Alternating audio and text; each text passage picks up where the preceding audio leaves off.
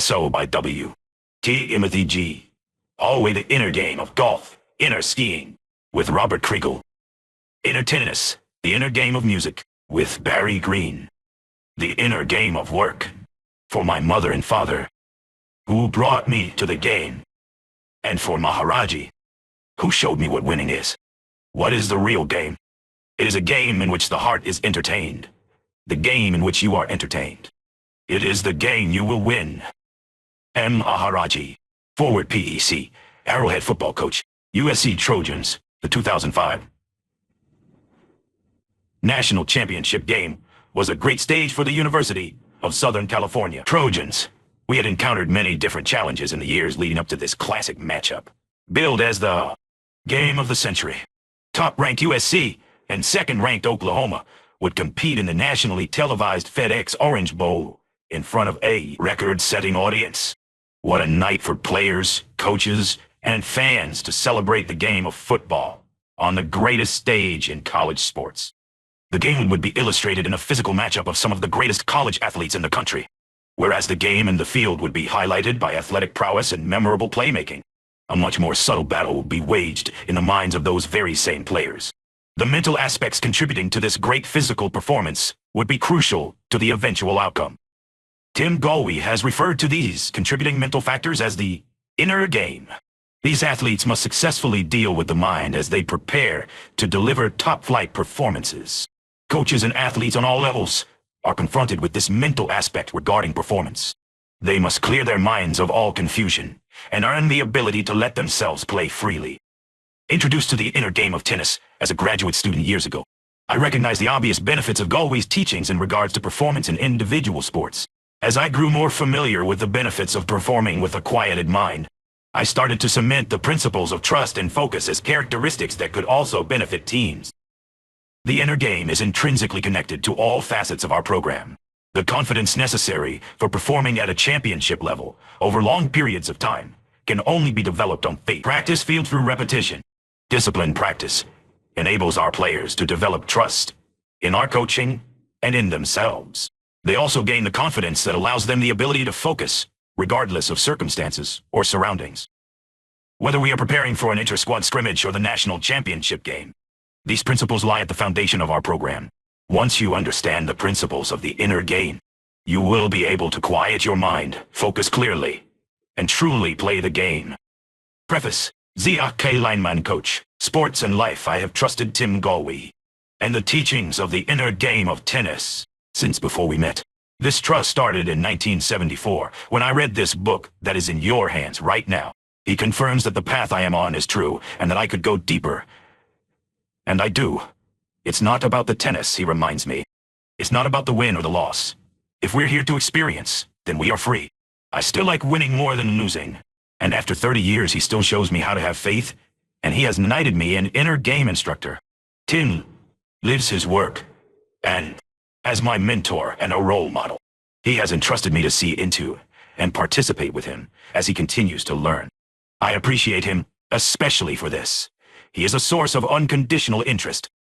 One day, he was even more right than usual. It was the last day of the first inner game workshop for tennis teachers, though I had assisted him at an inner tennis clinic a few months earlier. During workshop week, I had my first private lesson. 30 people were watching with Tim. He suggested authority. Express authority.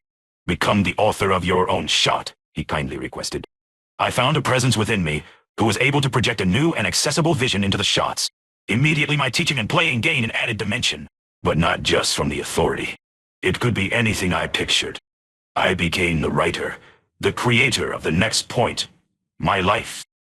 On Friday, December 1, 1976, at about 2:30 in the afternoon, Tim Galway changed my life when he so intuitively suggested, "Zach, go home, go and teach, then come back for the next workshop." "No way," I responded with newfound strength and surety. Then a stronger instinct with me said, "I'm here. I'll help assist and learn." Tim smiled. I stayed. But what really made me stay? There's a magic I feel being on the court, teaching and learning with Tim. His thoughtful, simple, provocative approach inspires the best out of me as a teacher, player, and person. Since that life-altering moment of expressing a newfound authorship, I trusted and continued to trust Tim's instincts. I am still in Los Angeles, working with and expanding the inner game process through clinics, group and private instruction on tennis courts and golf courses, and in music and billiard halls. And I continue to learn and grow and practice with Tim almost daily, on and off the court, expressing our inner and outer games. Contents forward by Pete Carroll. Head football coach, USC Trojans. Preface by Zach Kleinman. Coach. Sports and life introduction. 1. Reflections on the mental side of tennis. 2. The discovery of the two selves. 3. Quieting self. 1. 4. Trusting self. 2. 5. Discovering technique.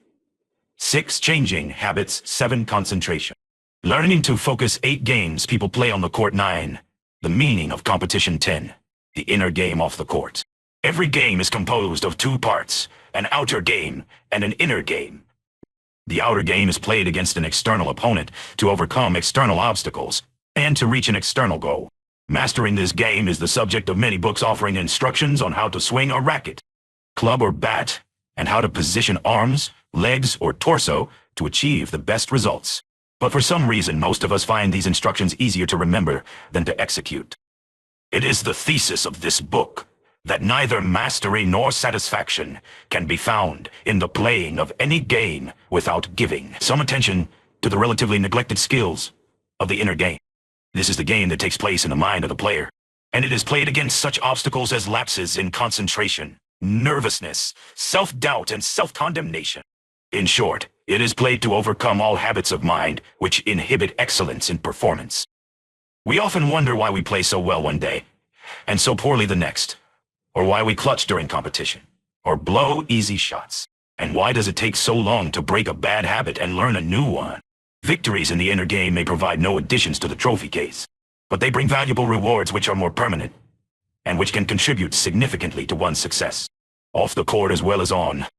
The player of the inner game comes to value the art of relaxed concentration above all other skills. He discovers a true basis for self-confidence, and he learns that the secret to winning any game lies in not trying too hard.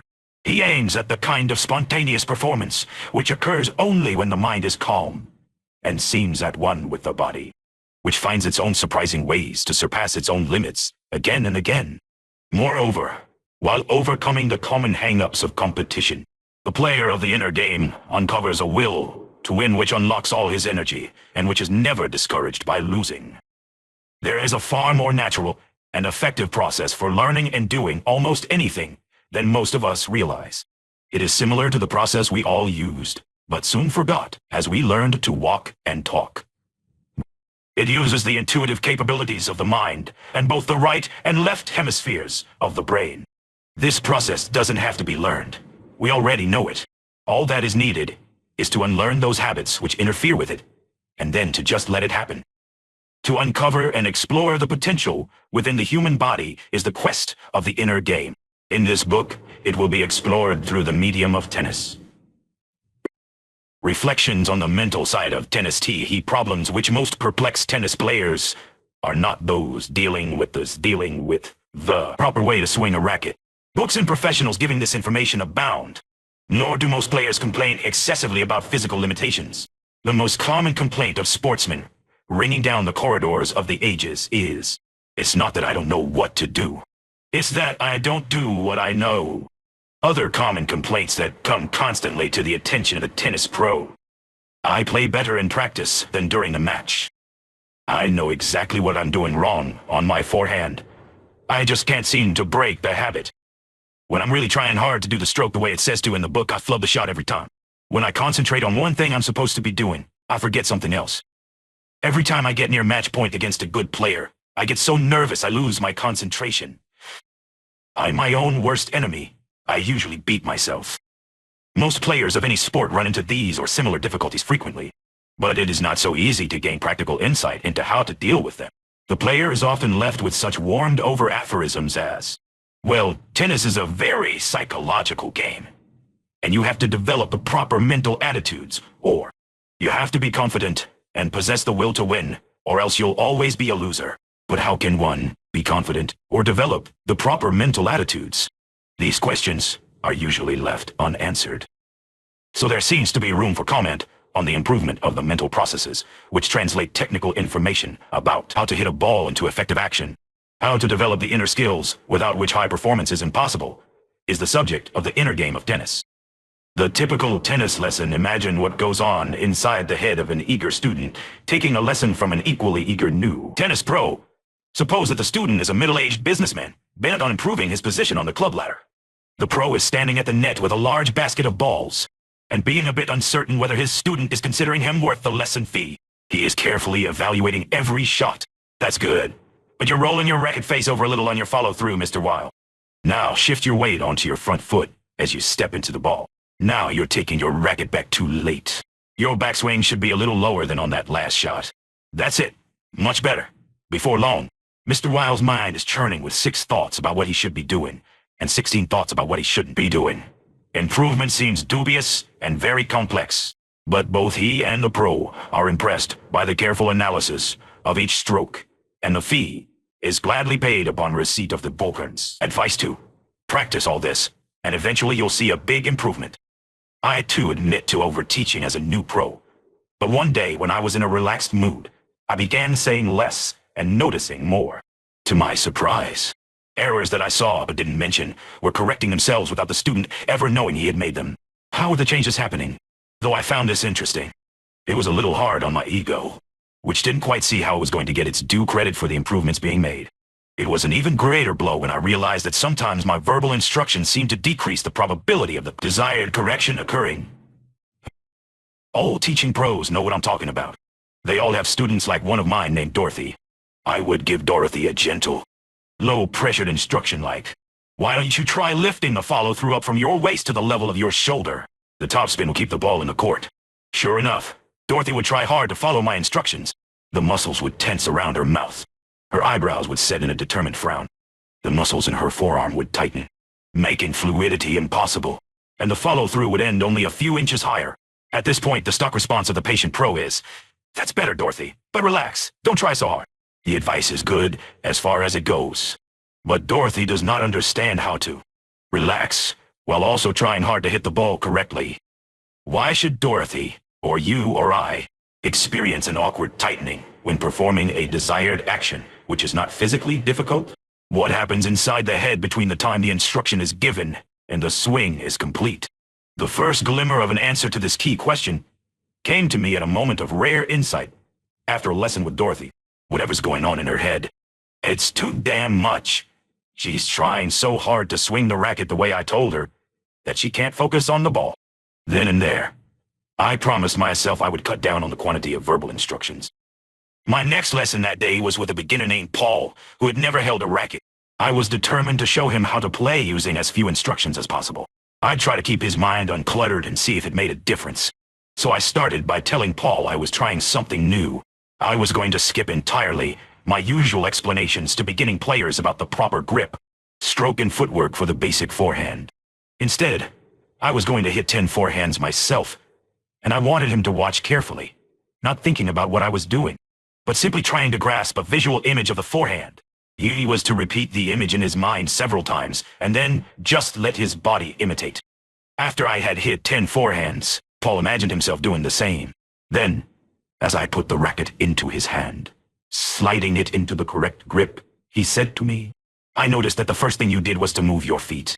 I replied with a non-committal grunt, and asked him to let his body imitate the forehand as well as it could. He dropped the ball, took a perfect backswing, swung forward, racket level, and with natural fluidity ended the swing at shoulder height.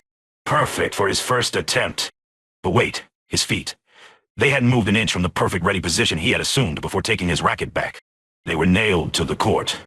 I pointed to them, and Paul said, "Oh yeah, I forgot about them." The one element of the stroke Paul had tried to remember was the one thing he didn't do. Everything else had been absorbed and reproduced without a word being uttered or an instruction being given. I was beginning to learn what all good pros and students of tennis must learn. That images are better than words, showing better than telling, too much instruction worse than none, and that trying often produces negative results. One question perplexed me. What's wrong with trying? What does it mean to try too hard? Playing out of your mind, reflect on the state of mind of a player who is said to be hot or playing the zone? Is he thinking about how he should hit each shot? Is he thinking at all? Listen to the phrases commonly used to describe a player at his best. He's out of his mind. He's playing over his head. He's unconscious. He doesn't know what he's doing. The common factor in each of these descriptions is that some part of the mind is not so active. Athletes in most sports use similar phrases, and the best of them know that their peak performance never comes when they're thinking about it. Clearly, to play unconsciously does not mean to play without consciousness. That would be quite difficult. In fact, someone playing out of his mind is more aware of the ball, the court, and when necessary, his opponent. But he is not aware of giving himself a lot of instructions, thinking about how to hit the ball, how to correct past mistakes, or how to repeat what he just did. He is conscious, but not thinking, not over-trying. A player in his state knows where he wants the ball to go, but he doesn't have to try hard to send it there. It just seems to happen, and often with more accuracy than he could have hoped for. The player seems to be immersed in a flow of action, which requires his energy, yet results in greater power and accuracy. The hot streak usually continues until he starts thinking about it and tries to maintain it. As soon as he attempts to exercise control, he loses it. To test this theory is a simple matter, if you don't mind a little underhanded gamesmanship. The next time your opponent is having a hot streak, simply ask him as you switch courts. Say, George, what are you doing so differently that's making your forehand so good today? If he takes the bait, and 95% will, and begins to think about how he's swinging, telling you how he's really meeting the ball out in front, keeping his wrist firm, and following through better, his streak invariably will end. He will lose his timing and fluidity as he tries to repeat what he has just told you he was doing so well. But can one to play out of his mind on purpose? How can you be consciously unconscious? It sounds like a contradiction in terms. Yet this state can be achieved. Perhaps a better way to describe the player who is unconscious is by saying that his mind is so concentrated, so focused, that it is still. It becomes one with what the body is doing, and the unconscious or automatic functions are working without interference from thoughts. The concentrated mind has no room for thinking how well the body is doing, much less of the how-tos of the doing. When a player is in this state, there is little to interfere with the full expression of his potential to perform. Learn and enjoy. The ability to approach this state is the goal of the inner game. The development of inner skills is required. But it is interesting to note that if, while learning tennis, you begin to learn how to focus your attention and how to trust in yourself, you have learned something far more valuable than how to hit a forceful backhand. The backhand can be used to advantage only on a tennis court, but the skill of mastering the art of effortless concentration is invaluable in whatever you set your mind to. The discovery of the two cells, a major breakthrough in my attempts to understand the art of relaxed concentration, came when, while teaching, I again began to notice what was taking place before my eyes. Listen to the way players talk to themselves on the court. Come on, Tom. Meet the ball in front of you. We're interested in what is happening inside the player's mind. Who is telling whom what? Most players are talking to themselves on the court all the time. Get up for the ball. Keep it to his backhand. Keep your eyes on the ball. Bend your knees. The commands are endless. For some, it's like hearing a tape recording of the last lesson playing inside their head. Then, after the shot is made, another thought flashes through the mind and might be expressed as follows. You clumsy ox. Your grandmother could play better. One day I asked myself an important question. Who was talking to whom? Who was scolding and who being scolded?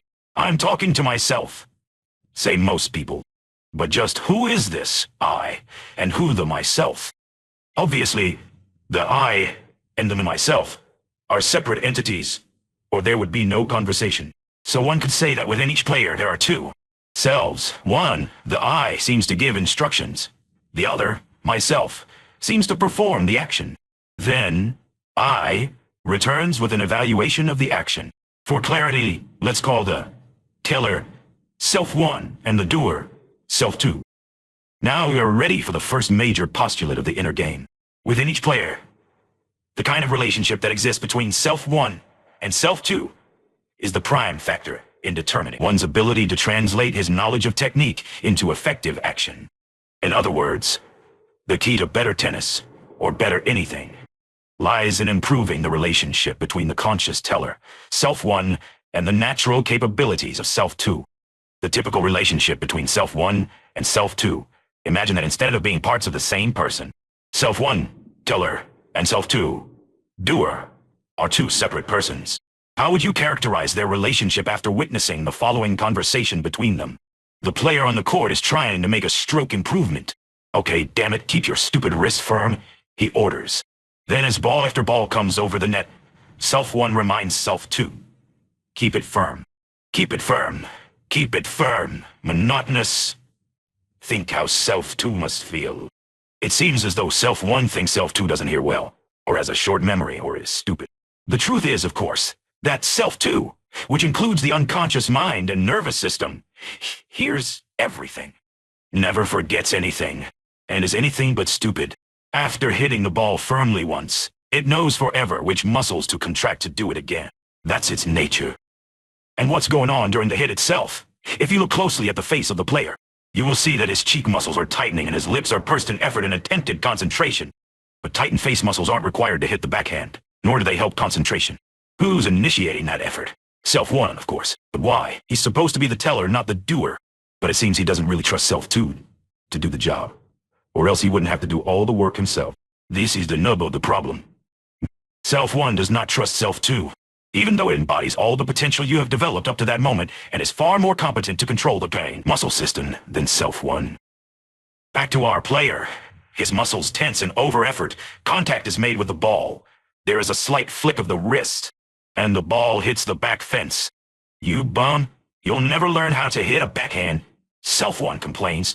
By thinking too much and trying too hard, Self 1 has produced tension and muscle conflict in the body.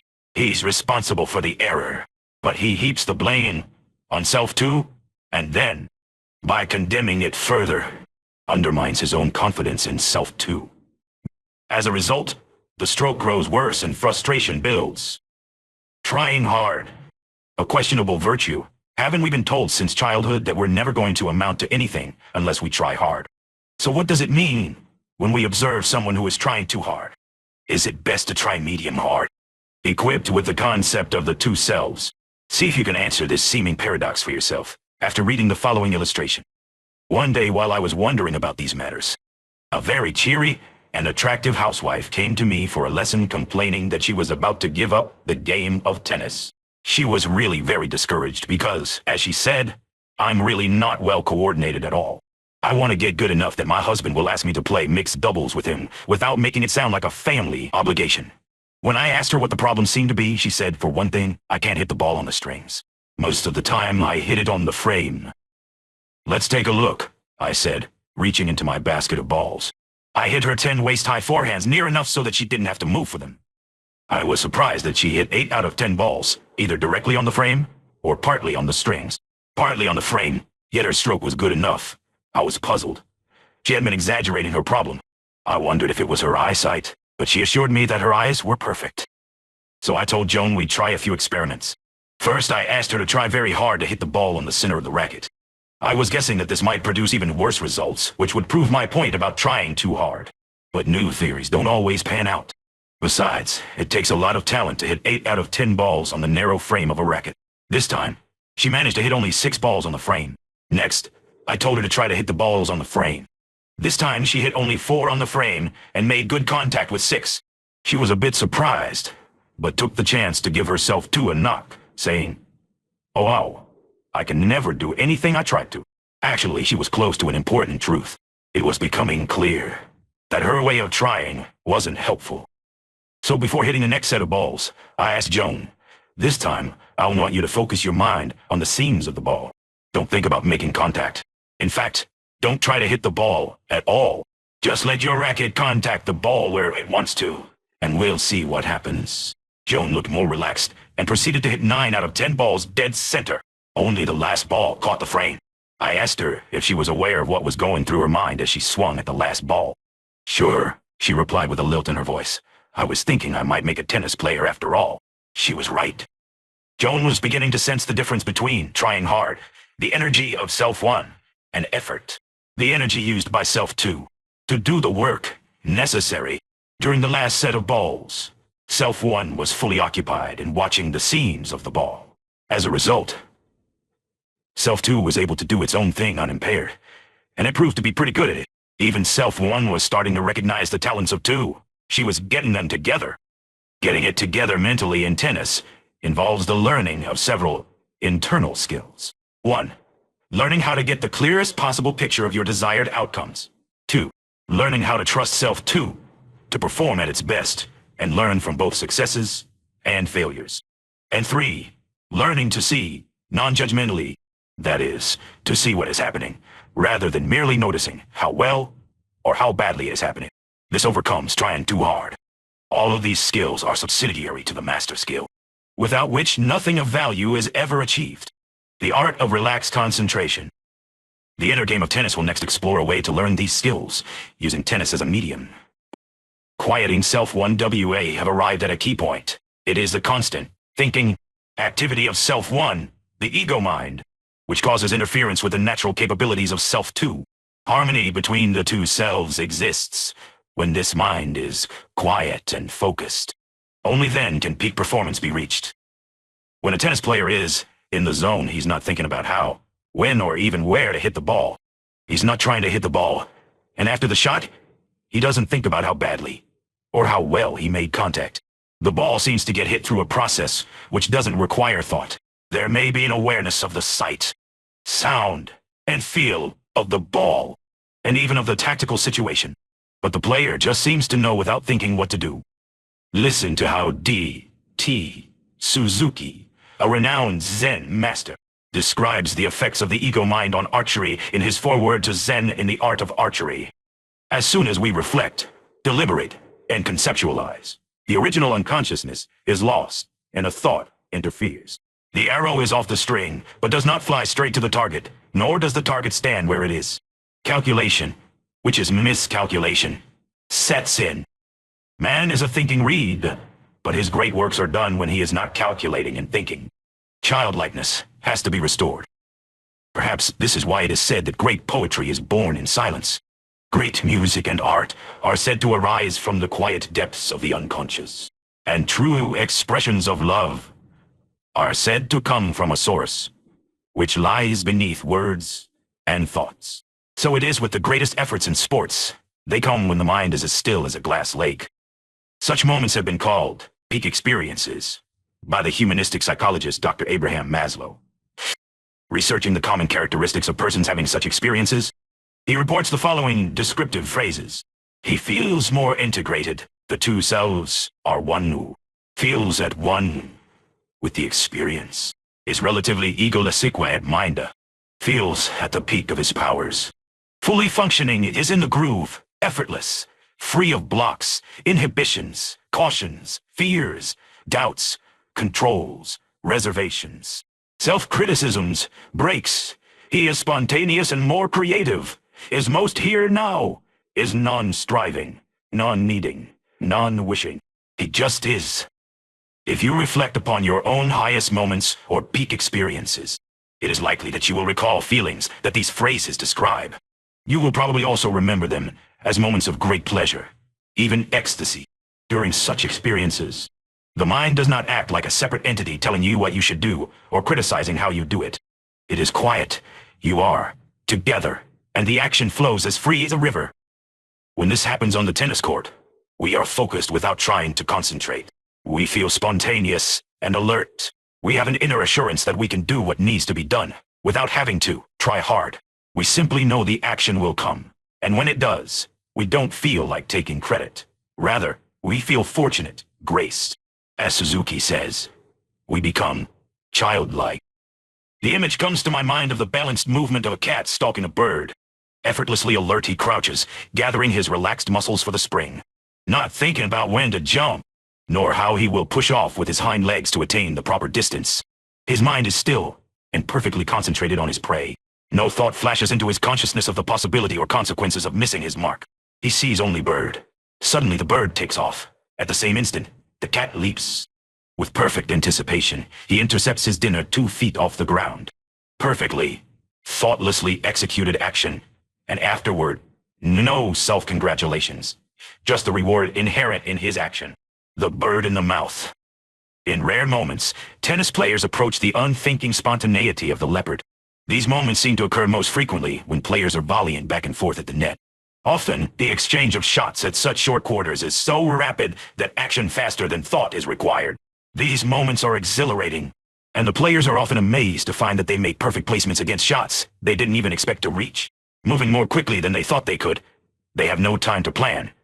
The perfect shot just comes, and feeling that they didn't execute the shot deliberately. They often call it luck, but if it happens repeatedly, one begins to trust oneself and feel a deep sense of confidence. In short, getting it together requires slowing the mind. Quieting the mind means less thinking, calculating, judging, worrying, fearing, hoping, trying, regretting, controlling, jittering, or distracting. The mind is still when it is totally here and now in perfect oneness with the action and the actor.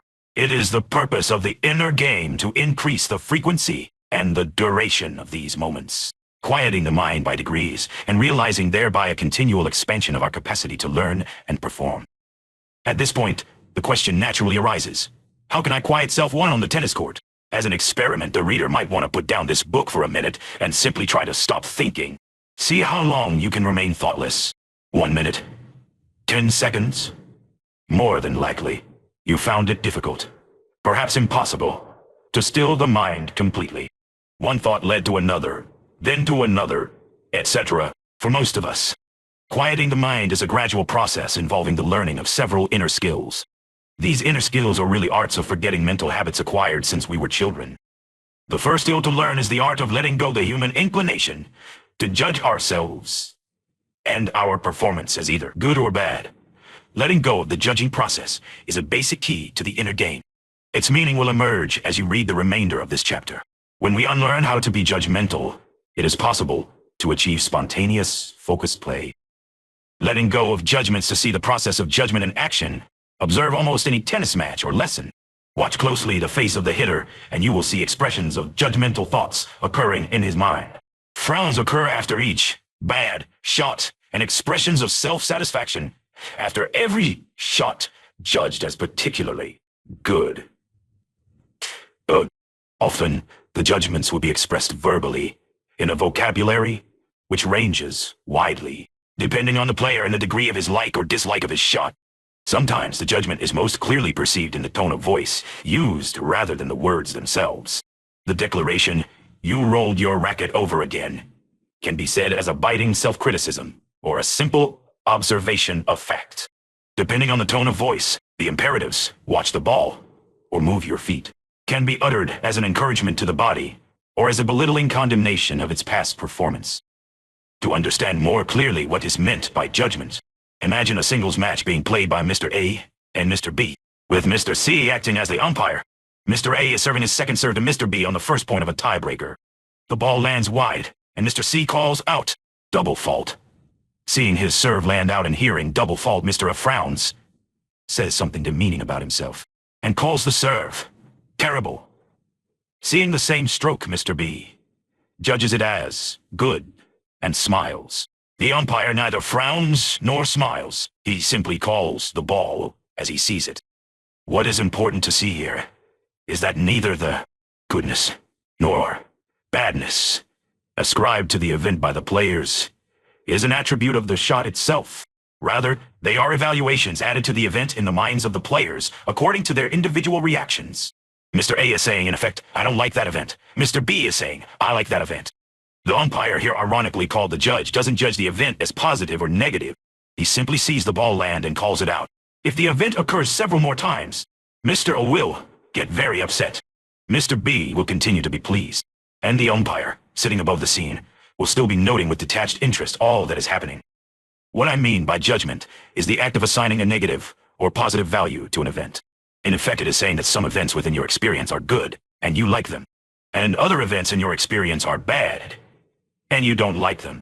You don't like the sight of yourself hitting a ball into the net, but you judge as good the sight of your opponent being aced by your serve. Thus, judgments are our personal, ego reactions to the sights, sounds, feelings, and thoughts within our experience.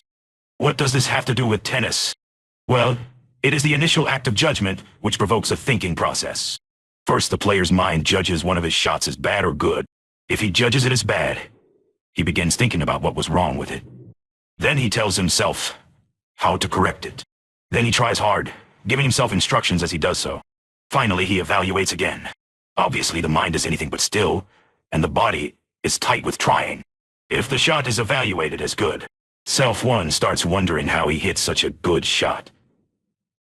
Then it tries to get his body to repeat the process by giving self instructions, trying hard and so on. Both mental processes end in further evaluation, which perpetuates the process of thinking and self-conscious performance. As a consequence, the player's muscles tighten when they need to be loose. Strokes become awkward and less fluid, and negative evaluations are likely to continue with growing intensity. After Self One has evaluated several shots, it is likely to start generalizing. Instead of judging a single event as another bad backhand, it starts thinking, you have a terrible backhand. Instead of saying, you were nervous on that point, it generalizes, you're the worst choke artist in the club. Other common judgmental generalizations are, I'm having a bad day.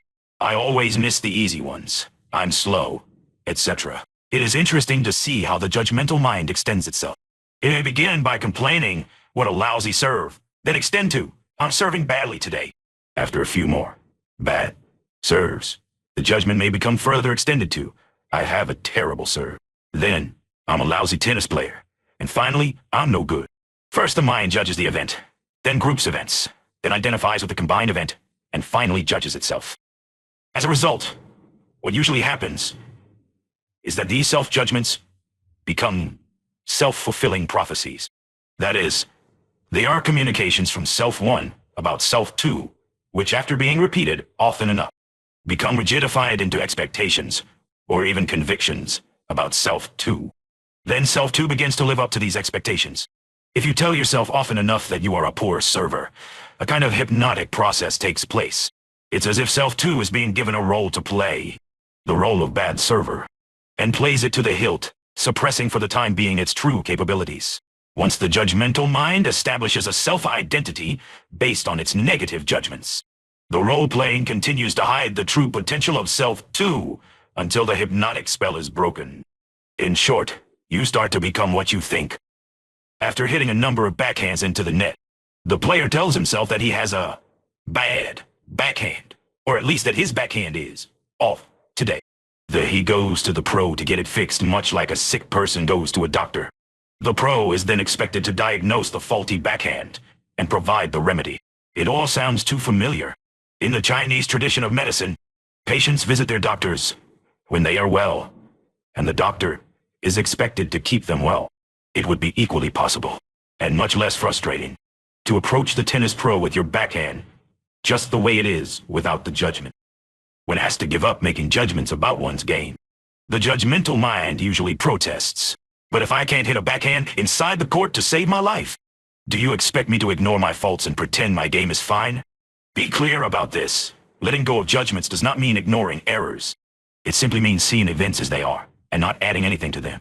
Non-judgmental awareness might observe that during a certain match you hit 50% of your first serves into the net. It doesn't ignore the fact. It may accurately describe your serve on that day as erratic and seek to discover the causes. Judgment begins when the serve is labeled bad and causes interference with one's playing when a reaction of anger, frustration, or discouragement follows. If the judgment process could be stopped with the naming of the event as bad, and there were no further ego reactions, then the interference would be minimal. But judgmental labels usually lead to emotional reactions, and then to tightness, trying too hard, self-condemnation, etc. This process can be slowed by using descriptive but non-judgmental words to describe the events you see. If a judgmental player comes to me, I will do my best not to believe his tale of a bad backhand or of the bad player who has it. If he hits the balls out, I will notice they go out, and I may notice the reason why they are going out. But is there a need to judge him, or the backhand is sick? If I do, I am likely to get as uptight in the process of correcting him as he is likely to be in correcting himself. Judgment results in tightness, and tightness interferes with the fluidity required for accurate and quick movement. Relaxation produces smooth strokes and results from accepting your strokes as they are, even if erratic. Ardent, authentic, pandior, days. Read this simple analogy and see if an alternative to the judging process doesn't begin to emerge.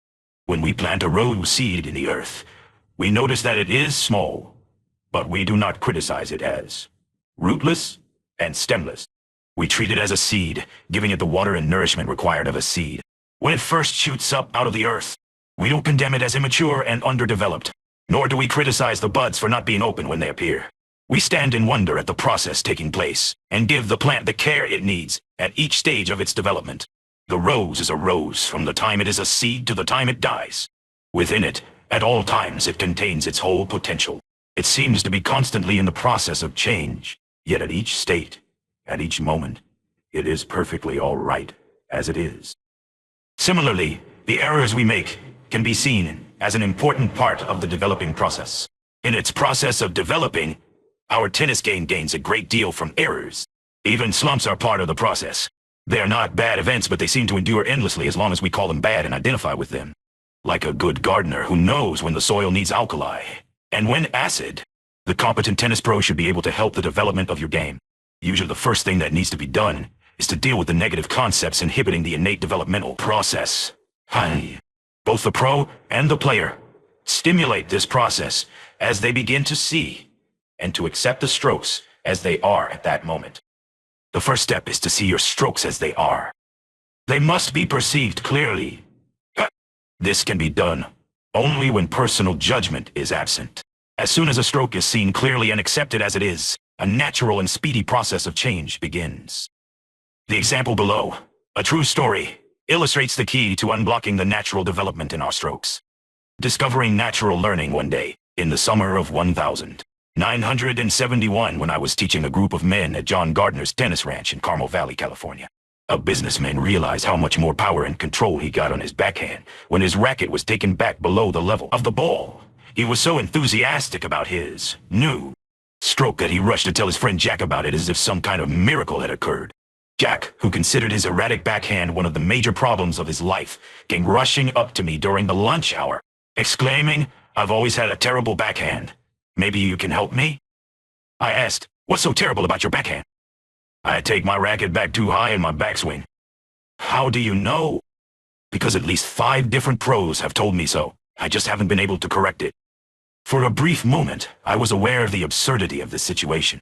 Here was a business executive who controlled large commercial enterprises of great complexity, asking me for help, as if he had no control over his own right arm. Why wouldn't it be possible, I wondered, to give him the simple reply, "Sure, I can help you. LOWERYORRACKET." But complaints such as Jack's are common among people of all levels of intelligence and proficiency. Besides, it was clear that at least 5 other pros had told him to lower his racket without much effect. What was keeping him from doing it? I wondered. I asked Jack to take a few swings on the patio where we were standing. His backswing started back very low. But then, sure enough, just before swinging forward, it lifted to the level of his shoulder and swung down into the imagined ball. The 5 pros were right. I asked him to swing several more times without making any comment. "Isn't that better?" he asked. I tried to keep it low, but each time just before swinging forward, his racket lifted.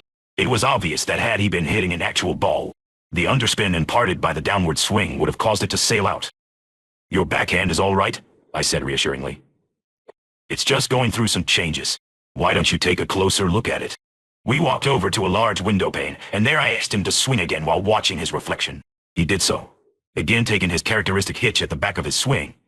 But this time he was astounded. "Hey, I really do take my racket back high. It goes up above my shoulder." There was no judgment in his voice. He was just reporting with amazement what his eyes had seen. What surprised me was Jack's surprise. Hadn't he said that 5 pros had told him his racket was too high? I was certain that if I had told him the same thing after his first swing, he would have replied, "Yes, I know." But what was now clear was that he didn't really know, since no one is ever surprised at seeing something they already know. Despite all those lessons, he had never directly experienced his racket going back high. His mind had been so absorbed in the process of judgment and trying to change this bad stroke that he had never perceived the stroke itself. Looking in the glass which mirrored his stroke as it was, Jack was able to keep his racket low quite effortlessly as he swung again. "That feels entirely different than any backhand I've ever swung," he declared. By now, he was swinging up and threw the ball over and over again. Interestingly, he wasn't congratulating himself for doing it right. He was simply absorbed in how different it felt. After lunch, I threw Jack a few balls and he was able to remember how the stroke felt and to repeat the action. This time, he just felt where his racket was going, letting his sense of feel replace the visual image offered by the mirror. It was a new experience for him. Soon, he was consistently hitting topspin backhands into the court with an effortlessness that made it appear this was his natural swing. In 10 minutes he was feeling in the groove, and he paused to express his gratitude. I can't tell you how much I appreciate what you've done for me. I've learned more in 10 minutes from you than in 20 hours of lessons I've taken on my backhand. I could feel something inside me begin to puff up as it absorbed these good words. At the same time, I didn't know quite how to handle this lavish compliment, and found myself hemming and hawing, trying to come up with an appropriately modest reply. Then for a moment, my mind turned off, and I realized that I hadn't given Jack a single instruction on his backhand. "But what did I teach you?" I asked. He was quiet for a full half-minute, trying to remember what I had told him. Finally, he said, "I can't remember your telling me anything. You were just there watching, and you got me watching myself closer than I ever had before. Instead of seeing what was wrong with my backhand, I just started observing, and improvement seemed to happen on its own. I'm not sure why, but I certainly learned a lot in a short period of time." He had learned, but had he been taught? This question fascinated me. I can't describe how good I felt at that moment, or why. Tears even began to come to my eyes. I had learned, and he had learned. But there was no one there to take credit. There was only the glimmer of a realization that we were both participating in a wonderful process of natural learning. The key that unlocked Jack's new backhand, which was really there all the time just waiting to be let out, was that in the instant he stopped trying to change his backhand, he saw it as it was. At first, with the aid of the mirror, he directly experienced his backswing. Without thinking nor analyzing, he increased his awareness of that part of his swing. When the mind is free of any thought or judgment, it is still and acts like a mirror. Then, and only then, can we know things as they are. Awareness of what is in the game of tennis, there are two important things to know. The first is where the ball is. The second is where the racket head is. From the time anyone begins to learn tennis, he is told the importance of watching the ball. It's very simple. You come to know where the ball is by looking at it. You don't have to think, "Oh, here comes the ball. It's clearing the net by about 1 foot and coming pretty fast. It should bounce near the baseline, and I'd better hit it on the rise." No, you simply watch the ball and let the proper response take place. In the same way, you don't have to think about where your racket head should be, but you should realize the importance of being aware of where the racket head is at all times. You can't look at it to know where it is because you're watching the ball. You must feel it. Feeling it gives you the knowledge of where it is. Knowing where it should be isn't feeling where it is. Knowing what your racket didn't do isn't feeling where it is. Feeling where it is knowing where it is. No matter what a person's complaint when he has a lesson with me, I have found that the most beneficial first step is to encourage him to see and feel what he is doing. That is, to increase his awareness of what actually is. I follow the same process when my own strokes get out of their groove. But to see things as they are, we must take off our judgmental glasses, whether they're dark or rose-tinted. This action unlocks a process of natural development, which is as surprising as it is beautiful. For example, suppose that a player complains that the timing on his forehand is off. I wouldn't give him an analysis of what is wrong, and then instruct him. Take your racket back sooner, or hit the ball farther out in front of you. Instead, I might simply ask him to put his attention on where his racket head is at the moment the ball bounces on his side of the net. Since this is not a common instruction, it is likely that the player will never have been told anything about where his racket should or shouldn't be at that particular moment. If his judgmental mind is engaged, he is likely to become a little nervous. Since one likes to try to do things right, and is nervous when he doesn't know the rightness or wrongness of a particular action. So at once the player may ask where his racket should be when the ball is bouncing. But I decline to say, asking him only to observe where his racket is at that moment. After he hits a few balls, I ask him to tell me where his racket was at the moment in question. The typical reply is, "I'm taking my racket back too late. I know what I'm doing wrong, but I can't stop it." This is a common response of players of all sports, and is the cause of a great deal of frustration. Forget about right and wrong for now, I suggest. Just observe your racket at the moment of bounce. After 5 or 10 more balls are hit to him, the player is likely to reply, "I'm doing better. I'm getting it back earlier." "Yes. And where was your racket?" I ask. "I don't know, but I think I was getting it back on time. Wasn't I?" Uncomfortable, without a standard for right and wrong, the judgmental mind makes up standards of its own. Meanwhile, attention is taken off what is and placed on the process of trying to do things right. Even though he may be getting his racket back earlier and is hitting the ball more solidly, he is still in the dark about where his racket is. If the player is left in this state, thinking that he has found the secret to his problem, that is, getting his racket back earlier, he will be momentarily pleased. He will go out eagerly to play and repeat to himself before hitting every forehand, "Get it back early, get it back early, get it back early."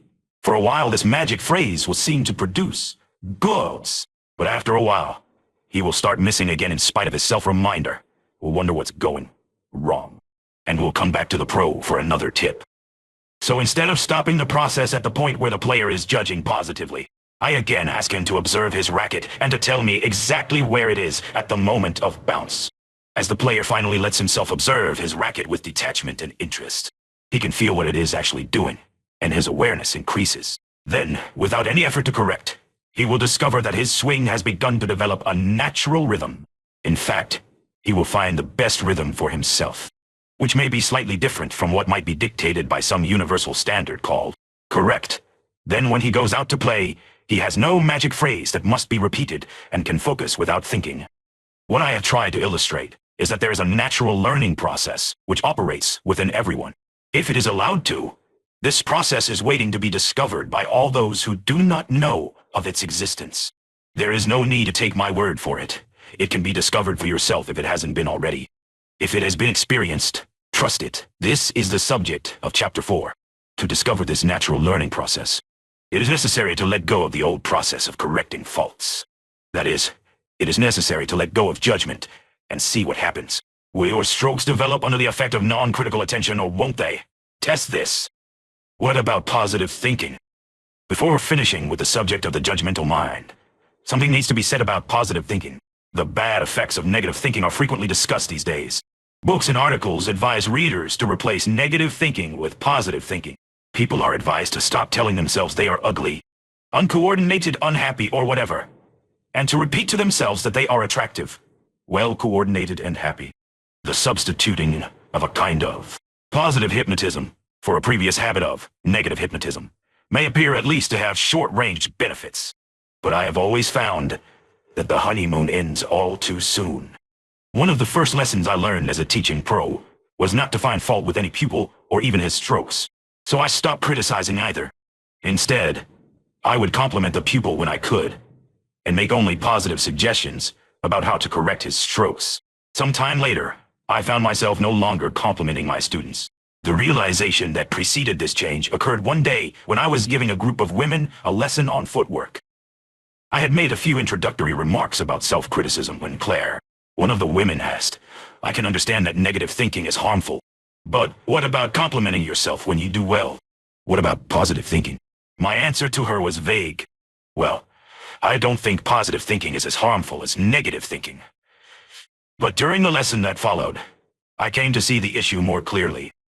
At the beginning of the lesson, I told the women that I was going to hit each of them 6 running forehands, and that I wanted them simply to become aware of their feet. Get in touch with how your feet move getting into position, and whether there is any transfer of weight as you hit the ball. I told them that there was no right and wrong to think about. They were only to observe their own footwork with full attention. While I hit the balls to them, I made no comments. I watched intently what was happening before my eyes, but expressed no judgment, either positive or negative. Similarly, the women were quiet, watching each other without comment. They each seemed absorbed in the simple process of experiencing the movement of their feet. After the series of 30 balls, I noticed that there were no balls at the net. They were all bunched together in the cross-court area on my side. "Look," I said, "all the balls were together in the corner, and not one at the net." Although semantically this remark was simply an observation of fact, my tone of voice revealed that I was pleased with what I saw. I was complimenting them, and indirectly, I was complimenting myself as their instructor. To my surprise, the girl who was due to hit next said, "Oh, you would have to say that just before my turn." Though she was half kidding, I could see that she was a little nervous. I repeated the same instructions as before and hit 30 more balls without comment. This time, there were frowns appearing on the women's faces and their footwork seemed a little more awkward than before. After the 30th ball, there were 8 balls at the net and the balls behind me were quite scattered. Inwardly, I criticized myself for having spoiled the magic. Then Claire, the girl who had originally asked me about positive thinking, exclaimed, "Oh, I ruined it for everyone. I was the first to hit a ball into the net, and I hit 4 of them." I was amazed, as were the others, because it wasn't true. It was another person who had netted the first ball, and Claire had hit only 2 balls into the net.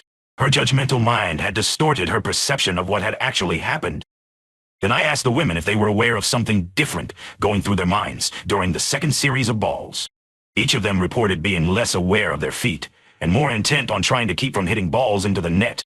They were trying to live up to an expectation, a standard of right and wrong, which they felt had been set before them. This was exactly what had been missing during the first set of balls. I began to see that my compliment had engaged their judgmental minds. Self-one, the ego mind, had gotten into the act. Through this experience, I began to see how self-one operated, always looking for approval and wanting to avoid disapproval. This subtle ego mind sees a compliment as a potential criticism. It reasons, if the pro is pleased with one kind of performance, he will be displeased by the opposite. If he likes me for doing well, he will dislike me for not doing well. The standard of good and bad had been established, and the inevitable result was divided concentration and ego interference. The women also began to realize the cause of their tightness on the 3rd round of balls. Then Claire seemed to light up like a 1,000-watt bulb. "Oh, I see," she exclaimed, slapping her hand to her forehead. "My compliments are criticisms in disguise. I use both to manipulate behavior." Whereupon she ran off the court, saying she had to find her husband. Evidently, she had seen connection between how she treated herself on the tennis court and her family relationships. For an hour later, I saw her with her husband, still absorbed in intense conversation. Clearly, positive and negative evaluations are relative to each other. It is impossible to judge one event as positive without seeing other events as not positive or as negative. There is no way to stop just the negative side of the judgmental process. To see your strokes as they are, there is no need to attribute goodness or badness to them. The same goes for the results of your strokes. You can notice exactly how far out a ball lands without labeling it a bad event. By ending judgment, you do not avoid seeing what is. Ending judgment means you neither add nor subtract from the facts before your eyes. Things appear as they are, undistorted. In this way, the mind becomes more calm. But, protest self-one, if I see my ball going out and I don't evaluate it as bad, I won't have any incentive to change it. If I don't dislike what I'm doing wrong, how am I going to change it? Self-one, the ego mind, wants to take responsibility for making things better. It wants the credit for playing an important role in things. It also worries and suffers a lot when things don't go its way. The following chapter will deal with an alternative process, a process by which actions flow spontaneously and sensibly without an ego mind on the scene chasing positives and trying to reform negatives. But before concluding this chapter, read this profound but deceptively simple story told me by a much respected friend of mine named Bill. 3 men in a car are driving down a city street early one morning. For the sake of analogy, suppose that each man represents a different kind of tennis player. The man sitting on the right is a positive thinker who believes that his game is great and is full of self-esteem because his tennis is so superior. He's also a self-admitted playboy who enjoys all the pleasures life has to offer. The man sitting in the middle is a negative thinker who is constantly analyzing what is wrong with himself and the world. He is always involved in some kind of self-improvement program. The third man, who is driving, is in the process of letting go of judgmental thinking altogether. He plays the inner game, enjoying things as they are, and doing what seems sensible. The car pulls up at a stoplight, and crossing the street in front of the car is a beautiful young lady who catches the attention of all 3 men. Her beauty is particularly apparent as she is stark naked. The man on the right becomes engrossed in thoughts of how nice it would be to be with this lady under other circumstances. His mind races through past memories and future fantasies of sensual pleasures. The man sitting in the middle is seeing an example of modern decadence. He's not sure that he should be looking closely at the girl. First miniskirts, he thinks, then topless dancers, then bottomless dancers. And now they're out on the streets in broad daylight. Something must be done to stop all this. The driver is seeing the same girl that the others are observing, but is simply watching what is before his eyes. He sees neither good nor bad. And as a result, a detail comes to his attention, which was not noticed by either of his companions. The girl's eyes are shut. He realizes that the lady is sleepwalking, responding immediately with common sense. He asks the person next to him to take the wheel, steps out of the car, and puts his overcoat over the woman's shoulders. He gently wakes her and explains to her that she must have been sleepwalking and offers to take her home. My friend Bill used to end the story with a twinkle in his eye, saying, there he received the rewards of his action, leaving each listener to hear what he would. The first inner skill to be developed in the inner game is that of non-judgmental awareness. When we unlearn judgment, we discover, usually with some surprise, that we don't need the motivation of a reformer to change our bad habits. We may simply need to be more aware. There is a more natural process of learning and performing waiting to be discovered. It is waiting to show what it can do when allowed to operate without interference from the conscious strivings of the judgmental self. The discovery of and reliance upon this process is the subject of the next chapter. But first, one balancing thought. It is important to remember that not all remarks are judgmental. Acknowledgement of one's own or another's strengths, efforts, accomplishments, etc., can facilitate natural learning, whereas judgments interfere. What is the difference? Acknowledgement of and respect for one's capabilities support trust in self too. One's judgments, on the other hand, attempt to manipulate and undermine that trust.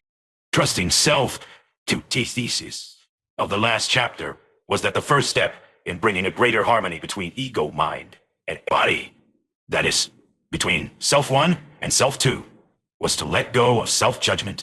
Only when self one stops sitting in judgment over self two and its actions can he become aware of who and what self two is and appreciate the processes by which it works. As this step occurs, trust is developed, and eventually the basic but elusive ingredient for all top performance emerges. Self-confidence. Who and what is self two? Put aside for a moment the opinions you have about your body, whether you think of it as clumsy, uncoordinated, average, or really fantastic, and think about what it does. As you read these very words, your body is performing a remarkable piece of coordination. Eyes are moving effortlessly, taking in images of black and white, which are automatically compared with memories of similar markings, translated into symbols, then connected with other symbols to form an impression of meaning. Thousands of these operations are taking place every few seconds. At the same time, again without conscious effort, your heart is pumping and your breath is going in and out, keeping a fantastically complicated system of organs, glands and muscles nourished and working. Without conscious effort, billions of cells are functioning, reproducing, and fighting off disease. He walked to a chair and turned on a light before beginning to read. Your body coordinated a great number of muscle movements to accomplish those tasks. Self one did not have to tell your body how far to reach before closing your fingers on the light switch. You knew your goal, and your body did what was necessary without thought. The process by which the body learned and performed these actions is no different from the process by which it learns and plays the game of tennis. Reflect on the complicated series of actions performed by self two in the process of returning a serve. In order to anticipate how and where to move the feet and whether to take the racket back on the forehand or backhand side, the brain must calculate within a fraction of a second the moment the ball leaves the server's racket approximately where it is going to land and where the racket will intercept it. Into this calculation must be computed the initial velocity of the ball, combined with an input for the progressive decrease in velocity and the effect of wind and of spin, to say nothing of the complicated trajectories involved. Then, each of these factors must be recalculated after the bounce of the ball to anticipate the point where contact will be made by the racket. Simultaneously, muscle orders must be given, not just once, but constantly refined on updated information. Finally, the muscles have to respond in cooperation with one another. A movement of feet occurs. The racket is taken back at a certain speed and height, and the face of the racket is kept at a constant angle as the racket and body move forward in balance. Contact is made at a precise point according to whether the order was given to hit down the line or cross court. An order not given until after a split-second analysis of the movement and balance of the opponent on the other side of the net. If Pete Sampras is serving, you have less than half a second to accomplish all this. Even if you are returning the serve of an average player, you will have only about 1 second. Just to hit the ball is clearly a remarkable feat. To return it with consistency and accuracy is a mind-boggling achievement. Yet, it is not uncommon. The truth is that everyone who inhabits a human body possesses a remarkable instrument. In the light of this, it seems inappropriate to call our bodies derogatory names. Self too, that is, the physical body, including the brain, memory bank, conscious and unconscious, and the nervous system, is a tremendously sophisticated and competent collection of potentialities. Inherent within it is an inner intelligence, which is staggering. What it doesn't already know, this inner intelligence learns with childlike ease. It uses billions of cells and neurological communication circuits in every action. No computer yet made can come close to performing the complex physical actions accomplished by even a beginning tennis player, much less a professional. The foregoing has only one purpose: to encourage the reader to respect self too. This amazing instrument is what we have the effrontery to call uncoordinated. Reflect on the silent intelligence inherent in all self too actions, and our attitude of arrogance and mistrust will gradually change. With it will dissolve the unnecessary self-instructions, criticisms, and tendencies to over-control that tend to occupy the unfocused mind. Trust thyself as long as self-one is either too ignorant or too proud to acknowledge the capabilities of self-two. True self-confidence will be hard to come by. It is self-one's mistrust of self-two which causes both the interference call, trying too hard, and that of too much self-instruction. The first results in using too many muscles, the second in mental distraction and lack of concentration. Clearly, the new relationship to be established with ourselves must be based on the maxim, trust thyself. What does trust thyself mean on the tennis court? It doesn't mean positive thinking. For example, expecting that you are going to hit an ace on every serve. Trusting your body in tennis means letting your body hit the ball. The key word is let. You trust in the competence of your body and its brain, and you let it swing the racket. Self-one stays out of it. But though this is very simple, it does not mean that it is easy. In some ways, the relationship between self-one and self-two is analogous to the relationship between parent and child. Some parents have a hard time letting their children do something when they believe that they themselves know better how it should be done. But the trusting and loving parent lets the child perform his own actions, even to the extent of making mistakes, because he trusts the child to learn from them. Letting it happen is not making it happen. It is not trying hard. It is not controlling your shots. These are all the actions of self-one, which takes things into its own hands, because it mistrusts self-two. This is what produces tight muscles, rigid swings, awkward movements, gritted teeth, and tense cheek muscles. The results are mishit balls, and a lot of frustration. Often, when we are rallying, we trust our bodies and let it happen, because the ego mind tells itself that it doesn't really count. But once the game begins, watch self-one take over. At the crucial point, it starts to doubt whether self-two will perform well. The more important the point, the more self-one may try to control the shot, and this is exactly when tightening up occurs. The results are almost always frustrating. Let's take a closer look at this tightening process, because it is a phenomenon which takes place in every athlete in every sport. Anatomy tells us that muscles are two-way mechanisms. That is, a given muscle is either relaxed or contracted. It can't be partially contracted any more than a light switch can be partially off. The difference between holding our racket loosely or tightly is in the number of muscles which are contracted. How many and which muscles are actually needed to hit a fast serve? No one knows. But if the conscious mind thinks it does, and tries to control those muscles, it will inevitably use muscles that aren't needed, when more than necessary are used. Not only is there a waste of energy, but certain tightened muscles interfere with the need of other muscles to relax, thinking that it has to use a lot of muscle to hit as hard as it wants to. Self-one will initiate the use of muscles in the shoulder, forearm, wrist, and even face, which will actually impede the force of the swing. If you have a racket handy, hold it and try this experiment. If you don't have a racket, grab any movable object, or just grab the air with your hand. Tighten up the muscles in your wrist and see how fast you can snap your racket. Then release the muscles in your wrist and see how fast it will snap. Clearly, a loose wrist is more flexible. When serving, Power is generated, at least in part, by the flexible snap of the wrist. If you try to hit hard intentionally, you are likely to over-tighten the wrist muscles. Slow down the snap of your wrist, and thereby lose power.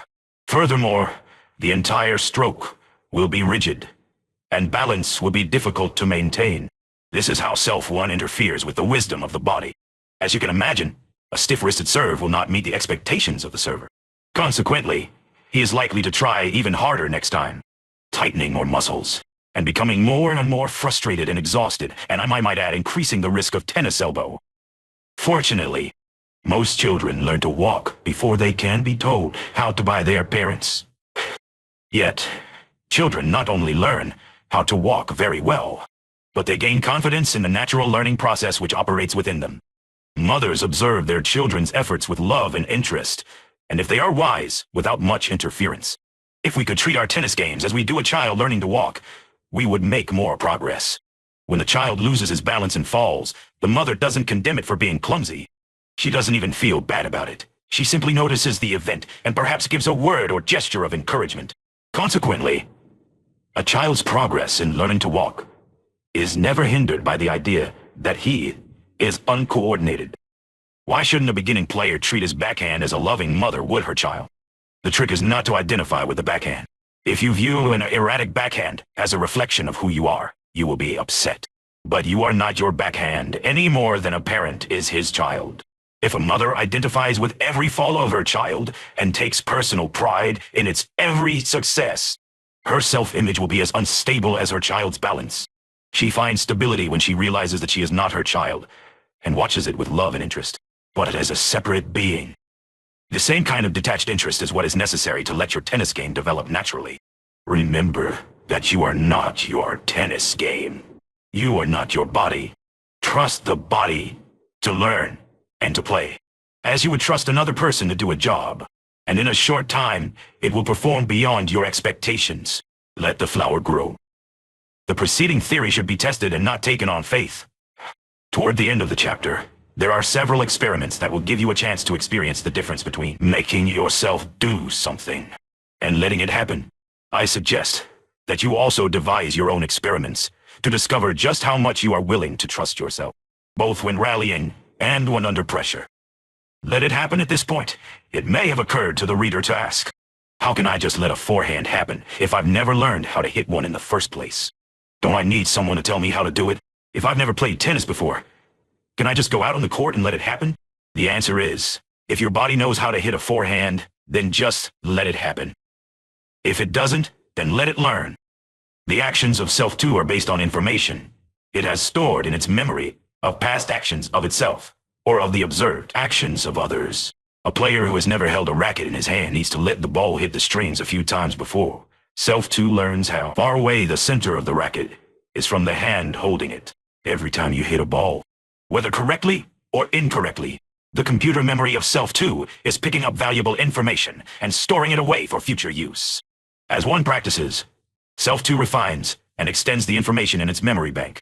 All the time it is learning such things as how high a ball bounces when hit at varying speeds and varying spins, how fast a ball falls and how fast it comes up off the court, and where it should be met to direct it to different parts of the court. It remembers every action it makes and the results of every action, depending on the degree of your attention and alertness.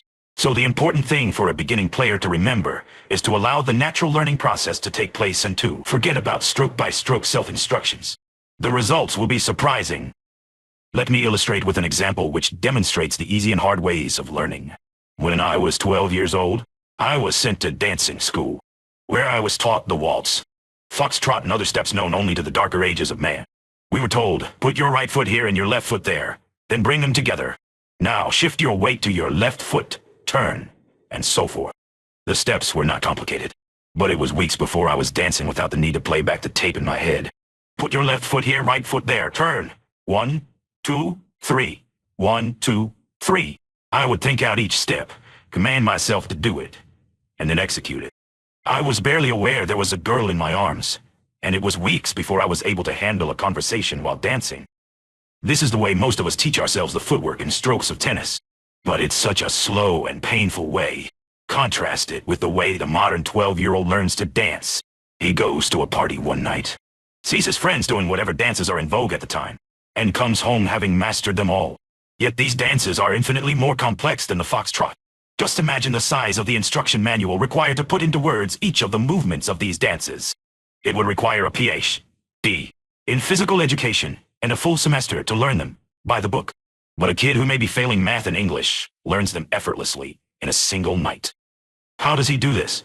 First, by simply watching. He doesn't think about what he is seeing. How the left shoulder lifts a bit while the head jerks forward and the right foot twists. He simply absorbs visually the image in front of him. This image completely bypasses the ego mind and seems to be fed directly to the body. For in a few minutes, the kid is on the floor doing movements very similar to those he was watching. Now he is feeling how it is to imitate those images. He repeats the process a few times, first looking, then feeling, and soon is dancing effortlessly, totally with it. If the next day he is asked by his sister how to do the dance, he'll say, "I don't know, like this. See? He." Ironically, he thinks he doesn't know how to do the dance because he can't explain it in words.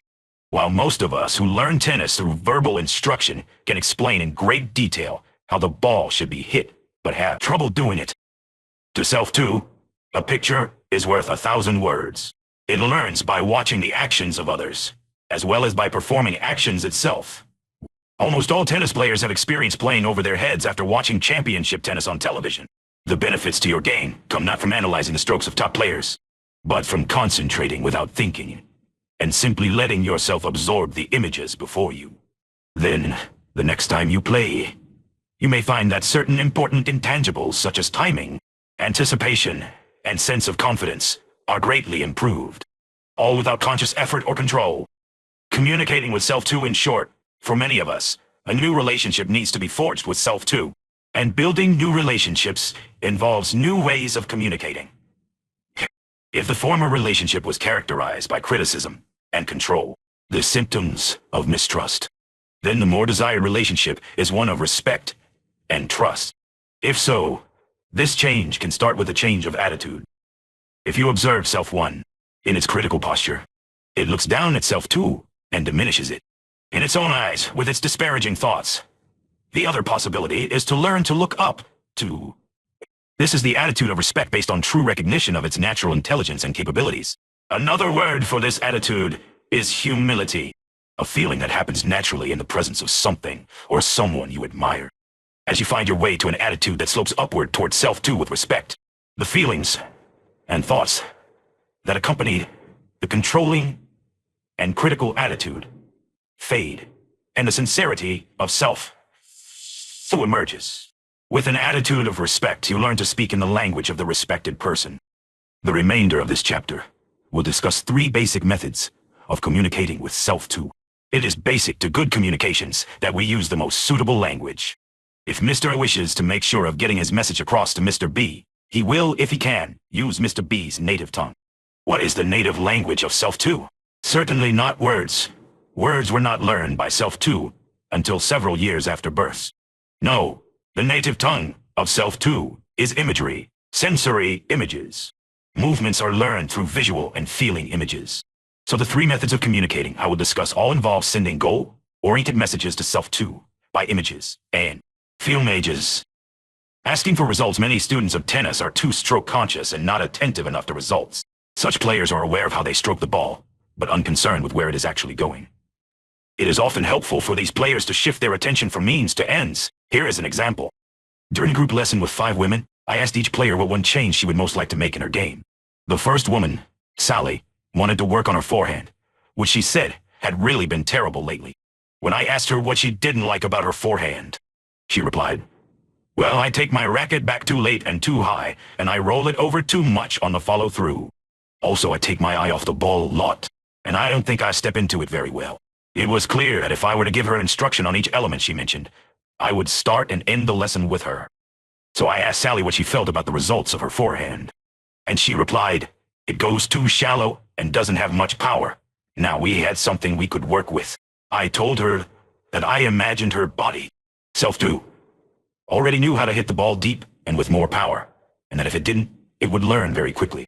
I suggested that she imagine the arc the ball would have to take to land deep in the court, noticing how high over the net it would pass.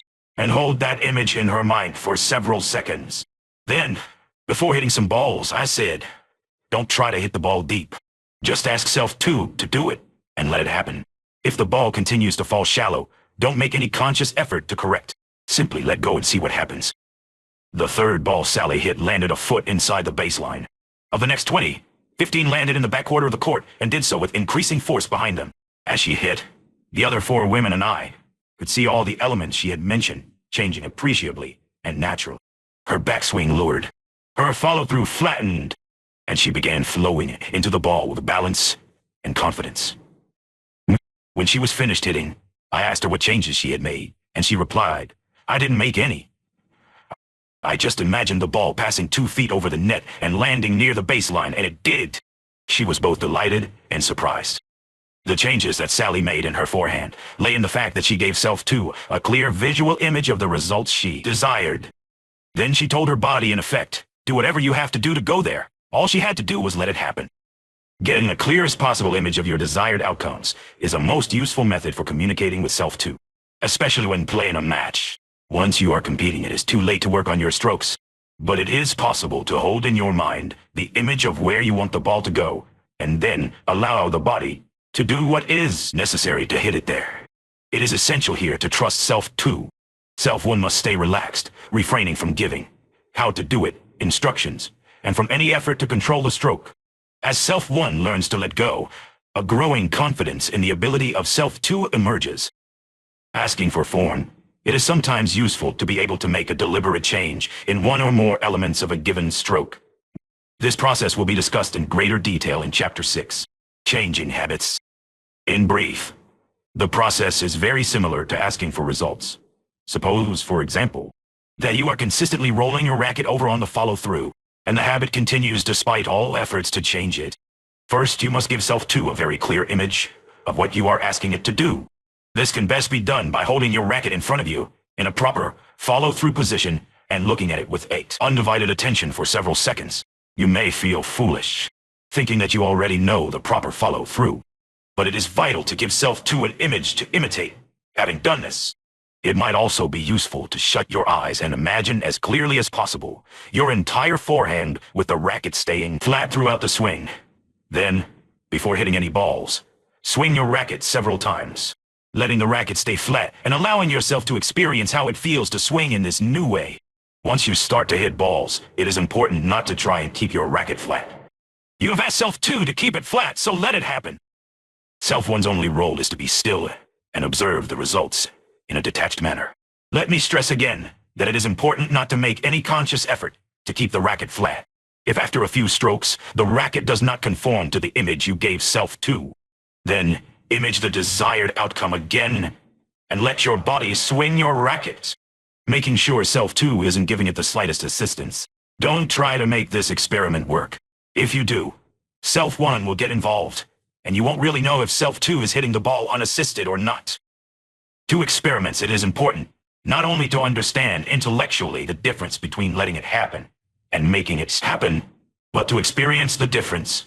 To experience the difference is to know the difference. To this end, let me suggest 2 experiments. The first involves trying to hit a stationary target with a tennis ball. Place a tennis ball can in the backhand corner of one of the service courts. Then figure out how you should swing your racket in order to hit the can. Think about how high to toss the ball, about the proper angle of your racket at impact, the proper weight flow, and so forth. Now aim at the can and attempt to hit it. If you miss, try again. If you hit it, try to repeat whatever you did so that you can hit it again. If you follow this procedure for a few minutes, you will experience what I mean by trying hard and making yourself serve. After you have absorbed this experience, move the can to the backhand corner of the other service court for the second half of the experiment. This time, stand on the baseline, breathe deeply a few times, and relax. Look at the can, then visualize the path of the ball from your racket to the can. See the ball hitting the can right on the label. If you like, shut your eyes and imagine yourself serving, and the ball hitting the can. Do this several times. If in your imagination, the ball misses the can, that's all right. Repeat the image a few times until the ball hits the target. Now take no thought of how you should hit the ball. Don't try to hit the target.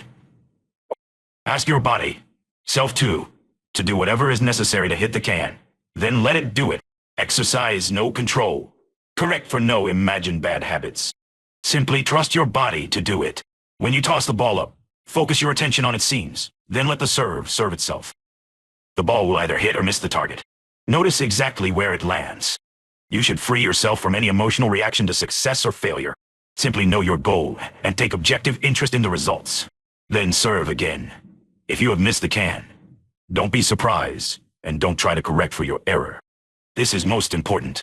Again, focus your attention on the can, then let the serve itself.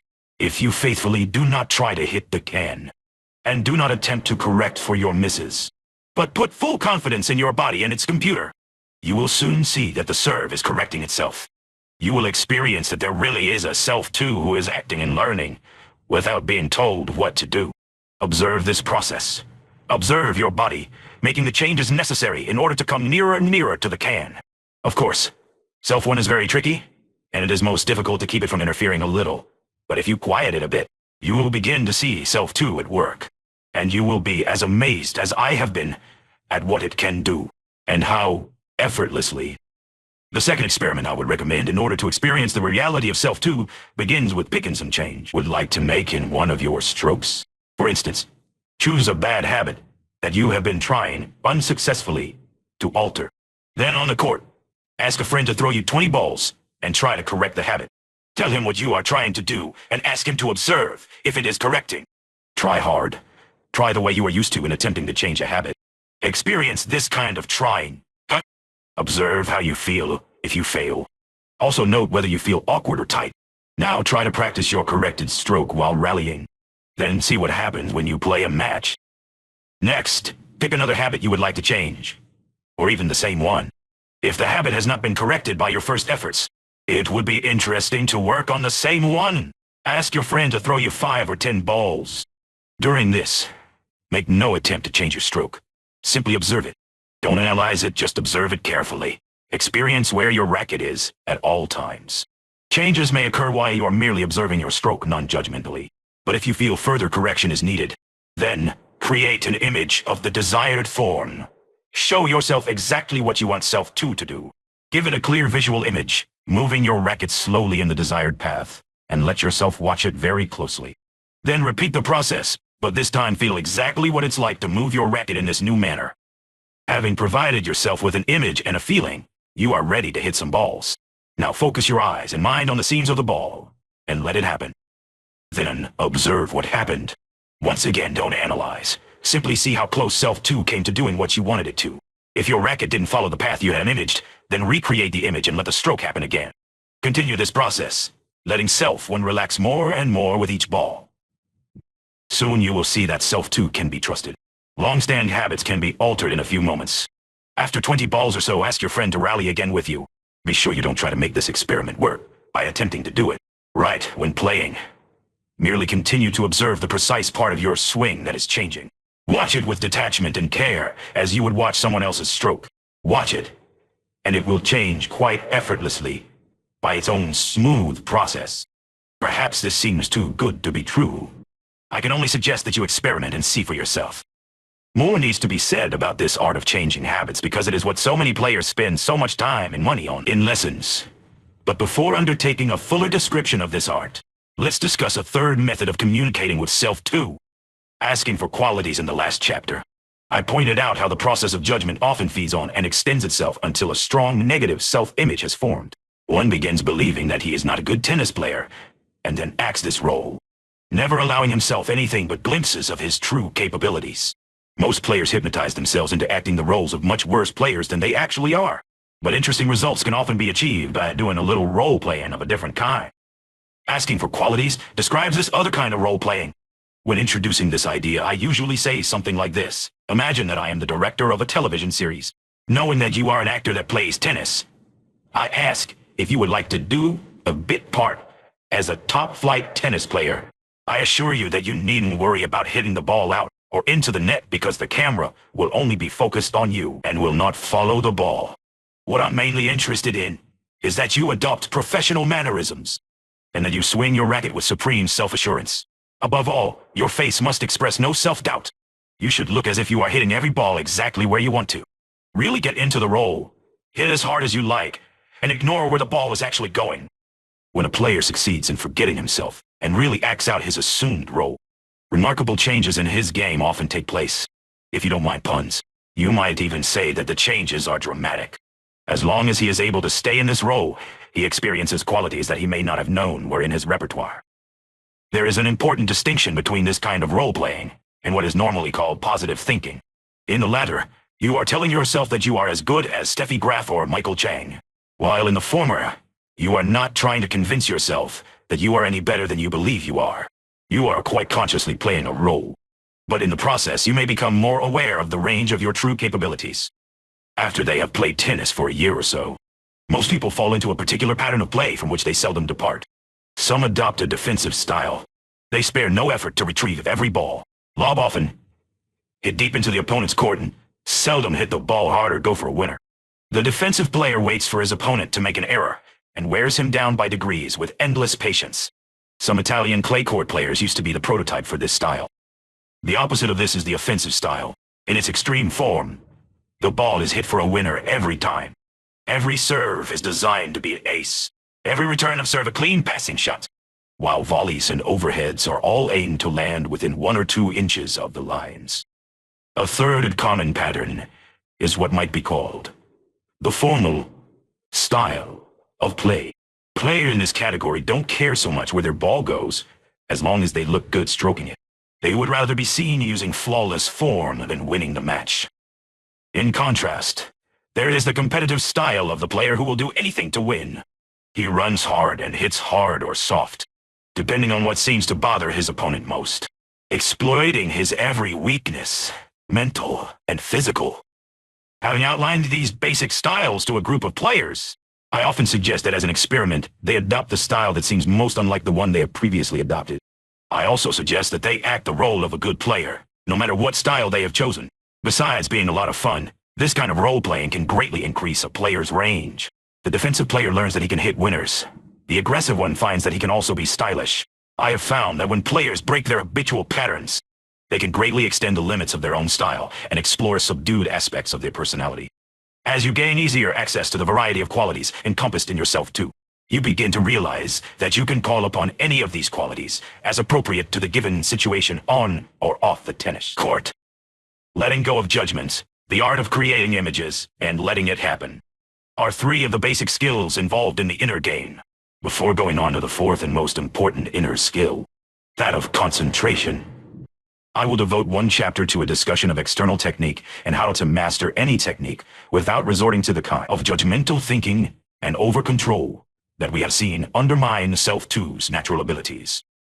Discovering Technique T, the preceding chapters placed heavy emphasis on the importance of quieting the thinking mind by letting go of mental self-instructions, focusing attention, and trusting the body to do what it is capable of doing. The purpose of these chapters was to lay the foundation for learning technique in a more natural and effective way. Before introducing specific techniques of the various tennis strokes, I would like to make some general comments on the relationship between technical instructions and the Self-2 learning process.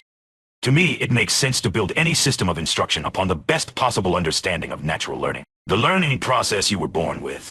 The less instruction interferes with the process of learning built into your very DNA, the more effective your progress is going to be.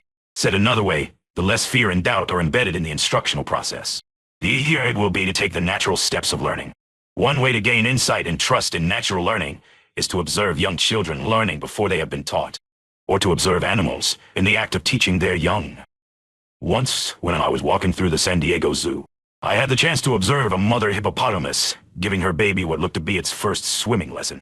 At the deep end of the pool, one hippo was floating with just its nose above the surface. Soon, it submerged and sank to the bottom, where it seemed to rest for about 20 seconds before pushing off with its hind legs and rising again to the surface.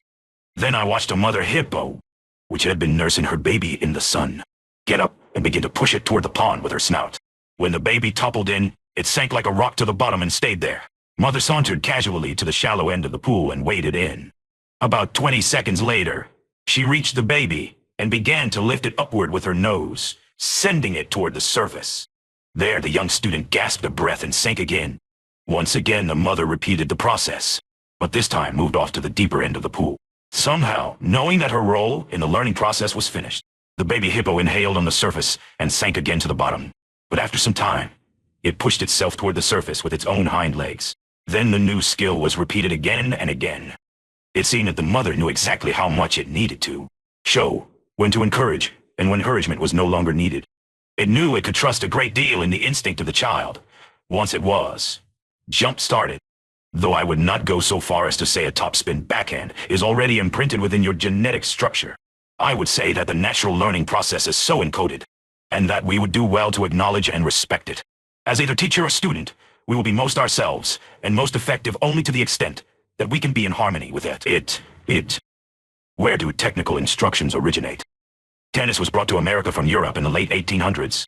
There were no professional tennis teachers to teach technique. The best were players who experienced certain feelings in their swings and tried to communicate those feelings to others. In the effort to understand how to use technical knowledge or theory, I believe that it is most important to recognize that, fundamentally, experience precedes technical knowledge. We may read books or articles that present technical instructions before we have ever lifted a racket. But where did these instructions come from? At some point, did they not originate in someone's experience? Either by accident or by intention, someone hit a ball in a certain way, and it felt good, and it worked. Through experimentation, refinements were made and finally settled into a repeatable stroke. Perhaps in the interest of being able to repeat that way of hitting a ball again, or to pass it on to another, the person attempts to describe that stroke in language. But words can only represent actions, ideas, and experiences. Language is not the action, and at best can only hint at the subtlety and complexity contained in the stroke. Although the instruction thus conceived can now be stored in the part of the mind that remembers language, it must be acknowledged that remembering the instruction is not the same as remembering the stroke itself. Of course, it is very convenient to think that by giving ourselves correct instruction, hit from low to high, for example, we will hit great topspin backhands again and again. We want to trust self-one's conceptual process of learning technique instead of self-two's learning from experience, thinking that it was the obeying of an instruction that produced a good shot. Ignoring the role that self-two plays sets us up for disappointment when we give the same instruction, yet the same good shot does not occur. Since we think the instruction was correct, the conclusion we come to is that not obeying it led to the error. Then we may get angry at ourselves, make disparaging remarks about our ability, and call ourselves stupid, or use a variety of ways to blame ourselves. But maybe the error was in not trusting self-two enough and relying too much on self-one control. It is as if we would like to think of ourselves more as an obedient computer than as a human being. As a consequence, we are apt to lose access to the direct pathway to the muscle memory that carries a more complete knowledge of the desired action. In a society that has become so oriented toward language as a way of representing truth, it is very possible to lose touch with your ability to feel, and with it your ability to remember the shots themselves. I believe this remembering is a fundamental act of trust in self too, without which excellence in any skill cannot be sustained. When the verbal instruction is passed on to another person who does not have in his bank of experience the action being described in memory, it lives in the mind, totally disconnected from experience. The chances are now even greater that there will be a split between memory of theory and the memory of action. I am reminded of the lines from The Hollow Men by T.S. Eliot. Between the idea and the reality, between the motion and the act falls the shadow. And as we begin to use an instruction to pass judgment on our shots instead of attending to the lessons of experience, the gap between experience and instruction is further widened. The instruction, used as a conceptual should or should not, puts a shadow of fear between self-two's intuitive knowing and the action. Many times I've seen students hitting perfectly good shots, but complaining about them because they thought they did something wrong by the time they have brought their stroke into conformity with their concept of the right way to do it. The shot has lost both power and consistency, as well as naturalness. In short, if we let ourselves lose touch with our ability to feel our actions by relying too heavily on instructions, we can seriously compromise our access to our natural learning processes and our potential to perform. Instead, if we hit the ball relying on the instincts of self-two, we reinforce the simplest neural pathway to the optimal shot. Though this discussion has been primarily theoretical up to this point, It has recently been confirmed by the United States Tennis Association's Sports Science Department, as well as by almost everyone's experience, that too many verbal instructions, given either from outside or inside, interfere with one's shot-making ability. It is also common experience that one verbal instruction given to 10 different people will take on 10 different meanings. Trying too hard to perform even a single instruction not well understood can introduce an awkwardness or rigidity into that swing that inhibits excellence. In previous chapters, I made the point that a great deal of technique can be learned naturally by simply paying close attention to one's body. Racket and ball while playing. The more awareness one can bring to bear on any action, the more feedback one gets from experience, and the more naturally one learns the technique that feels best and works best for any given player at any given state of development. Bottom line, there is no substitute for learning from experience. However, even though we have the ability to learn naturally, many of us have forgotten, and many of us have lost touch with feel. We may need to learn how to feel again, and learn how to learn again. The saying of an old master is pertinent here. No teacher is greater than one's own experience. How to make best use of technical instruction, so the question that remains is how one person's greater level of experience can help another person. The short answer is that a valid instruction derived from experience can help me if it guides me to my own experiential discovery of any given stroke possibility. From the point of view of the student, the question becomes how to listen to technical instructions and use them without falling into the self-won traps of judgment, doubt, and fear for the teacher or coach. The question has to be how to give instructions in such a way as to help the natural learning process of the student and not interfere with it. If insight can be gained into these questions, I believe they would be applicable to the learning of skills in many different domains. Let's begin with a very simple yet common instruction given by many teaching professionals. Keep the wrist firm when hitting the backhand. I would guess that this instruction originated from someone's accurate observations of the relative consistency and power of backhands hit when the wrist was firm compared to when it was loose or wobbly. As obvious as this instruction might sound at first, let's analyze it before casting it into the bronze of dogma. Can the backhand be hit with a wrist that is too loose to give control? Certainly, but can it also be hit with a wrist that is too firm? Yes, of course it can. So as helpful as this instruction might appear, you cannot use it successfully by merely obeying it. Instead, you use the instruction to guide your discovery of the optimal degree of tightness of your wrist. This, of course, can be done by paying attention to the feel of your wrist during your stroke, and does not necessarily have to be put into language.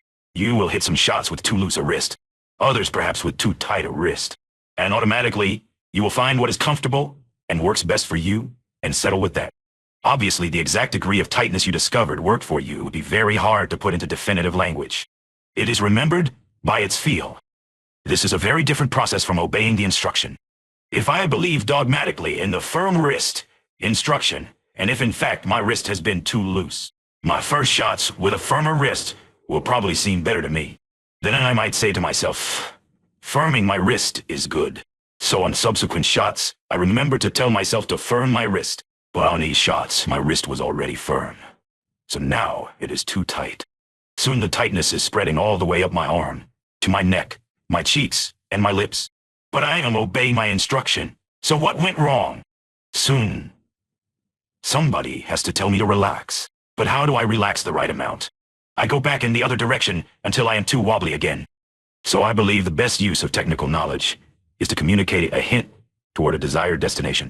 The hint can be delivered verbally or demonstrated in action, but it is best seen as an approximation of a desirable goal to be discovered by paying attention to each stroke and feeling one's way toward what works for that individual.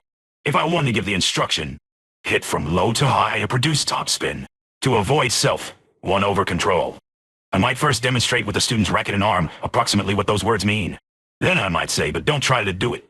Just notice if your racket is coming from high to low, is coming through level with the ball, or coming from low to high. After a few shots are hit from low to high, I might ask for more subtle awareness of the degree of low to high of successive shots. In this way, the student experiences the relationship between the degree of low to high and the amount of topspin achieved, and is able to explore a range of possibilities and discover what feels best and works for himself without the constraint of thinking there is a specifically right way to do it to which he must conform. If you asked a group of teaching professionals to write down all the important elements of hitting a forehand, most would find it easy to distinguish at least 50, and they might have several categories for each element. Imagine the difficulty for the tennis player dealing with this complexity. No wonder self-doubt is so easy to come by. On the other hand, understanding the swing and remembering its feel is like remembering a single picture. The mind is capable of that, and can recognize when one element in one picture is slightly different from another. The other advantage of using awareness to discover the technique is that it doesn't tend to evoke the over-controlling and judgmental aspects of self-one, which wants to rely on formula rather than feel. The remainder of this chapter will offer a few technical instructions that you can use to help you discover effective technique for each of the major strokes in tennis. The effort is not to give all the instructions that you might eventually need, but to give enough of a sample that you can better understand how to use any technical instructions from any source as a means toward your discovery of your optimal stroke production. Before beginning, let me simplify the external requirements of tennis. The player has only 2 requirements for success: hit each ball over the net and into the court. The sole aim of stroke technique is to fulfill these 2 requirements with consistency and enough pace and accuracy to provide maximum difficulty for one's opponent, keeping it simple. Let's look at a few of the dynamics for hitting forehand and backhand ground strokes over the net and into the court. One thing we will see is that the officially approved techniques for doing this have changed considerably over the years. That which was dogmatically true is no longer so true. Ground strokes grips. If you were to ask 10 tennis players why they hold their racket with one grip when hitting the forehand and a different grip when hitting the backhand, most would probably answer that they read it in a book or magazine, or were taught it by their pro, even though what they were told might be correct. If they have little experiential understanding of grips or why you change them, it is unlikely that they will really discover the best grips for their game. A great deal of information about grips is readily available. One reason players have learned to change grips is to provide the strongest bond between racket and hand on each shot. But because every hand is slightly different, the exact positioning of your grip should be adjusted according to what is comfortable for your hand, while allowing the desired support and racket angle. The same goes for how tightly you should grip the racket. Just try to describe this in language. My best effort at this was borrowed from a fencing instruction given to Cyrano de Bergerac. Hold the foil as a bird. Not so loosely that it can fly away, but not so tightly that you squeeze the life out of it.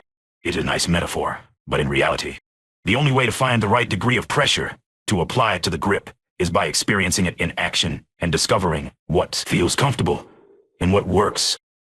If you have been following the evolution of approved grips in the last few years, you will have noticed the dominance of the universally approved Eastern forehand grip. Shake hands. Grip with the V formed by the thumb and forefinger on the top panel of the racket.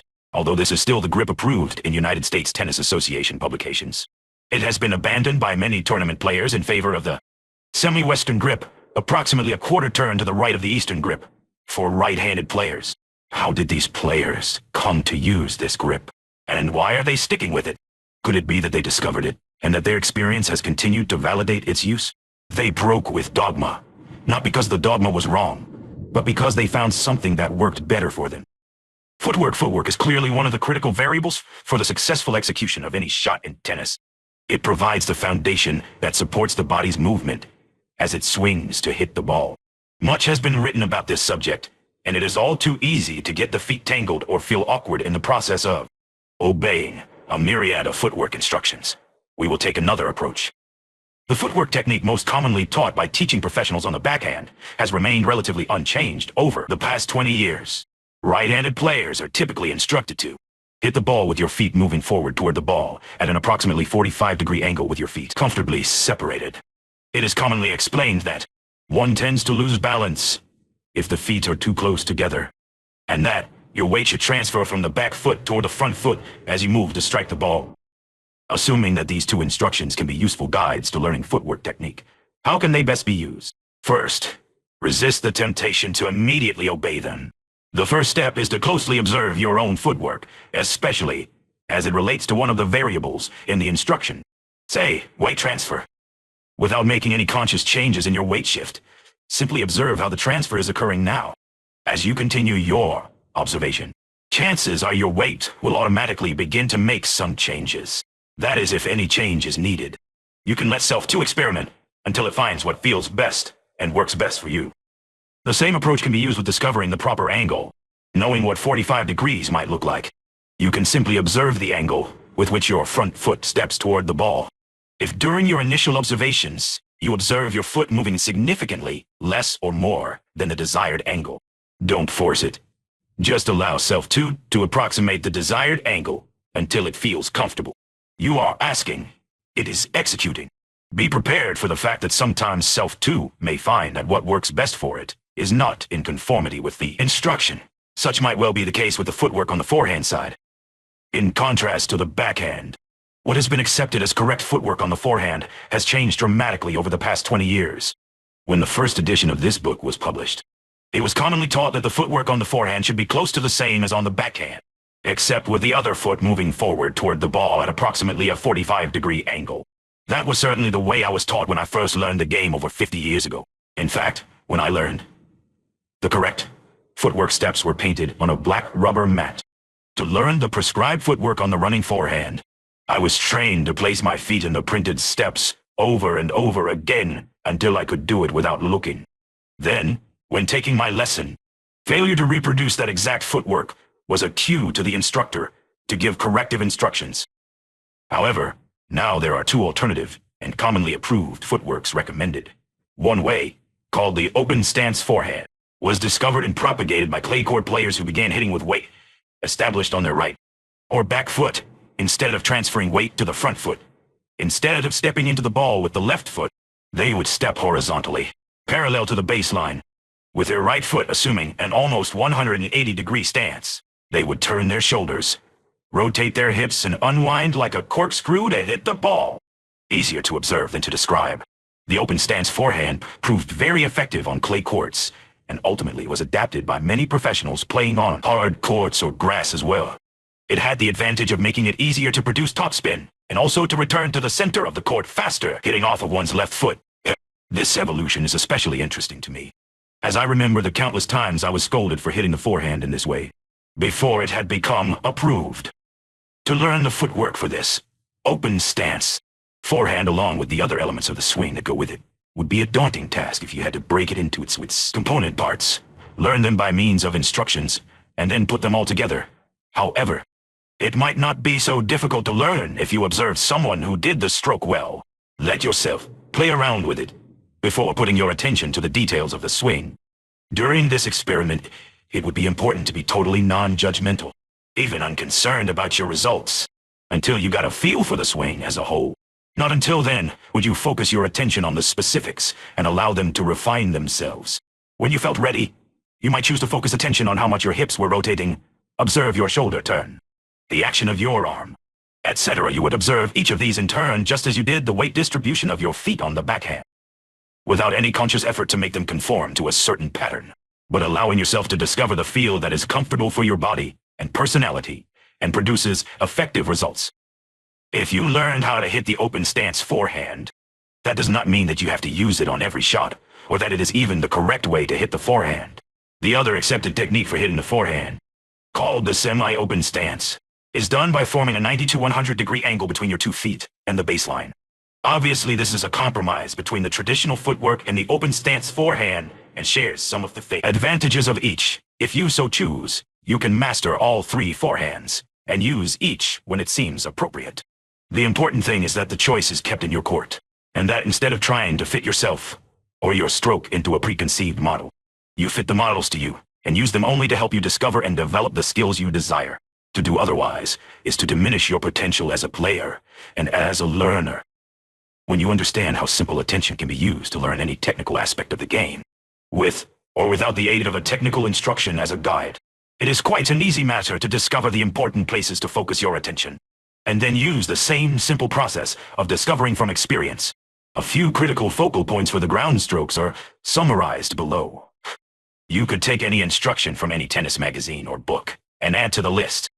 A partial ground stroke checklist: backswing. Exactly where is the head of your racket at the back of your swing? Where is the ball when you initiate your backswing? What happens with the face of the racket during the backswing? Impact. Can you feel where the ball is meeting the racket at impact? How is your weight distributed? What is the angle of racket face at impact? How long can you feel the ball on the face of the racket? To what extent can you feel the kind and amount of spin being imparted to the ball?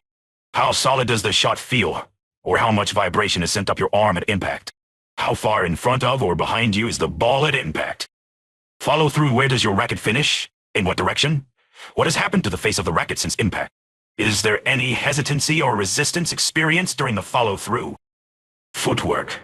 How is your weight distributed during preparation and at impact? What happens to your balance during the shot? How many steps did you take to get to the ball? What size are the steps? What kinds of sounds do your feet make on the court as you move?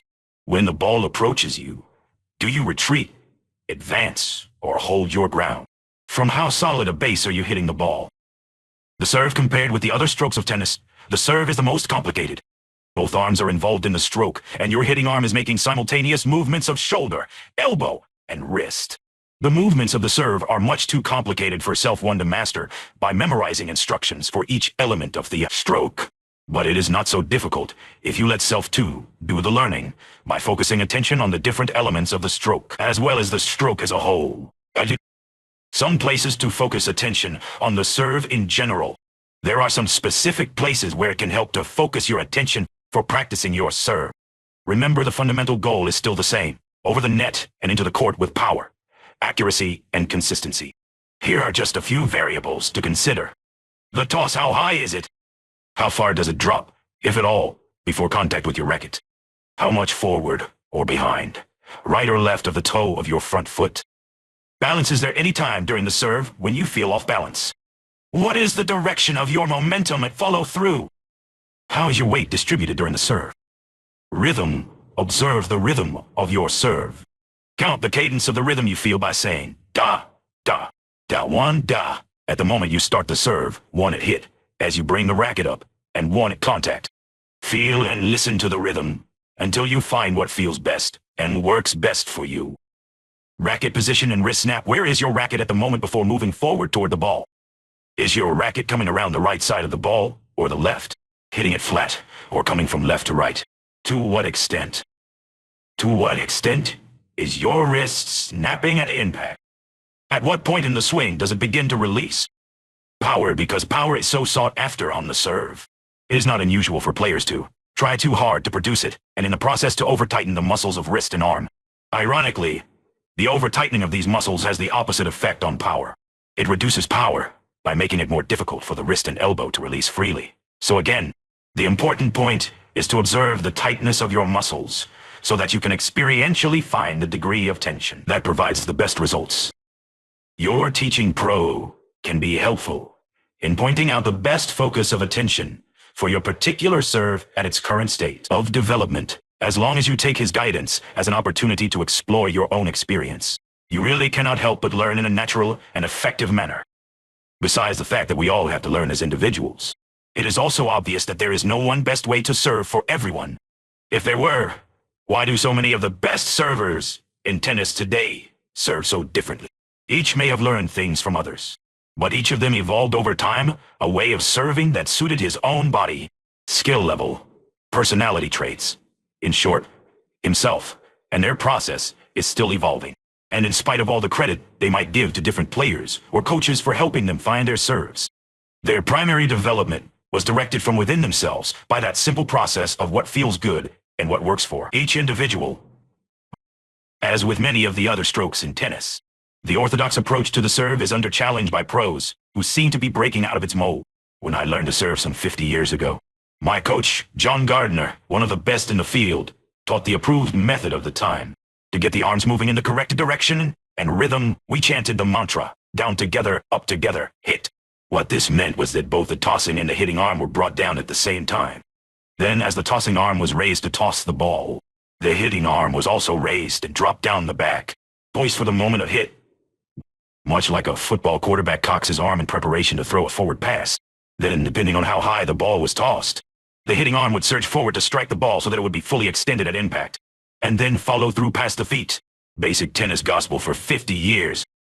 Then just today, in the midst of writing this section on serving, I read an article in this month's tennis magazine that pointed out that the best servers in the game today including Steffi Graf, Todd Martin, Pete Sampras, Mark Philipposis, and Goran Ivanisevic, do not, in fact, follow this down-together, up-together motion. So from the point of view of the right way to serve, all these great players are doing it wrong. The article was entitled, "Stagger Your Arms for Serving," and the author recommended that when the tossing arm is fully extended for the toss, the hitting arm should still be pointing down toward the court. To learn to serve like these pros, the player is instructed thusly: as the tossing arm rises, drop the hitting arm back and down, followed by this explanation. The old up-together technique, which may seem more rhythmic, actually works against creating power for some players, because it forces the hitting arm to pause at the top of the backswing, destroying the buildup of momentum to that point. The pictures of these pros serving makes it obvious that they are doing something very differently. The instruction continues. Most important of all, note how each of these players has his or her hitting arm in the palm down position. That is, the hitting hand palm is facing the ground at the moment the ball is released. This is necessary to achieve the lasso effect of a good serve, in which the racket is then quickly raised above the head and circled down around the back before snapping up to strike the ball. Well, I cite this instruction for two reasons. First, to show that gospels change, and they are changed by people who had the courage to experiment outside the boundaries of the existing doctrine and trust in their own learning process. The second reason is to suggest that the prescribed way of making a change itself needs to change. When I read the above instruction for the so-called staggered arm timing, my mind is beset with several doubts. Do I even understand what is meant by such terms as lasso effect or hitting hand palm is facing the ground? The next doubt that knocks at my door is, even if I did understand the instructions, could I follow them? Then, I wonder if I am going to be able to get rid of my old way of serving that I've practiced diligently for years. And finally, just because this way of serving works for professionals at their level, does that mean it is best for me? So, how can you benefit from such an article that may in fact be pointing out a valid new discovery about the serve? First, you might want to get clear on why you might want to experiment with making a change in the first place. It may not be sufficient reason that some top pros serve differently now, or that this way of serving is coming into fashion. On the other hand, you may feel that if there is a way for you to increase power on your serve, it would be worth the effort of experimentation for you. This first step of knowing what results you want is critical to maintaining control of the learning process where it belongs, with you. After reading an article or watching some people serve with the new method, don't jump to the conclusion that this new way is necessarily right for you. Just let yourself, self 2, observe whatever it finds interesting and ignore comments from self 1, which will want to be making up little formulas for you to follow. As you observe, certain things will stand out or come to the foreground of your attention spontaneously. Allow self 2 to focus on elements that in its intelligence it might be ready to experiment with. I watched the pros when I was a child. I used to play touch football, and I noticed that I played quite a lot better when I'd just come home after my dad taking me to see the San Francisco 49ers play. I hadn't studied the passing technique of Frankie Albert, but I had picked up something, and it made a difference when I played. I think most people have experienced something very similar to this. Although it is obvious that we can learn a great deal by watching better players play tennis, we have to learn how to watch. The best method is to simply watch without assuming that how the pro swings is how you should be swinging. In many cases, for a beginner to try to swing like a pro would be like asking a baby to walk before it has crawled. To formulate technique while watching the pro, or by trying to imitate too closely, can be detrimental to your natural learning process. Instead, allow yourself to focus on whatever most interests you about the movements of the pro you are watching. Self 2 will automatically pick up elements of the stroke that are useful to it, and discard what is not useful. With each new swing, observe how it feels and how it works. Allow the natural learning process to lead you toward your best stroke. Do not force yourself to make the change. Just allow self 2 to play around while it searches for new stroke possibilities. In doing so, it will use what it can of the hints picked up in observation of the pro. Based on my experience and the experience of those I have worked with, Self 2 has very good instincts about when it is time to work on any particular element of your stroke.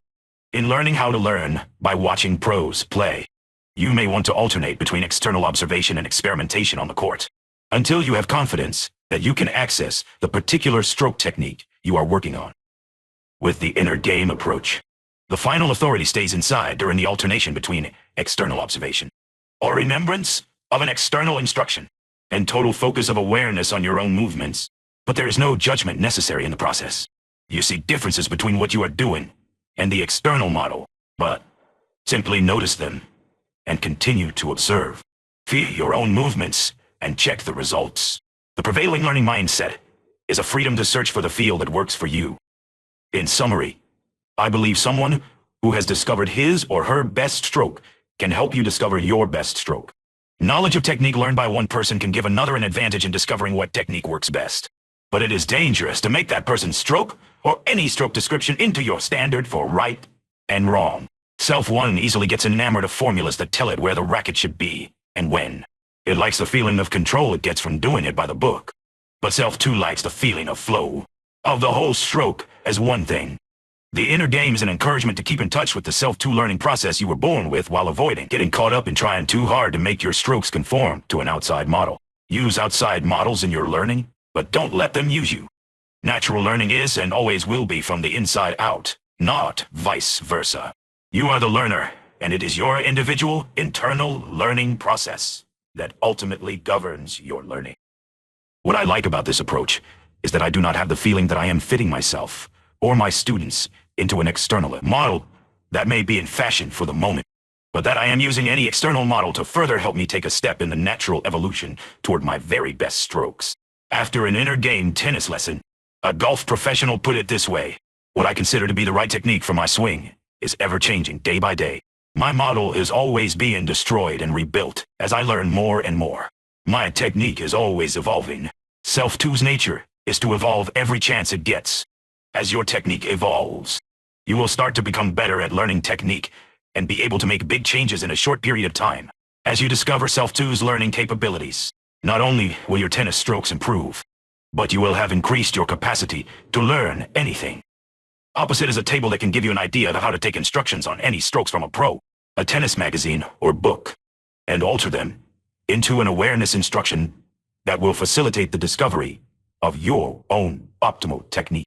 These observations should be made over the course of as many shots as it takes until Self-2 has had the chance to experiment and has settled on its preferred stroke. If you have a teacher, let him or her teach, but keep Self-2 in control, because it is your greatest resource. Stroke, ground strokes, technical instruction, follow through at shoulder level, awareness instruction.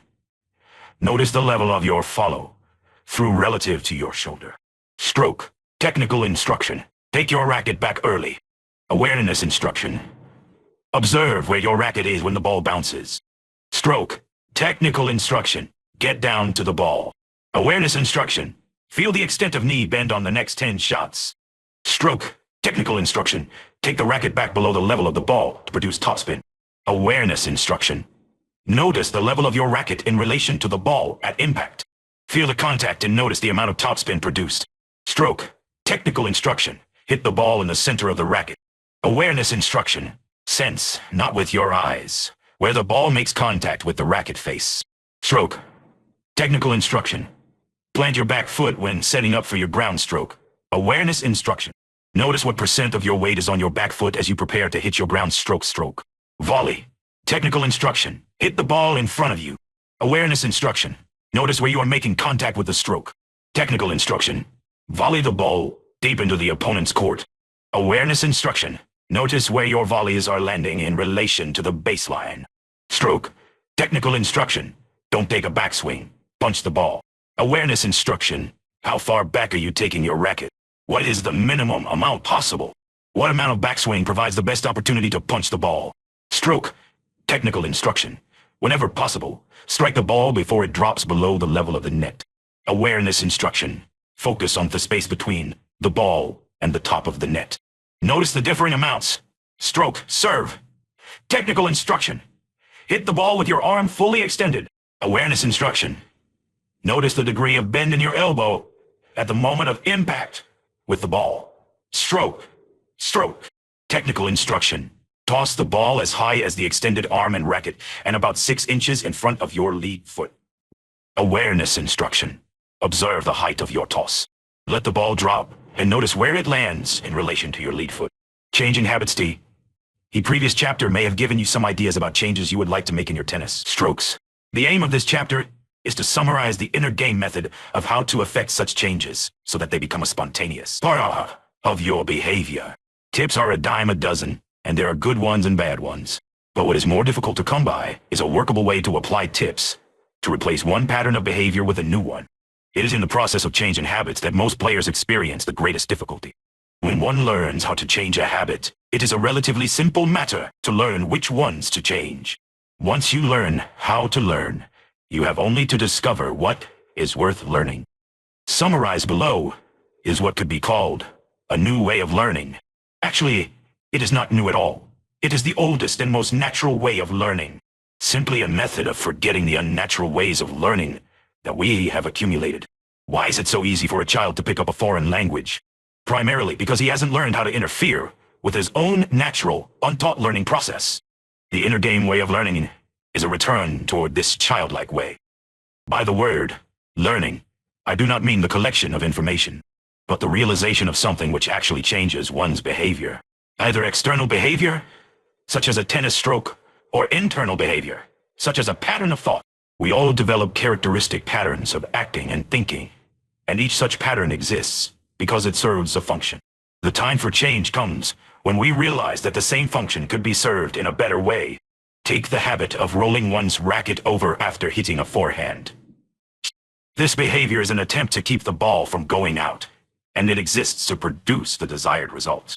But when the player realizes that by the proper use of topspin, the ball can be kept in the court without the risks of error involved in a rollover follow-through, then the old habit is ready to be dropped. It is much more difficult to break a habit when there is no adequate replacement for it. This difficulty often exists when we become moralistic about our tennis game. If a player reads in a book that it's wrong to roll his racket over, but is not offered a better way to keep the ball in the court, it will take a great deal of willpower to keep his racket flat when he's worried about the ball flying out of the court. As soon as this player gets into a game, you can be sure that he will revert to the stroke that gave some sense of security that his ball would not sail out. It is not helpful to condemn our present behavior patterns, in this case our present imperfect strokes, as bad. It is helpful to see what function these habits are serving, so that if we learn a better way to achieve the same end, we can do so. We never repeat any behavior which isn't serving some function or purpose. It is difficult to become aware of the function of any pattern of behavior while we are in the process of blaming ourselves for having a bad habit. But when we stop trying to suppress or correct the habit, we can see the function it serves, and then an alternative pattern of behavior, which serves the same function better, emerges quite effortlessly. The groove theory of habits. One hears a lot of talk about grooving one's strokes in tennis. The theory is a simple one. Every time you swing your racket in a certain way, you increase the probabilities that you will swing that way again. In this way, patterns, called grooves, build up which have a predisposition to repeat themselves. Golfers use the same term. It is as if the nervous system were like a record disc. Every time an action is performed, a slight impression is made in the microscopic cells of the brain, just as a leaf blowing over a fine-grained beach of sand will leave its faint trace. When the same action is repeated, the groove is made slightly deeper. After many similar actions, there is a more recognizable groove into which the needle of behavior seems to fall automatically. Then the behavior can be termed grooved. Because these patterns are serving a function, the behavior is reinforced or rewarded and tends to continue. The deeper the groove in the nervous system, the harder it seems to be to break the habit. We have all had the experience of deciding that we will not hit a tennis ball a certain way again. For example, it would seem to be a simple matter to keep your eye on the ball once you understand the obvious benefits of doing so. But time and again, we take our eye off it. Often, in fact, the harder we try to break a habit, the harder it becomes to do. If you watch a player trying to correct the habit of rolling his racket over, he will usually be seen gritting his teeth and exerting all his willpower to get out of his old groove. Watch his racket. After it hits the ball, it will begin to turn over, following the old pattern. Then his muscles will tighten and force it to return to the flat position. You can see it in the resulting waver, exactly where the old habit was halted, and the new willpower took over. Usually the battle is won, if at all, only after a great deal of struggle and frustration over the course of some time. It is a painful process to fight one's way out of deep mental grooves. It's like digging yourself out of a trench, but there is a natural and more childlike method. A child doesn't dig his way out of his old grooves. He simply starts new ones. The groove may be there, but you're not in it unless you put yourself there. If you think you are controlled by a bad habit, then you will feel you have to try to break it. A child doesn't have to break the habit of crawling because he doesn't think he has a habit. He simply leaves it as he finds walking an easier way to get around. Habits are statements about the past, and the past is gone. There may be a deep groove in the nervous system, which will take your forehand on the rollover trip if you choose to step into that trench. On the other hand, your muscles are as capable as they ever were of swinging your racket through flat. There's no need to strain all the muscles in the arm to keep the racket flat. In fact, it requires fewer muscles to keep it flat than it does to roll it over. Fighting the fantasy of old habits is what causes the conscientious tennis player to strain and tighten unnecessarily. In short, there is no need to fight old habits. Start new ones. It is the resisting of an old habit that puts you in that trench. Starting a new pattern is easy when done with childlike disregard for imagined difficulties. You can prove this to yourself by your own experience. Making a change in stroke. Step by step here is a simple summary of the traditional way we have been taught to learn, contrasted with the inner game of learning. Experiment with this method, and you will discover a workable way to make any desired change in your game. Step 1. Non-judgmental observation. Where do you want to start? What part of your game needs attention? It is not always the stroke that you judge as worst, which is the most ready for change. It is good to pick the stroke you most want to change. Let the stroke tell you if it wants to change.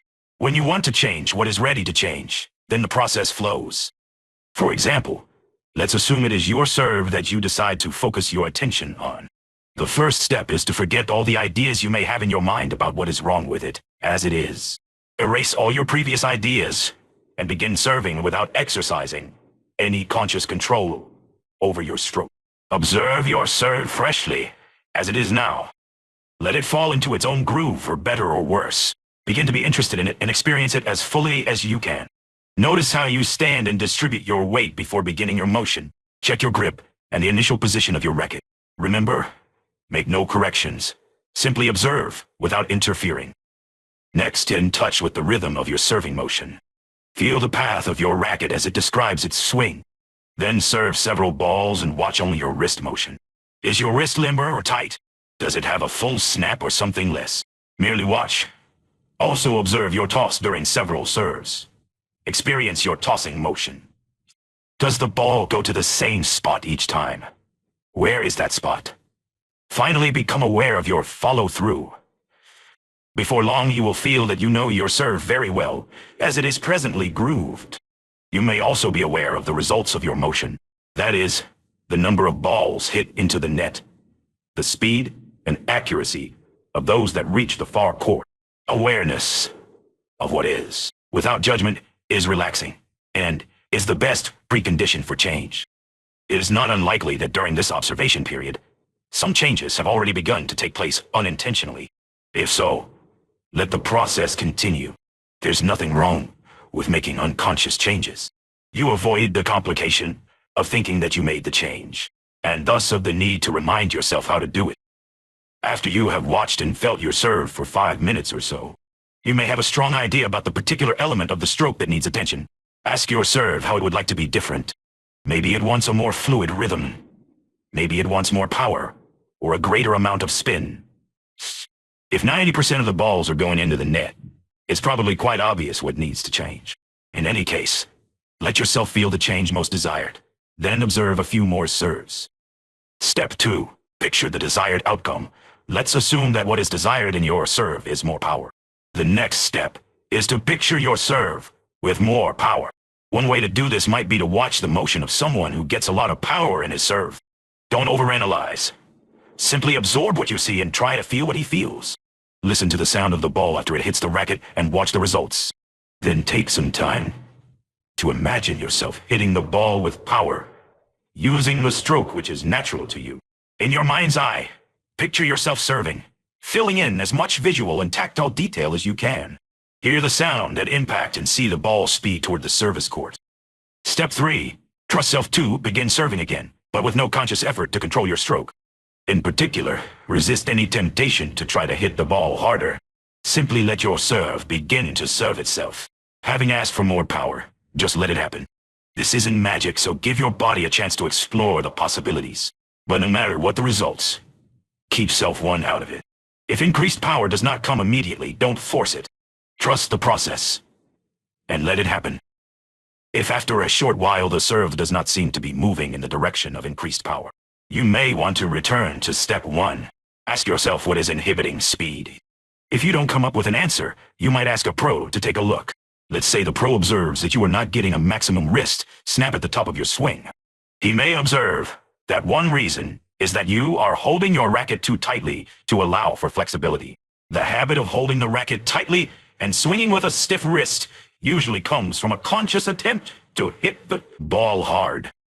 Experience how it feels to hold your racket with different degrees of firmness. Allow your wrist to show you what it feels like to move in a full, flexible arc. Don't assume you know just because you've been told. Let yourself feel the wrist motion intimately.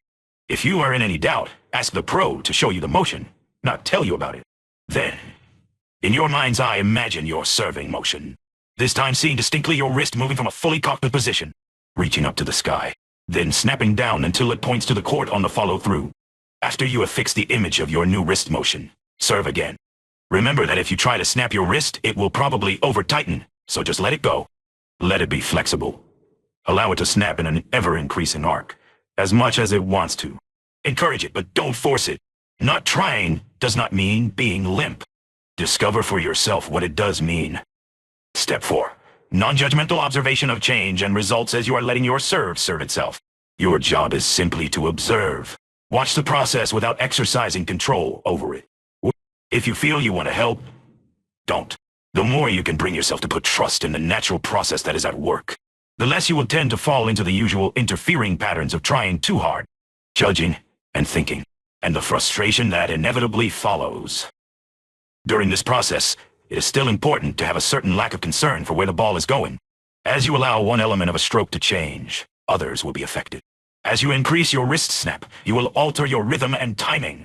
And initially, this may result in inconsistency, but if you continue with the process, simply allowing the serve to serve itself while you remain attentive and patient, the other elements of the serve will make the needed adjustments.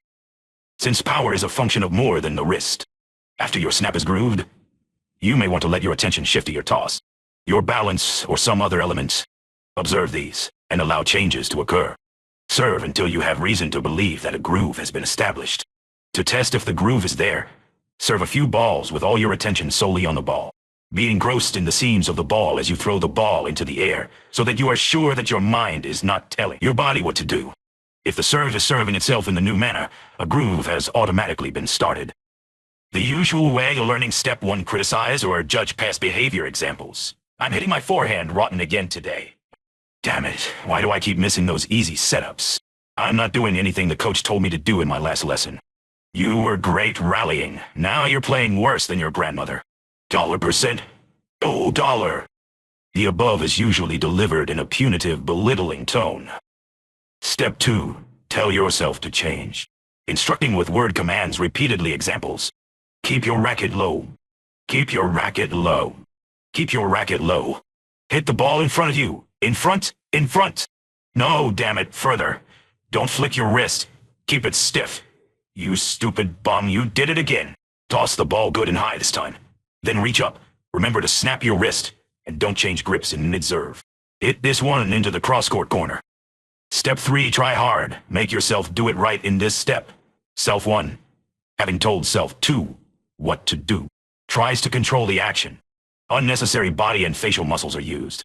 There is a tightness which prevents maximum fluidity of stroke and precision of movement. Self 2 is not trusted. Step 4, critical judgment about results, leading to a self 1 vicious cycle when one has tried hard to perform an action. Right. It is difficult not to become either frustrated at failure or anxious about success. Both emotions are distracting to one's focus and prevent full experiencing of what happens. Negative judgment of the results of one's efforts tends to make one try even harder. Positive evaluation tends to make one try to force oneself into the same pattern on the next shot. Both positive and negative thinking inhibit spontaneity. The inner game way of learning step 1 Observe existing behavior, non-judgmentally examples. The last 3 of my backhands landed long. By about 2 feet, my racket seems to be hesitating instead of following through all the way. Maybe I should observe the level of my backswing. It's well above my waist. There, that shot got hit with more pace, yet it stayed in. The above is delivered in an interested, somewhat detached tone. Step 2, picture desired outcome. No commands are used. Self 2 is asked to perform in the desired way to achieve the desired results. Self 2 is shown by use of visual image and felt action any element of stroke desired. If you wish the ball to go to the cross-court corner, you simply imagine the necessary path of the ball to the target. Do not try to correct for past errors. Step 3, let it happen. Trust Self 2 having requested your body to perform a certain action. Give it the freedom to do it. The body is trusted, without the conscious control of mind. The serve seems to serve itself. Effort is initiated by Self 2, but there is no trying by Self 1. Letting it happen doesn't mean going limp. It means letting Self 2 use only the muscles necessary for the job. Nothing is forced. Continue the process. Be willing to allow Self 2 to make changes within changes, until a natural groove is formed. Step 4, non-judgmental. Calm observation of the results leading to continuing observation and learning, though the player knows his goal. He is not emotionally involved in achieving it, and is therefore able to watch the results calmly and experience the process. By so doing, concentration is best achieved, as is learning at its highest rate of speed. Making new changes is only necessary when results do not conform to the image given. Otherwise, only continuing observation of the behavior undergoing change is necessary. Watch it change. Don't do the changing. The process is an incredibly simple one. The important thing is to experience it. Don't intellectualize it. See what it feels like to ask yourself to do something, and let it happen without any conscious trying. For most people, it is a surprising experience, and the results speak for themselves. This method of learning can be practiced in most endeavors on or off the court. The more you let yourself perform free of control on the tennis court, the more confidence you tend to gain in the beautiful mechanism that is the human body. The more you trust it, the more capable it seems to become. Watch out for the return of Self 1, but there is one pitfall I should mention. I have noticed that after being thrilled by the improvements they are able to make in their tennis game by letting it happen, students often revert the next day to trying as hard as usual. What is surprising is that though they are playing much worse tennis, they don't seem to mind. At first this puzzled me. Why would one go back to letting Self 1 control the show if the result clearly less effective? I had to search myself for the answer. I realized that there was a distinctly different kind of satisfaction gained in the 2 methods of hitting the ball. When you try hard to hit the ball correctly, and it goes well, you get a certain kind of ego satisfaction. You feel that you are in control, that you are master of the situation. But when you simply allow the serve to serve itself, it doesn't seem as if you deserve the credit. It doesn't feel as if it were you who hit the ball. You tend to feel good about the ability of your body, and possibly even amazed by the results. But the credit and sense of personal accomplishment are replaced by another kind of satisfaction. If a person is out on the court mainly to satisfy the desires and doubts of ego, it is likely that in spite of the lesser results, he will choose to let Self 1 play the major role. Give Self 2 the credit when a player experiences what it means to. Let go and allow Self 2 to play the game. Not only do his shots tend to gain accuracy and power, but he feels an exhilarating sense of relaxation even during rapid movements. In an attempt to repeat this quality of performance, the player often allows Self 1 to creep back on the scene with a remark such as, "Now I've got the secret to this game. All I have to do is make myself relax." But of course, the instant I try to make myself relax, true relaxation vanishes, and in its place is a strange phenomenon called trying to relax. Relaxation happens only when allowed, not as a result of trying or making. Self 1 should not be expected to give up its control all at once. It begins to find its proper role only as one progresses in the art of relaxed concentration. Concentration. Learning to focus UP. To this point, we have been discussing the art of letting go of Self 1 control and letting Self 2 play the game spontaneously. The primary emphasis has been on giving practical examples of the value of letting go of self-judging, thinking too much, trying too hard. All forms of overcontrol. But even if the reader is wholly convinced of the value of thus quieting Self 1, it may not be found to come easily. My experience over the years is that the best way to quiet the mind is not by telling it to shut up, or by arguing with it, or criticizing it for criticizing you. Fighting the mind does not work. What works best is learning to focus it. Learning to focus is the subject of this chapter, and to whatever extent we learn this primary art, it can benefit us in most anything we do. Strangely, even when one has experienced the practical benefit of a still mind, we continue to find it an elusive state. In spite of the fact that I deliver my most effective performance when I permit the spontaneous self to be in control, there is still a recurring impulse to think about how I did it, make a formula out of it, and thus to bring it into self-one's domain where it can feel in control. Sometimes I recognize this impulse as the persistent self-one, wanting to gain credit, to be something it really isn't, and in the process spawning an endless flow of distracting thoughts that distort both perception and response. There was a time at the beginning of my exploration of the inner game that I found myself able to let go of almost all conscious effort on my serve, and as a result, the serve just seemed to serve itself with rare consistency and power. For a period of about 2 weeks, 90% of my first serves went in. I didn't serve a single double fault. Then one day my roommate, another professional, challenged me to a match. I accepted, saying half-jokingly, "But you better watch out, I found the secret to the serve." The next day we played and I served 2 double faults the first game. The moment I tried to apply some secrets, Self-One was back in the picture again. This time, under the subtle guise of trying to let go. Self-One wanted to show off to my roommate. It wanted the credit, even though I soon realized what had happened. The magic of the spontaneous, effortless serving didn't return in its same pure form for some time. In short, the problem of letting go of Self-One and its interfering activities is not easy. A clear understanding of the problem can help, but practical demonstrations help more, and practicing the process of letting go helps still more. Nevertheless, I do not believe that ultimately the mind can be controlled by the mere act of letting go. That is, by a simply passive process. To still the mind, one must learn to put it somewhere. It cannot just be let go, it must be focused. If peak performance is a function of a still mind, then we are led to the question of where and how to focus it. As one achieves focus, the mind quiets. As the mind is kept in the present, it becomes calm. Focus means keeping the mind now and here. Relaxed concentration is the supreme art because no art can be achieved without it, while with it, much can be achieved. One cannot reach the limit of one's potential in tennis, or any endeavor without learning it. What is even more compelling is that tennis can be a marvelous medium through which skill in focus of mind can be developed. By learning to focus while playing tennis, one develops a skill that can heighten performance in every other aspect of life. To learn this art, practice is needed, and there is never a time or situation that you cannot practice, save perhaps sleep. In tennis, the most convenient and practical object of focus is the ball itself. Probably the most often repeated dictum in tennis is, watch the ball, yet few players see it well. The instruction is an appeal for the player to simply pay attention. It does not mean to think about the ball, how easy or difficult this shot is to make, how I should swing my racket at it, or what Tom, Dick, or Harry will think if I make the shot or miss it. The focused mind only picks up on those aspects of a situation that are needed to accomplish the task at hand. It is not distracted by other thoughts or external events. It is totally engrossed in whatever is relevant in the here and now. Watching the ball means to focus your attention on the sight of it. I have found that the most effective way to deepen concentration through sight is to focus on something subtle, not easily perceived. It's easy to see the ball, but not so easy to notice the exact pattern made by its seams as it spins. The practice of watching the seams produces interesting results.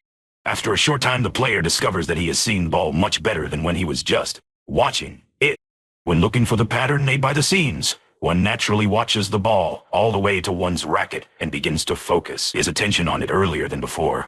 The ball should be watched from the time it leaves the opponent's racket to the time it hits yours. Sometimes the ball even begins to appear bigger or to be moving slower. These are natural results of true focus. But seeing the ball better is only a partial benefit of focusing on its seams. Because the pattern made by the spinning ball is so subtle, it tends to engross the mind more completely. The mind is so absorbed in watching the pattern that it forgets to try too hard. To the extent that the mind is preoccupied with the seams, It tends not to interfere with the natural movements of the body. Furthermore, the seams are always here and now, and if the mind is on them, it is kept from wandering to the past or future. The practice of this exercise will enable the tennis player to achieve deeper and deeper states of concentration. Most players who practice scene watching as a discipline find it helpful almost immediately, but after a while they often discover their minds wandering again. The mind has difficulty focusing on a single object for an extended period of time. Let's face it, as interesting as a tennis ball may be for some, it is not going to easily capture the restless mind, so habituated to distractions of every kind. Bounce hits, so the question arises as to how to maintain focus for extended periods of time. The best way is to allow yourself to get interested in the ball. How do you do this? By not thinking you already know all about it, no matter how many thousands of balls you have seen in your life. Not assuming you already know is a powerful principle of focus. One thing you don't know about the ball is exactly when it is going to bounce, and when it is going to hit either your racket or your opponent's. Perhaps the most simple and effective means of focus I found was a very simple exercise I called bounce hit. The instructions I gave students were very simple. Say the word bounce out loud the instant you see the ball hit the court, and the word hit the instant the ball makes contact with the racket. Either racket. Saying the words out loud gave both me and the student the chance to hear whether the words were simultaneous with the events of bounce and hit, as the student said bounce, hit, bounce, hit, bounce, hit, bounce, hit, bounce. Not only would it keep his eyes focused on 4 very key positions of the ball during each exchange, but the hearing of the rhythm and cadence of the bouncing and hitting of the ball seemed to hold the attention for longer periods of time. The results were the same as with any effective focus. The exercise would give the player better feedback from the ball, and at the same time, help clear his mind of distractions.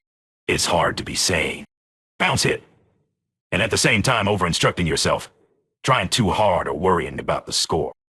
I found that beginners would learn effective footwork and beginning-level strokes, and often be able to carry on quite long exchanges from the baseline within 15 or 20 minutes, without even thinking about it, while one was kept busy tracking the bounces and hits.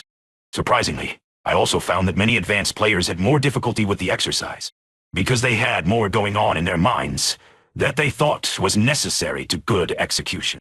When they would try the experiment of letting go of their controlling thoughts and just focus on the bounce and hit, they were usually very surprised and sometimes a little embarrassed about how well Self-2 performed without the usual kinds of Self-1 thought processes that they had felt were contributing so much to their game. One of the easiest ways to maintain interest in the ball is to not look at it as a stationary object, but as an object in motion. Watching it seems helps focus your attention on the object itself. But it is just as important to increase your awareness of the flight of each ball as it moves toward you, and then again as it leaves your racket. My favorite focus of attention during a point is on the particular trajectories of each shot, both mine and my opponent's. I notice the height of the ball as it passes over the net, its apparent speed, and with utmost care, the angle at which it rises after bouncing. I also observe whether the ball is rising, falling, or at its apex in the instant before the racket makes contact. I give the same careful attention to the trajectory of my own shot. Soon, I become more and more aware of the rhythm of the alternating shots of each point, and am able to increase my sense of anticipation. It is this rhythm, both seen and heard, which holds fascination for my mind and enables it to focus for longer periods of time without becoming distracted. Focus is not achieved by staring hard at something. It is not trying to force focus, nor does it mean thinking hard about something. Natural focus occurs when the mind is interested. When this occurs, the mind is drawn irresistibly toward the object or subject of interest. It is effortless and relaxed, not tense and overly controlled. When watching the tennis ball, allow yourself to fall into focus. If your eyes are squinting or straining, you are trying too hard. If you find yourself chastising yourself for losing focus, then you may be over-controlling. Let the ball attract your mind, and both it and your muscles will stay appropriately relaxed. Listening to the ball. It rarely occurs to a player to listen to the ball, but I have found great value in this focus. When the ball hits your racket, it makes a distinct sound, the quality of which varies considerably, depending on its proximity to the sweet spot, the angle of the face, the distribution of your weight, and where the ball is met. If you listen closely to the sounds of one ball after another, you will soon be able to distinguish a number of different kinds and qualities of sounds. Soon, it will be possible to recognize the sound produced by an overspin forehand hit squarely and an underspin forehand hit slightly off-center. You will come to know the sound of a flat backhand and to distinguish it from one hit with an open face. One day when I was practicing this form of concentration while serving, I began hitting the ball unusually well. I could hear a sharp crack instead of the usual sound at the moment of impact. It sounded terrific, and the ball had more speed and accuracy. After I realized how well I was serving, I resisted the temptation to figure out why, and simply asked my body to do whatever was necessary to reproduce that crack. I held the sound in my memory, and to my amazement, my body reproduced it time and again. Through this experience, I learned how effective the remembering of certain sounds can be as a cue for the built-in computer within our brains. While one listens to the sounds of his forehand, he can hold in his memory the sound that results from solid contact. As a result, the body will tend to repeat the elements of behavior which produce that sound. This technique can be particularly useful in learning the different kinds of serves. There is a distinct difference in the sounds of a flat, slice, and twist serve. Similarly, one can learn to achieve the desired amount of spin in a second serve by listening closely to the sounds of balls hit with varying amounts of spin. Further, listening to the sound of the ball when volleying can improve both volley footwork and racket work. When a volley is met squarely at just the right moment, the action produces a wonderfully memorable sound. Some players find the sound of the ball more mind-absorbing than watching the scenes because it is something they've never done before. Actually, there is no reason why both means of concentration cannot be employed on each shot, since one need listen only at the instant of contact. I have found that the practice of listening to the ball is best used during practice. If you become sensitive to sound in practice, you will find that you will then use sound automatically during a match to encourage the repetition of solid shots. The habit will increase the number of balls hit solidly. Feeling when I was 12 years old how I heard my pro say of my doubles partner, "He really knows where his racket head is." I didn't know what he meant, but I intuited its importance and never forgot the remark. Few players understand the importance of concentrating attention on the feel of the racket as they are holding it. There are two things that a player must know on every shot: where the ball is and where his racket is. If he loses contact with either of these, he is in trouble. Most players have learned to put visual attention on the ball, but many have only the vaguest notion about where their racket head is most of the time. The critical time to know the position of the racket is when it is behind you, and this requires concentration through the sense of feel. On the forehand, your hand is over a foot from the center of your racket. This means that even a tiny change in the angle of your wrist can produce a significant difference in the position of the center of the racket. Similarly, the slightest change in the angle of the face of the racket can have a substantial effect on the trajectory of the ball. In fact, if the face is off by only a quarter of an inch, the ball could travel over 6 feet out when hitting baseline to baseline. Hence, to achieve consistency and accuracy, you must become extraordinarily sensitive to feel. It would be useful for all tennis players to undergo some sensitivity training with their bodies. The easiest way to get such training is simply to focus your attention on your body during practice. Ideally, someone should throw balls to you or hit them so that they bounce in approximately the same spot each time. Then, paying relatively little attention to the ball, you can experience what it feels like to hit balls the way you hit them. You should spend some time merely feeling the exact path of your racket on your backswing. The greatest attention should be placed on the feel of your arm and hand at the moment, just before they swing forward to meet the ball.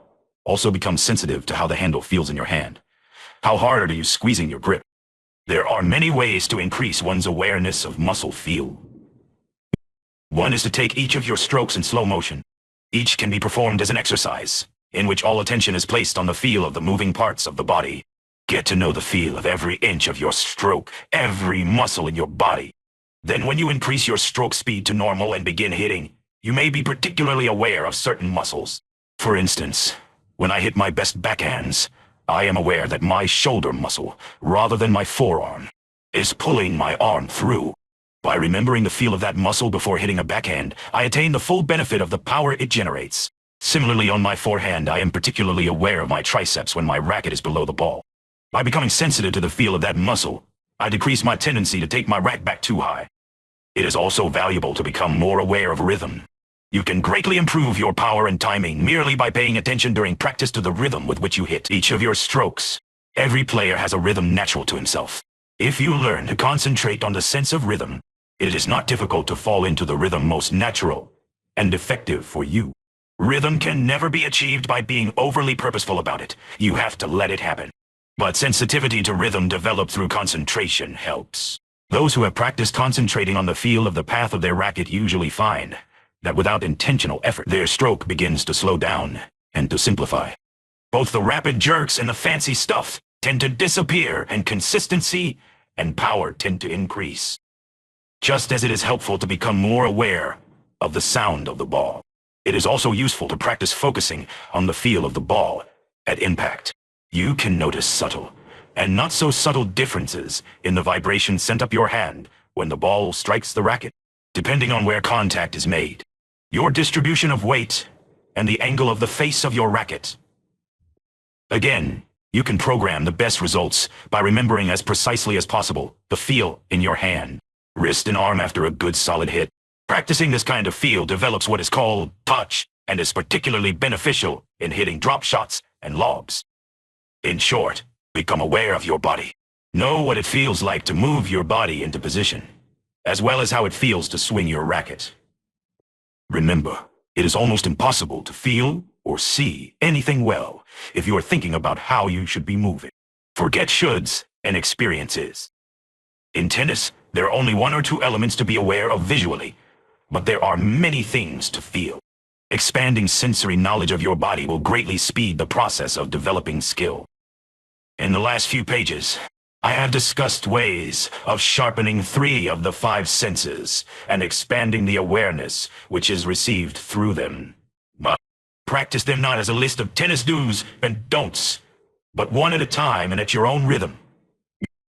As far as I know, taste and smell are not crucial to successful tennis. You can practice these if you like during your meal after your tennis match. The theory of concentration. The practices mentioned above can speed learning to play your best tennis. But we have come to an important point that should not be passed over quickly. Though focus of attention helps your tennis, it is equally true that playing tennis can help your focus of attention. Learning focus of attention is a master skill that has unlimited application. For those interested, let me elaborate briefly on some theoretical aspects of concentration. Whatever we experience on a tennis court is known to us by virtue of awareness. That is, by the consciousness within us. It is consciousness which makes possible awareness of the sights, sounds, feelings, and thoughts which compose what we call experience. It is self-evident that one cannot experience anything outside of consciousness. Consciousness is that which makes all things and events knowable. Without consciousness, eyes could not see, ears could not hear, and mind could not think. Consciousness is like a pure light energy whose power is to make events knowable. Just as an electric light makes objects visible, consciousness could be called the light of lights, because it is by its light that all other lights become visible. In the human body, the light energy of consciousness does its knowing through several limited facilities, namely, the 5 senses and the mind. Through eyes it knows sights, through ears, sounds, and through mind it knows concepts, facts, and ideas. All that ever happens to us, all that we ever do, is known to us through the light energy of what is called consciousness. Right now, your consciousness is aware through your eyes and mind of the words in this sentence. But other things are also happening within the range of your attention.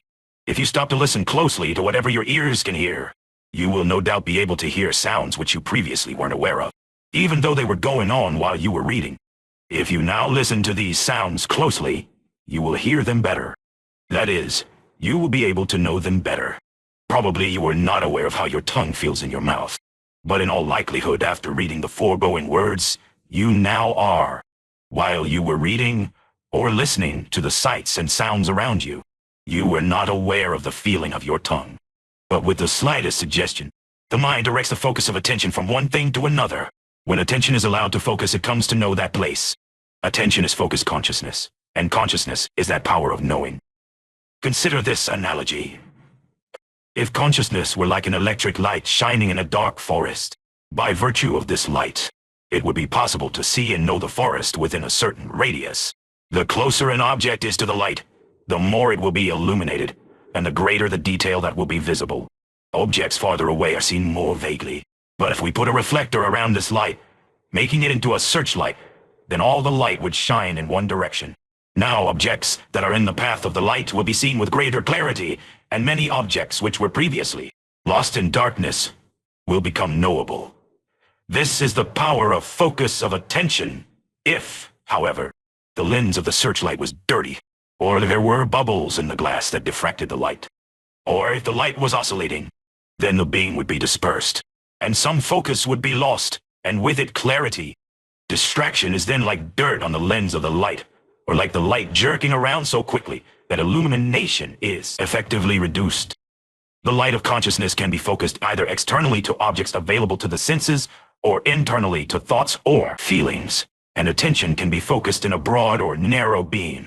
Broad focus would be an attempt to see as much of the forest at one time as possible. Narrow focus would be directing attention to something very specific, like the veins on a particular leaf, on a particular twitch of a branch. The here and now of the tennis court back to the tennis court. Watching the seams of the ball is a narrow focus of attention, and can be effective in blocking out nervousness and other possible irrelevant objects of attention. Sensing the feel of your body is a broader focus, and takes in a number of sensations that might aid in the learning of tennis. To take in the wind, the movement of your opponent, the trajectory of the ball, and the sensations in your body is an even broader focus, but perhaps quite relevant to the task at hand. It is still focused because it leaves out all that is irrelevant, and illuminates all that is relevant. One thing that can be said about focus is that it is always here and now. That is, in present time and present space. The first part of this chapter suggested several here as objects of concentration. The scenes focus awareness more exactly in space than merely the ball itself does. And as you add awareness of one element of the game of tennis after another, from the sound of the ball to the feel of each part of each stroke, greater knowledge is gained. But it is also necessary to learn to focus awareness. This simply means tuning in to what is happening in the present. The greatest lapses in concentration come when we allow our minds to project what is about to happen, or to dwell on what has already happened. How easily the mind absorbs itself in the world of what if. What if I lose this point? It thinks, then I'll be behind 5-3 on his serve. If I don't break his serve, then I'll have lost the first set and probably the match. I wonder what Martha will say when she hears I lost to George. At this point, it is not uncommon for the mind to lapse into a little fantasy about Martha's reaction to hearing the news that you have lost to George. Meanwhile, back in the now, the score is still 430-40, and you are barely aware that you are on the court. The conscious energy you need to perform at your peak in the now has been leaking into an imagined future. Similarly, the mind often draws one's attention into the past. If the linesman hadn't called that last serve out, the score would be deuce, and I wouldn't be in this mess. The same thing happened to me last week, and it cost me the match. It made me lose my confidence, and now the same thing is happening again. I wonder why. One nice aspect of tennis is that before long, you or your opponent is going to hit a ball, and this will summon you back to the present. But usually, part of our energy is left in the thought world of past or future, so that the present is not seen in the light of one's full awareness. As a result, objects look dim, the ball seems to come faster, appears smaller, and even the court seems to shrink. Since the mind seems to have a will of its own, how can one learn to keep it in the present? By practice. There is no other way. Every time your mind starts to leak away, simply bring it gently back. I used to use a ball machine with a wide range and velocity, and had a simple drill which helped players experience what it means to be more in the present. I asked students to stand at net in the volley position, and then set the machine to shoot balls at 3/4 speed. From being initially casual, they suddenly became more alert. At first the ball seemed too fast for them, but soon their responses quickened. Gradually I turned the machine to faster and faster speeds, and the volleys became more focused. When they were responding quickly enough to hit the top speed balls and believed they were at the peak of their concentration, I moved the machine to midcourt, 15 feet closer than before. At this point, students would often lose some concentration as a degree of fear intruded. Their forearms would tense slightly, making their movements less quick and accurate. Relax your forearm. Relax your mind. Simply relax into the present. Focus on the seams of the ball and let it happen. Soon they were again able to meet the ball in front of them, with the center of their rackets. There was no smile of self-satisfaction, merely total absorption in each moment. Afterwards, some players said that the ball seemed to slow down. Others remarked how weird it was to hit balls when you didn't have time to think about it. All who enter even a little into that state of being present will experience a calmness and a degree of ecstasy which they will want to repeat. The practical consequences to your volley of increasing your alertness are obvious. Most volleys are missed either because contact is made too far behind the player or because they are off-center. Becoming more aware of the present makes it easier to know where the ball is at all times and to react soon enough to meet it at the instant of your choice. Some people think that they are just too slow to return a hard shot when they are at net. But time is a relative thing, and it really is possible to slow it down. Consider, there are 1,000 milliseconds in every second. That's a lot of milliseconds. Alertness is a measure of how many nows you are alert to in a given period. The result is simple. You become more aware of what is going on as you learn to keep your attention in the now. After practicing being present to the moment, I found that I could change my position on the return of serve from standing at the baseline to standing only a foot behind the service line. If I stayed focused and relaxed, I could see even fast serves well enough to slow them down in time. Respond and pick up the ball just a split second after it bounced. There was no time for a backswing, and no time to think about what I was doing, or even where I would hit the ball. There would just be a calm focus and a spontaneous response to meet the ball and follow through, giving depth and direction to the ball. At the next instance, I would be at the net, well before the server. The server, seeing me standing at the service line to receive his serve, would have to deal mentally with what he might take to be an insult to his serve. He would often double fault more than once in an effort to teach me a lesson. His next problem would be hitting a volley passing shot from somewhere within no man's land. The reader might quite naturally think that this tactic would be impossible against a really first-rate serve. Not true. After only a few months of experimenting with this return of serve, I found it possible to use it to great advantage in tournament play. The more I used it, the quicker and more accurate my reactions became. Concentration seemed to slow time down, giving me the necessary awareness to see and place the ball. The fact that I met the ball on the rise cut off all the angle that a server usually gets on his serve after it bounces. And the fact that I could reach the net before the server gave me control of the commanding position on the court. Focus during the match. Most of the ways for developing concentration mentioned earlier are best employed during practice. In a match, it is usually best to pick one focus, whatever works best for you, and stick with it. For example, if the seams of the ball tend to keep you centered in the here and now, there is no need to focus on sound or feel. Often the fact that you are playing a match will help you to focus. During the course of a point, you often find yourself in a state of relatively deep concentration in which you are only aware of what is happening at that instant. The critical time is between points. After the last shot of a rally, the mind leaves its focus on the ball and is free to wander. It is at this moment that thoughts about the score, your erratic backhand business, the children, dinner, and so forth tend to siphon your energy away from the here and now. Then it is difficult to regain the same level of concentration before the next point begins. How to stay concentrated in the here and now between points. My own device, and one that has been effective for many of my students, is to focus attention on breathing. Some object or activity, which is always present, is needed. What is more here and now than one's breathing? Putting attention on breathing simply means observing my breath going in, going out, going in, going out in its natural rhythm. It does not mean intentionally controlling my breath. Breathing is a remarkable phenomenon. Whether we intend to or not, we breathe. Awake or asleep, it is always happening. Even if we try to stop, some force will soon overpower our efforts, and we will take a breath.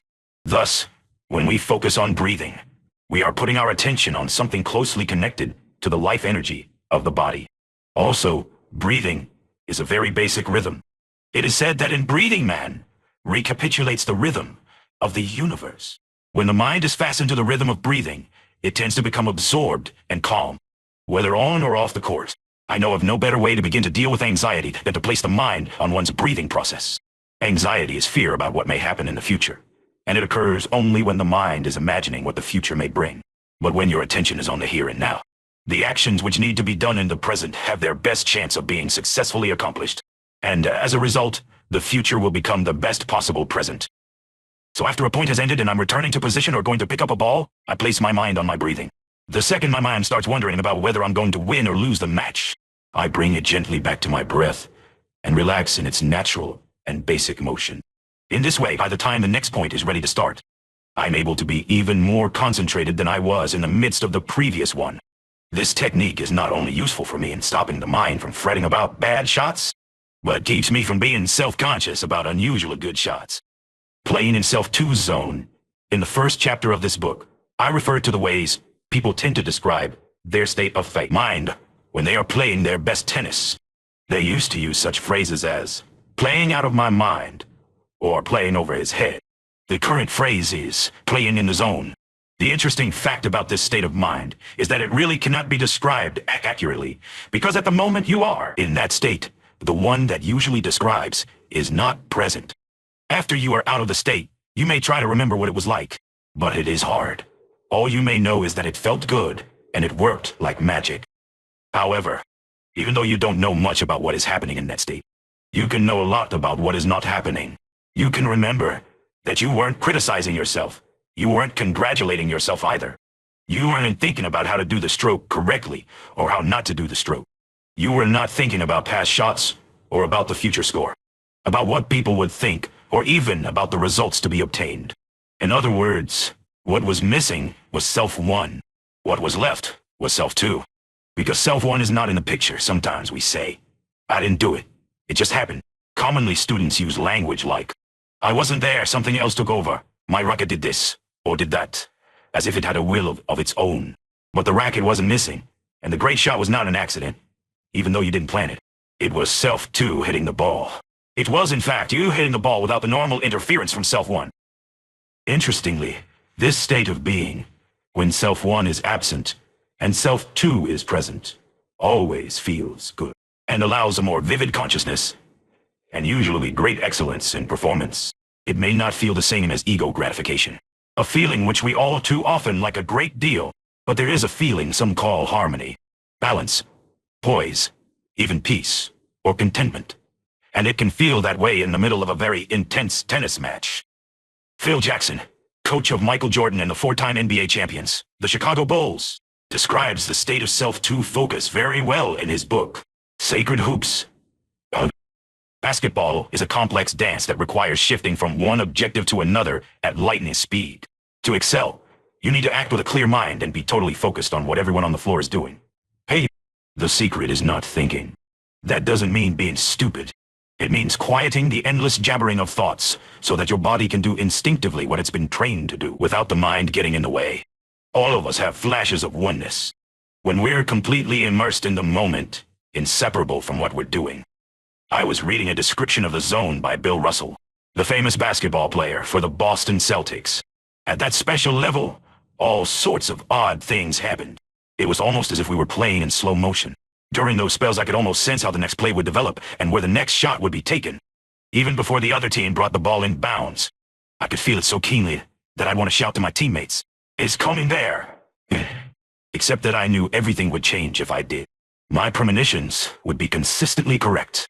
And I always felt then that I not only knew all the Celtics by heart, but also all the opposing players. And that they all knew me.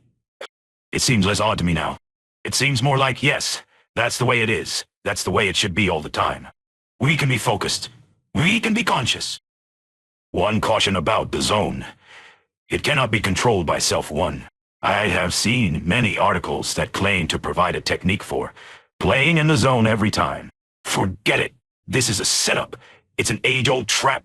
Self-1 likes the idea of playing in the zone, especially the results that usually occur. So self-1 will try to grasp onto almost anything that promises to take you to what everyone agrees is a wonderful place. But there is one catch. The only way to get there is to leave self-1 behind. So as long as you let self-1 be the one that takes you there, it will be there too, and you will not be able to go into the zone. If you do, even for a moment, self-1 will say, "Good, I got there," and you will be out again. Another way to look at the zone is that it comes as a gift. It is not a gift you can demand of yourself, but one you can ask for. How do you ask? By making your effort? What is your effort? Your effort depends on your understanding, but I would say it always involves an effort to focus, and an effort to let go of self-one control. As trust increases, self-one quiets, self-two becomes more conscious and more present. Enjoyment increases, and the gifts are being given. If you are willing to give credit where credit is due and not think you know how to do it, the gifts are apt to be more frequent and sustainable. This may not sound scientific, or may not sound as in control as you might like, but I can say that I've been courting self-two for a long time now, over 25 years consciously, and it comes at its own timing, when I am ready for it. Humble, respectful, not expecting it, somehow placing myself lower than it, not above it. Then when the moment is right, it comes, and I can enjoy the absence of self-one thought and the presence of joy. I like it a lot. Grab for it, and it will squirt away like a slippery bar of soap. Take it for granted, and you will be distracted and lose it. I used to think that whatever was present in that state would leave me was ephemeral. Now I know that it is always there, and it is only I who leave. When I look at a young child, I realize it is there all the time. As the child grows, there is more to distract the mind, and it is harder to recognize. But it, self-two, may be the only thing which has been there, and will be there your entire life. Thoughts and thinking come and go, but the child self, the true self, is there, and will be there as long as our breath is. To enjoy it, to appreciate it, is the gift of focus. Lapses in focus. It is perplexing to wonder why we ever leave the here and now. Here and now are the only place and time when one ever enjoys himself, or accomplishes anything. Most of our suffering takes place when we allow our minds to imagine the future or mull over the past. Nonetheless, few people are ever satisfied with what is before them at the moment. Our desire that things be different from what they are pulls our minds into an unreal world. And consequently, we are less able to appreciate what the present has to offer. Our minds leave the reality of the present only when we prefer the unreality of the past or future. To begin to understand my own lapses of concentration, I had to know what I was really desiring, and it soon became clear to me that there were more desires operating in me on the court than simply to play tennis. In other words, tennis was not the only game I was playing on the court. Part of the process of attaining a concentrated state of mind is to know and resolve these conflicting desires. The following chapter attempts to shed light on this process. Games people play on the court. Had something else besides tennis is being played on the courts is obvious to the most casual observer, regardless of whether he is watching the game at a country club, a public park, or a private court. He will see players suffering everything from minor frustration to major exasperation. He will see the stomping of feet, shaking of fists, war dances, rituals, pleas, oaths, and prayers. Rackets are thrown against fences in anger, into the air for joy, or pounded against the concrete in disgust. Balls that are in will be called out, and vice versa. Linesmen are threatened, ballboys scolded, and the integrity of friends questioned. On the faces of players you may observe, in quick succession, shame, pride, ecstasy, and despair. Smug complacency gives way to high anxiety, cockiness to hangdog disappointment. Anger and aggression of varying intensity are expressed both openly and in disguised forms. If an observer was watching the game for the first time, it would be hard for him to believe that all this drama could be contained on a mere tennis court. Between love on game, set, and match, there is no end to the variety of attitudes toward the game. Not only can the full spectrum of emotional response be observed on the court, but also a wide range in the motivations of its players. Some care only about winning. Some are amazingly tenacious about warding off defeat, but can't win a match point if it's offered to them. Many don't care how they play, just as long as they look good, and some simply don't care at all. Some cheat their opponents. Others cheat themselves. Some are always bragging about how good they are. Others constantly tell you how poorly they are playing. There are even a small handful who are out on the court simply for fun and exercise. In his widely read book, Games People Play, Eric Byrne described the subliminal games that lie beneath the surface of human interaction. He made it remarkably clear that what appears to be happening between people is only a small part of the story. The same seems to be true on the tennis court, and since, to play any game well, one must know as much as possible about it. I include here a brief guide to the games people play on the tennis court, followed by a brief account of my own search for a game worth playing. I suggest that this guide be read not as an exercise in self-analysis, but as a key to discovering how to have more fun while playing tennis. It's difficult to have fun or to achieve concentration when your ego is engaged in what it thinks is a life and death struggle. Self 2 will never be allowed to express spontaneity and excellence when Self 1 is playing some heavy ulterior game involving its self-image. Yet as one recognizes the games of Self 1, a degree of freedom can be achieved. When it is, you can discriminate objectively and discover for yourself the game you think is really worth playing. A brief explanation of the meaning of game. Every game involves at least one player, a goal, some obstacle between the player and his goal, a field, physical or mental, on which the game is played and a motive for playing. In the guide below, I have named 3 categories of games with their aims and motives for playing. I call these games Good-O, Friends-O, and Health-O, Fun-O, and they are played both on and off the courts. Under each of these major categories are sub-games, which have sub-aims and sub-motivations, and even each sub-game has numerous variations. Moreover, most people play hybrid forms of 2 or 3 games at a time. Main Game 1, Good-O General Aim, to achieve excellence general motive, to prove oneself good. Sub Game A, Perfect O Thesis. How good can I get? In Perfect O, good is measured against a standard of performance. In golf, it is measured against par. In tennis, against self-conceived expectations, or those of parents, coach, or friends. In perfection, to reach the highest standard possible. In motive, the desire to prove oneself. Obstacles. External. The never-closing gap between one's idea of perfection and one's apparent abilities. Internal. Self-criticism for not being as close to perfection as one would like, leading to discouragement.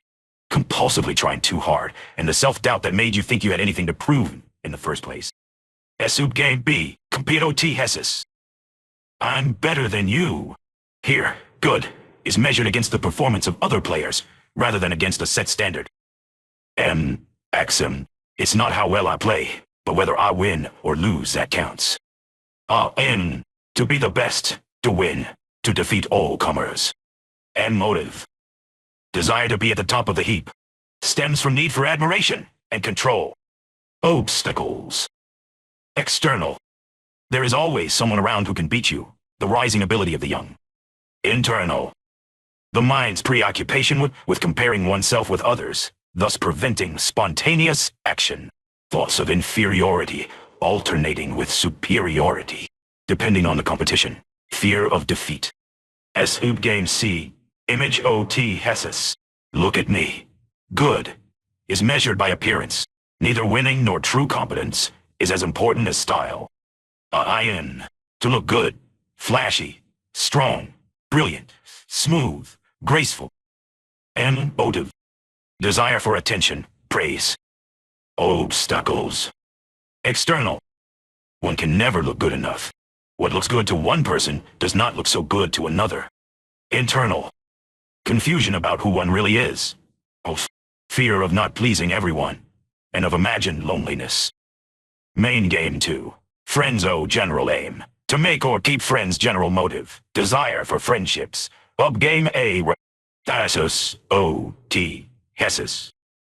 We play at the country club. It's not so important how good you are as where you play, and who plays with you. To maintain or improve social status. Motive. Desire for the friendship of the prominent. Obstacles. External. The cost of keeping up with the Joneses. Internal. Fear of losing one's social position. Sub Game B. Togetherness O Thesis. All my good friends play tennis. You play to be with your friends. To play too well would be a mistake. Aim. To meet or keep friends. Motive. Desire for acceptance and friendship. Obstacles. External. Finding the time, the place and the friends. Internal. Fear of ostracism. Sub Game C. Husband O or wife O Thesis. My husband or wife is always playing so. See your spouse. Motive. Loneliness. Obstacles. External. Becoming good enough for spouse to play with you. Internal. Doubts that loneliness can be overcome on the tennis court.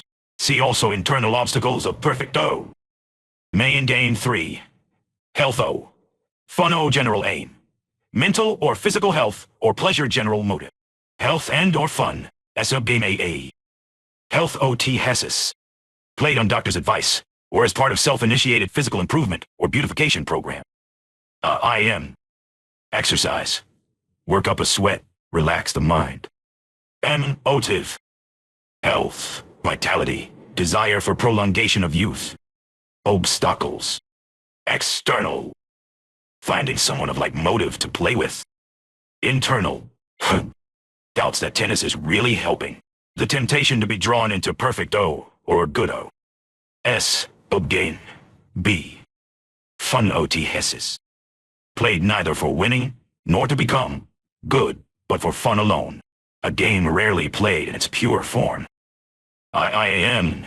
Tito have as much fun as possible. Motive. The enjoyment in expression of excellence. Obstacles. External. Why? None. Internal. Being pulled into self-won games. SU Game C. Learn OT HESIS. Played out of self-two's desire to learn and grow. IN. Evolve. Motive. God. Enjoyment of learning. Obstacles. External. None. None. Internal. Tendency to be drawn into self-won games. T-Hesi 3 sub-games can all be played at once, without interfering with each other. They are internally harmonious with self-two's innate desires. The competitive ethic and the rise of good many serious tennis players in our society, regardless of the reasons which they may think motivated them to take up the sport in the first place, end up playing one or another version of good Many start tennis as a weekend sport in the hope of getting exercise and a needed relief from the pressures of daily life. But they end by setting impossible standards of excellence for themselves and often become more frustrated and tense on the court than off it. How can the quality of one's tennis assume such importance that it causes anxiety, anger, depression, and self-doubt? The answer seems to be deeply rooted in a basic pattern of our culture. We live in an achievement-oriented society where people tend to be measured by their competence in various endeavors. Even before we received praise or blame for our first report card, we were loved or ignored for how well we performed our very first actions. From this pattern, one basic message came across loud, clear, and often. You are a good person and worthy of respect only if you do things successfully. Of course, the kind of things needed to be done well to deserve love varies from family to family, but the underlying equation between self-worth and performance has been nearly universal. Now, that's a pretty heavy equation, for it means that to some extent every achievement-oriented action becomes a criterion for defining one's self-worth. If someone plays bad golf, it comes somehow to mean that he is not quite as worthy of respect, his own or others, as he would be if he played well. If he is the club champion, he is considered a winner, and thus a more valuable person in our society. It then follows that the intelligent, beautiful, and competent tend to regard themselves as better people. When love and respect depend on winning or doing well in a competitive society, it is inevitable, since every winner requires a loser and every top performance many inferior ones, that there will be many people who feel a lack of love and respect.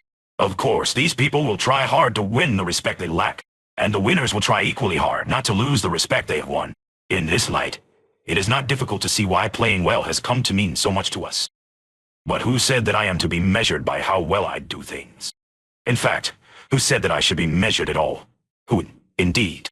What is required to disengage oneself from this trap is a clear knowledge that the value of a human being cannot be measured by performance or by any other arbitrary measurement.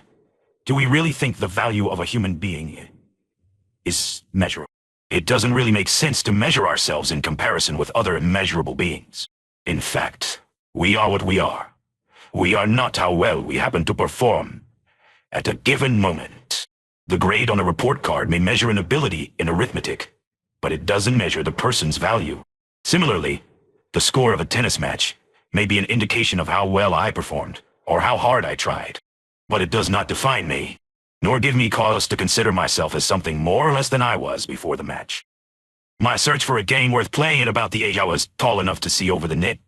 My father started me on tennis. I played the game more or less casually with my cousins and older sister until I was 11, when I received my first tennis lesson from a new pro named John Gardner at Pebble Beach, California. That same year, I played in my first tournament in the under-11 division of the National Hardcourt Championship. The night before the match, I dreamed of the glory of being a dark horse winner. My first match was a nervous but easy victory. My second, against the second-seeded player, ended in a 6-36-4 defeat, and with me sobbing bitterly. I had no idea why winning meant so much to me. The next few summers, I played tennis every day. I would wake myself at 7 a.m., make and eat my own breakfast in 5 minutes, then run miles to the Pebble Beach courts. I usually arrived a good hour before anyone else, and would spend the time hitting forehands and backhands tirelessly against a backboard. During the day, I would play 10 or 15 sets, drill and take lessons, not stopping until there was no longer enough light to see the ball. Why? I really didn't know. If someone had asked, I would have said that it was because I liked tennis. Though this was partially true, it was primarily because I was deeply involved in the game of perfect-o. There was something I seemed to want badly to prove to myself. Winning was important to me in tournaments, but playing well was important day by day. I wanted to get better and better. My style was to think I would never win, and then to try to surprise myself and others. I was hard to beat, but I had an equally difficult time winning close matches. Though I hated losing, I didn't really enjoy beating someone else. I found it slightly embarrassing. I was a tirelessly hard worker, and never stopped trying to improve my strokes. By the time I was 15, I had won the National Hardcourt Championship in the boys division, and felt a rush of excitement at winning a major tournament. Earlier the same summer, I went to the national championships at Kalamazoo and lost in the quarterfinals to the 7th-seeded player 3, 66, 10, 8. In the last set, I had been a hit 5, 340, 15 on my serve. Faced, I was nervous but optimistic. In the first match point, I double faulted in an attempt to serve an ace on my second serve. In the second, I missed the easiest put-away volley possible in front of a packed grandstand. For many years thereafter, I replayed that match point in countless dreams, and it is as vivid in my memory now as it was on that day 20 years ago. Why? What difference did it really make? It didn't occur to me to ask. By the time I entered college, I had given up the idea of proving my worth through the vehicle of championship tennis, and was happy to settle for being a good amateur. I put most of my energy into intellectual endeavors, sometimes grade grubbing, sometimes a sincere search for truth. From my sophomore year onward, I played varsity tennis, and found that on days when I did poorly in my academic work, I would usually perform badly also on the tennis court. I would try hard to prove on the court what I had difficulty proving scholastically, but would usually find that lack of confidence in the one area tended to infect the other. Fortunately, the reverse was also true. During 4 years of collegiate play, I was almost always nervous when I walked onto a court to play a match. By the time I was a senior and had been elected captain of the team, I was of the intellectual opinion that competition really didn't prove anything, but I was still tied before most matches. After graduation, I gave up competitive tennis for 10 years and embarked on a career in education. While teaching English at Exeter Academy in New Hampshire, I realized that even the smartest of kids interfered significantly with their ability to learn and perform academically. Then, while a training officer on the USS Topeka, I saw how impoverished was our system of education and how backward our methods of training. When I got out of the Navy, I joined a group of idealists to found a liberal arts college in northern Michigan. During its short 5 years of existence, I became more and more interested in learning how to learn and how to help others learn. I studied the work of Abraham Maslow and Carl Rogers in the late 60s, and studied learning theory at Claremont Graduate School, but did not really make a practical breakthrough in learning until, while on sabbatical from education, I taught tennis during the summer of 1970. I became interested in learning theory, and that summer began to gain some insights into the learning process. Deciding to continue teaching tennis, I developed what came to be called the inner game, a way of learning that seemed to increase tremendously the learning rate of students. It also had a beneficial effect on my game. Learning a little about the art of concentration helped my game revive quickly, and soon, I was consistently playing better than ever. After I became the club pro at the Meadowbrook Club in Seaside, California, I found that even though I didn't have much time to work on my own strokes, By applying the principles I was teaching, I could maintain a game which was seldom defeated by anyone in the local area. One day, after playing particularly well against a very good player, I began wondering how I might fare in tournament competition. I felt confident in my game. Still, I hadn't played against ranked players, so I entered a tournament at the Berkeley Tennis Club, in which top-ranking players were competing.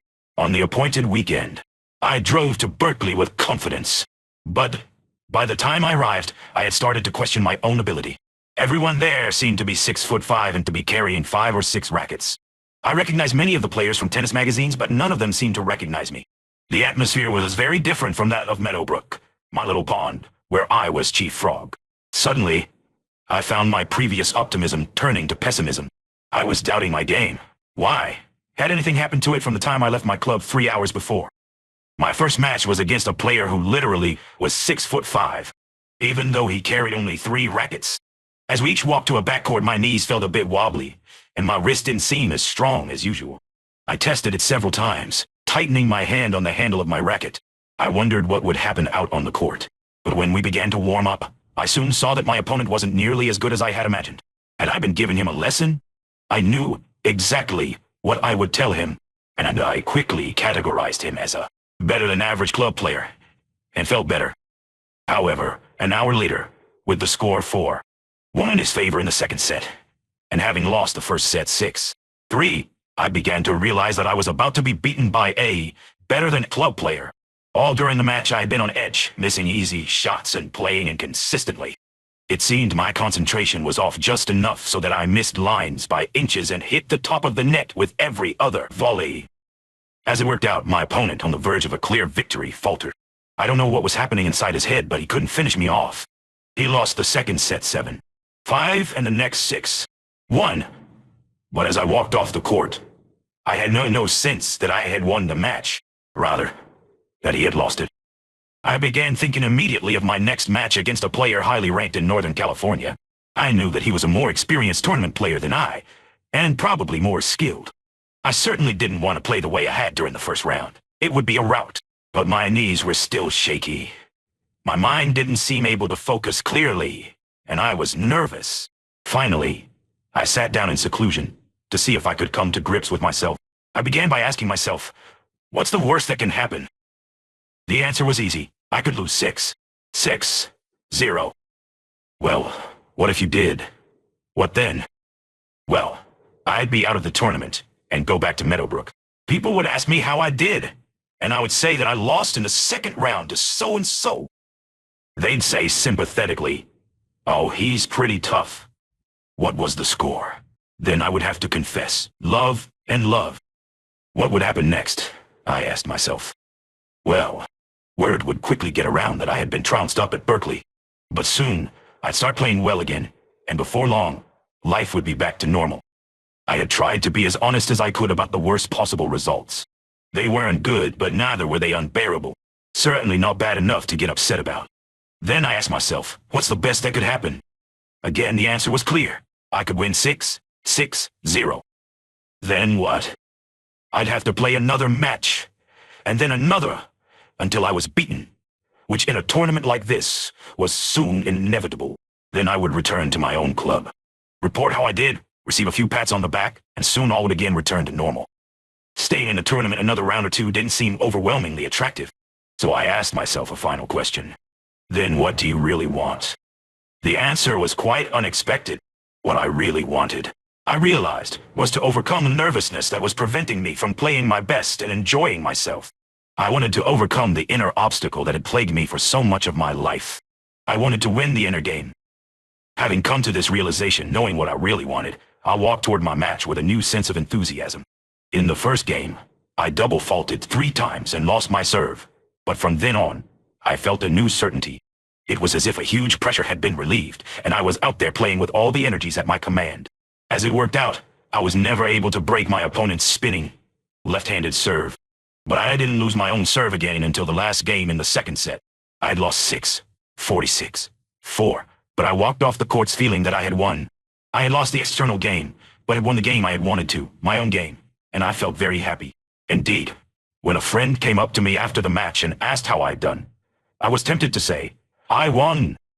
For the first time, I recognized the existence of the inner game and its importance to me.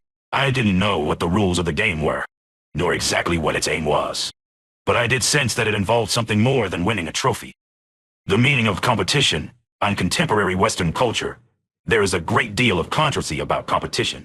One segment values it highly, believing that it is responsible for Western progress and prosperity. Another segment says that competition is bad, that it pits one person against another and is therefore divisive, that it leads to enmity between people and therefore to a lack of cooperation and eventual ineffectualness. Those who value competition believe in sports such as football, baseball, tennis, and golf. Those who see competition as a form of legalized hostility tend to favor such non-competitive forms of recreation as surfing, frisbee, or jogging. If they do play tennis or golf, they insist on doing it non-competitively. Their maxim is that cooperation is better than competition.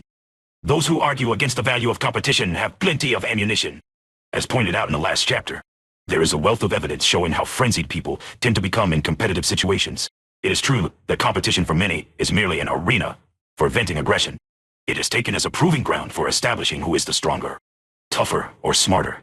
Each imagines that by beating the other, he has in some way established his superiority over him.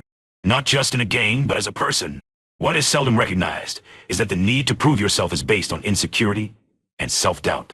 Only to the extent that one is unsure about who and what he does, he need to prove himself to himself or to others. It is when competition is thus used as a means of creating a self-image relative to others that the worst in a person tends to come out.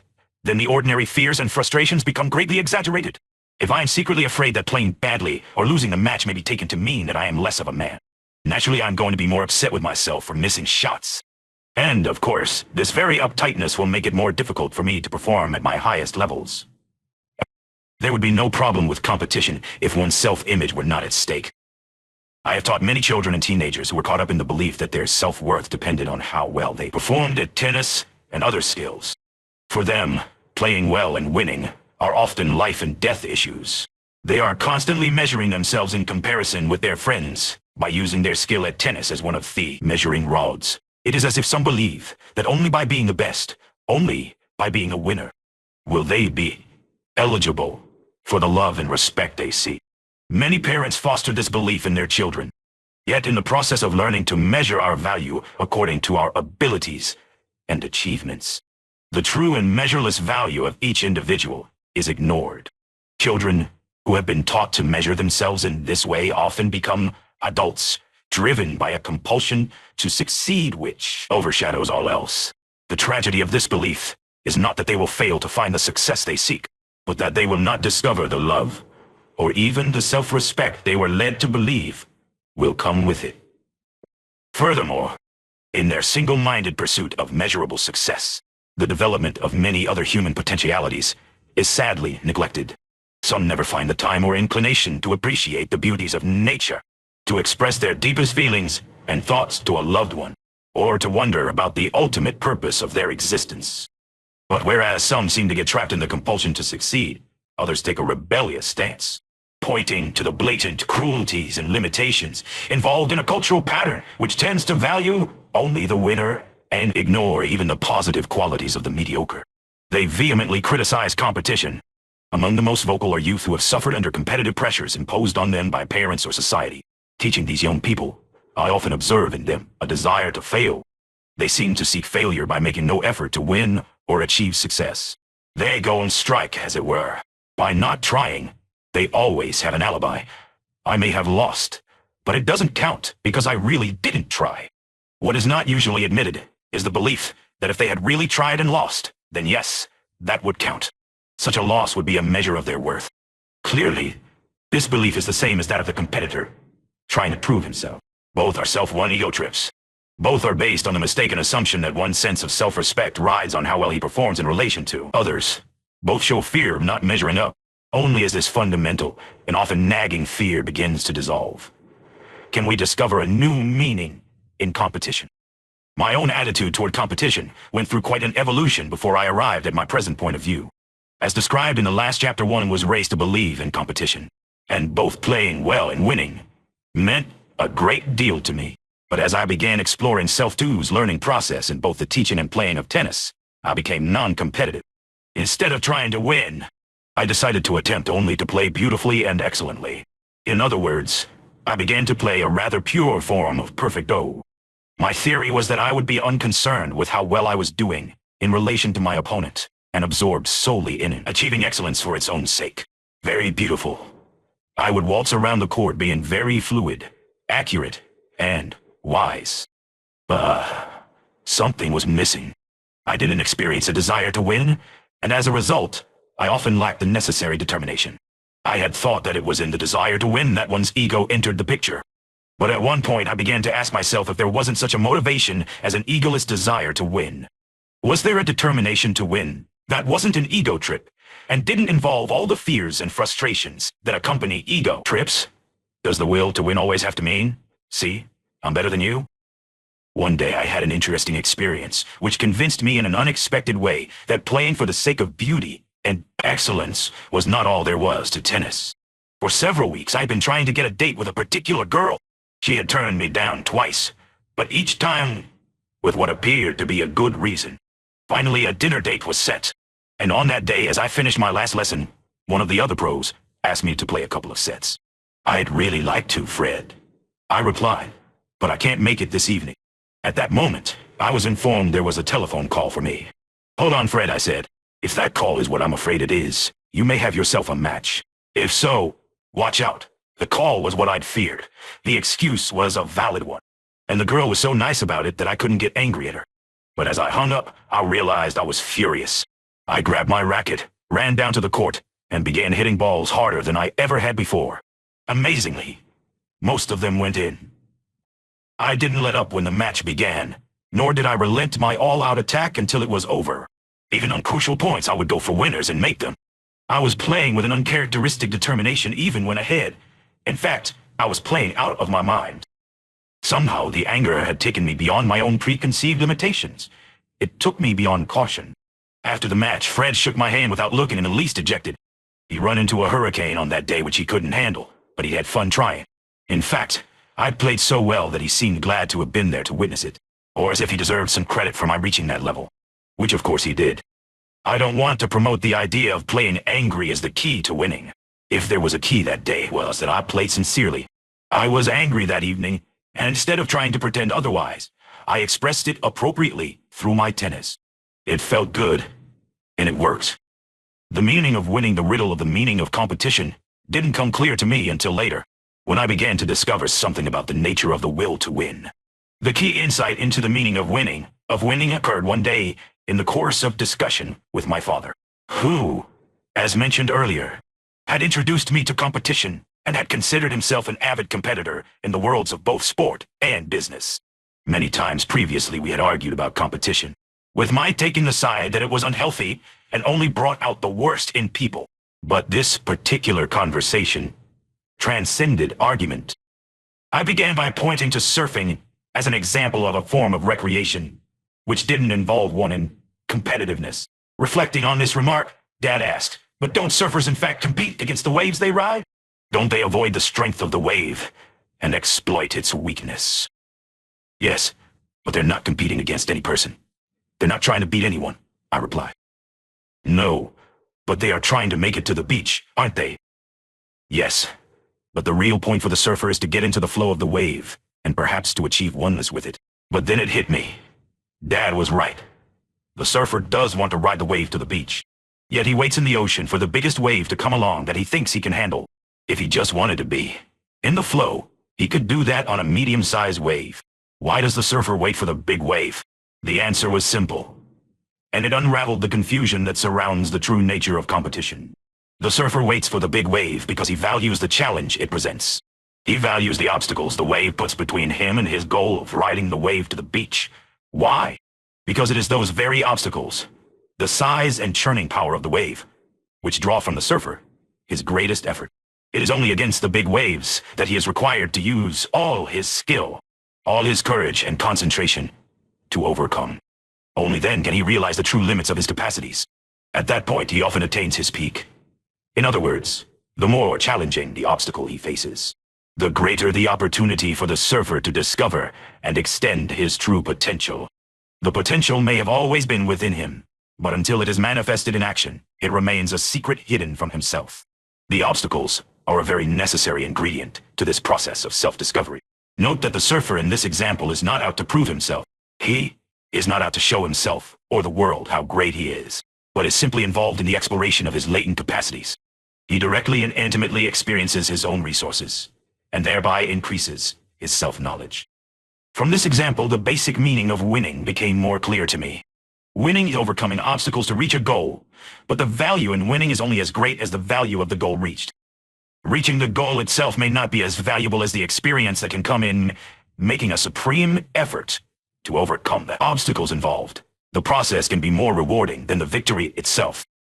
Once one recognizes the value of having difficult obstacles to overcome, it is a simple matter to see the true benefit that can be gained from competitive sports. In tennis, who is it that provides a person with the obstacles he needs in order to experience his highest limits? His opponent, of course. Then, is your opponent a friend or an enemy? He's a friend to the extent that he does his best to make things difficult for you.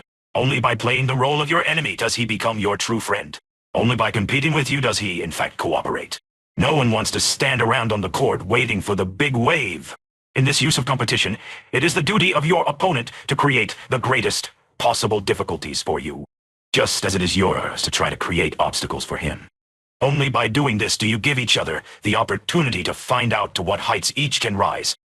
So I arrived at the startling conclusion that true competition is identical with true cooperation. Each player tries his hardest to defeat the other. But in this use of competition, it isn't the other person we are defeating. It is simply a matter of overcoming the obstacles he presents. In true competition, no person is defeated. Both players benefit by their efforts to overcome the obstacles presented by the other. Like two bulls butting their heads against one another. Both grow stronger and each participates in the development of the other. This attitude can make a lot of changes in the way you approach a tennis match. In the first place, instead of hoping your opponent is going to double fault, you actually wish that he'll get his first serve in. This desire for the ball to land inside the line helps you to achieve a better mental state for returning it. You tend to react faster and move better. And by doing so, you make it more challenging for your opponent. You tend to build confidence in your opponent as well as in yourself, and this greatly aids your sense of anticipation. Then at the end you shake hands with your opponent, and regardless of who won you thank him for the fight he put up. And you mean it. I used to think that if I was playing a friendly match against a player with a weak backhand, it was a bit unfair to always play his weakness. In the light of the foregoing, nothing could be further from the truth. If you play his backhand as much as you can, it can only get better as a result. If you are a nice guy and play his forehand, his backhand will remain weak. In this case, the real nice guy is the competitor. This same insight into the nature of true competition led to yet another reversal in my thinking, which greatly benefited my playing. Once when I was 15, I upset an 18-year-old in a local tournament. After the match, my father came down from the stands and heartily congratulated me for my victory. But my mother's reaction was, "Oh, that poor boy. How badly he must feel to have been beaten by someone so much younger." It was a clear example of the psyche pulled against itself. I felt pride and guilt simultaneously, until I realized the purpose of competition. I never felt really happy about defeating someone. And mentally I had my hardest time playing well when I was near victory. I have found this to be true with many players, especially when on the verge of an upset. One cause of the uptightness experienced at these times is based on the false notion about competition. If I assume that I am making myself more worthy of respect by winning, then I must believe, consciously or unconsciously, that by defeating someone, I am making him less worthy of respect. I can't go up without pushing someone else down. This belief involves us in a needless sense of guilt. You don't have to become a killer to be a winner. You merely have to realize that killing is not the name of the game. Today I play every point to win. It's simple, and it's good. I don't worry about winning or losing the match, but whether or not I am making the maximum effort during every point, because I realize that that is where the true value lies. Maximum effort does not mean the super exertion of self-one. It means concentration, determination, and trusting your body to let it happen. It means maximum physical and mental effort. Again, competition and cooperation become one. The difference between being concerned about winning and being concerned about making the effort to win may seem subtle, but in the effect, There is a great difference. When I'm concerned only about winning, I'm caring about something that I can't wholly control. Whether I win or lose the external game is a result of my opponent's skill and effort, as well as my own. When one is emotionally attached to results that he can't control, he tends to become anxious and then try too hard. But one can control the effort he puts into winning.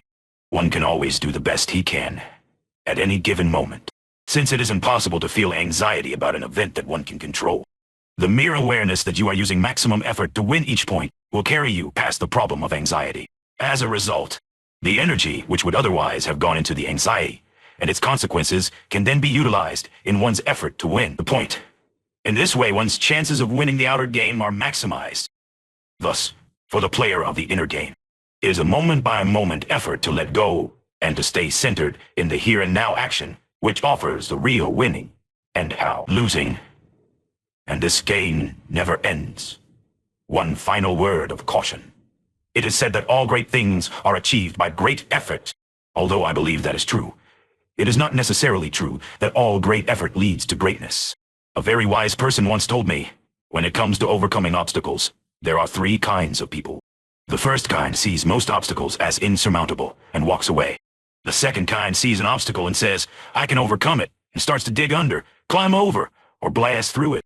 The third type of person, before deciding to overcome the obstacle, tries to find a viewpoint where what is on the other side of the obstacle can be seen. Then only if the reward is worth the effort does he attempt to overcome the obstacle. The inner game off the court UP to this point. We have been exploring the inner game as it applies to tennis. We began with the observation that many of our difficulties in tennis are mental in origin. As tennis players, we tend to think too much before and during our shots. We try too hard to control our movements, and we are too concerned about the results of our actions and how they might reflect on our self-image. In short, we worry too much and don't concentrate very well. To gain clarity on the mental problems in tennis, we introduced the concept of Self-1 and Self-2. Self-1 was the name given to the conscious ego mind, which likes to tell Self-2, you and your potential, how to hit the tennis ball. The key to spontaneous high-level tennis is in resolving the lack of harmony which usually exists between these two selves. This requires the learning of several inner skills, chiefly the art of letting go of self-judgments, letting Self-2 do the hitting, recognizing and trusting the natural learning process, and above all, gaining some practical experience in the art of relaxed concentration. At this point, the concept of the inner game emerges. Not only can these inner skills have a remarkable effect on one's forehand, backhand, serve, and volley, the outer game of tennis, but they are valuable in themselves and have broad applicability to other aspects of life. When a player comes to recognize, for instance, that learning to focus may be more valuable to him than a backhand, he shifts from being primarily a player of the outer game to being a player of the inner game.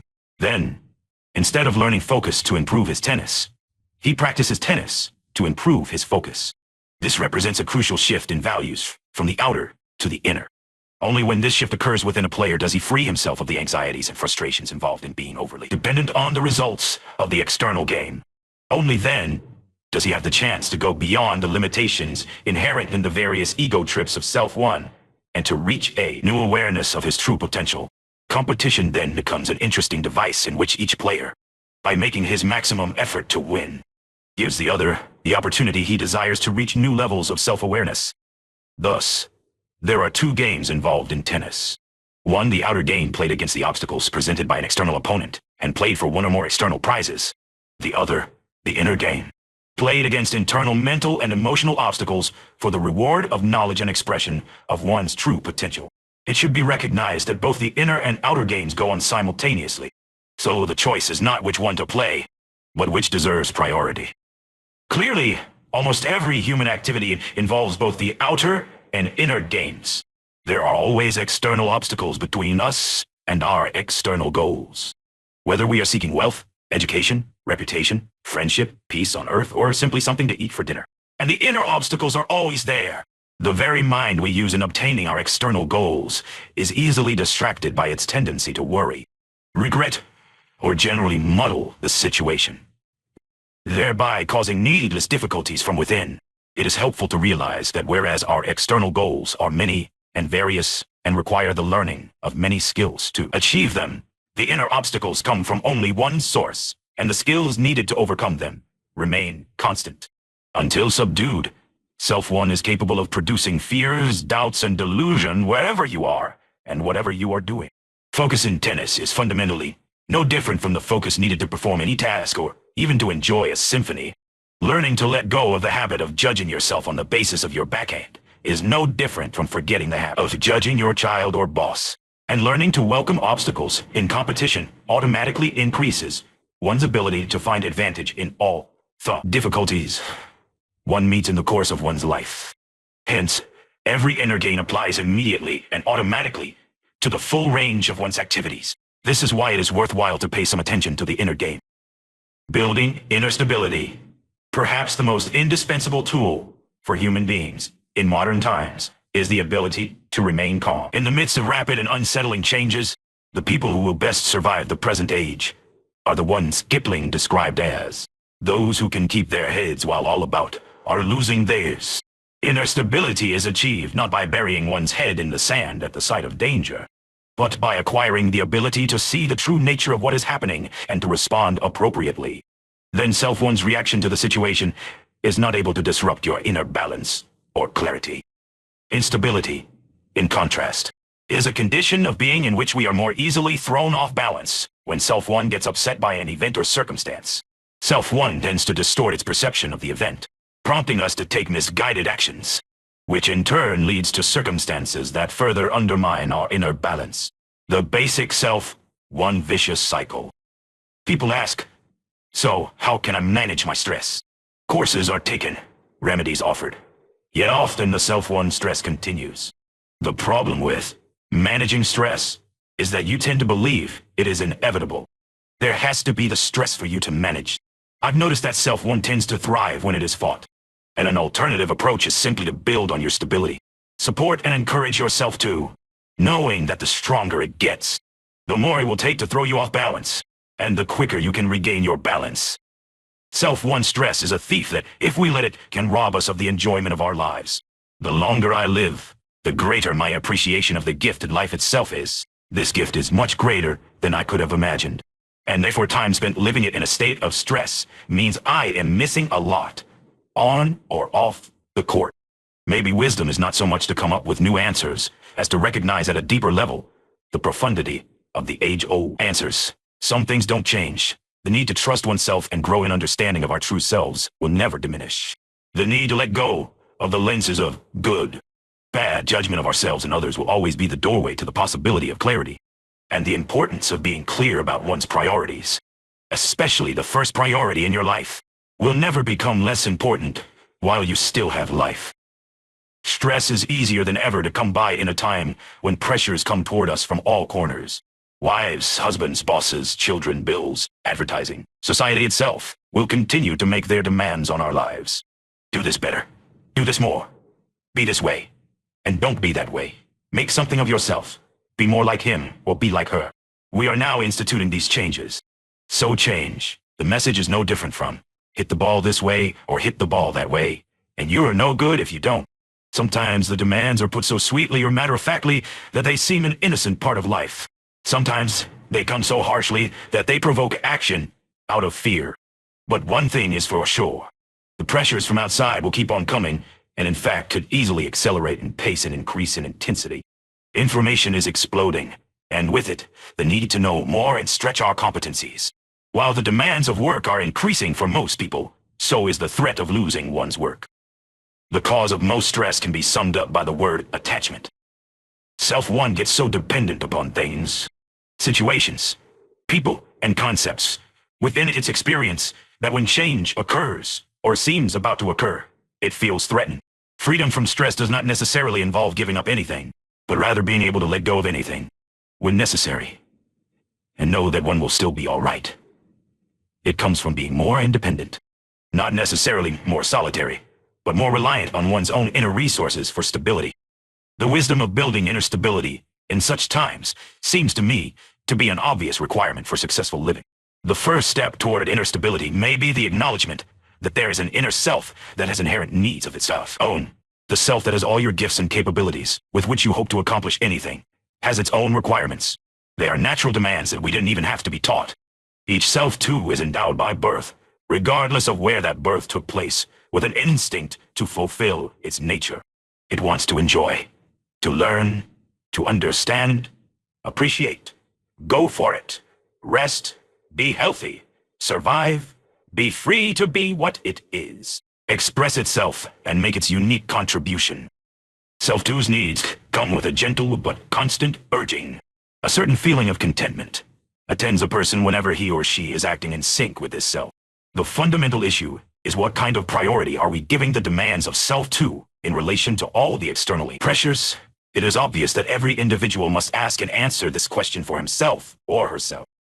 I, like anyone else, have to learn something very important: how to distinguish the inner requests of self-two from the outer demands that have been internalized by self-one, and are now so familiar in my thinking that they sound like they are coming from me.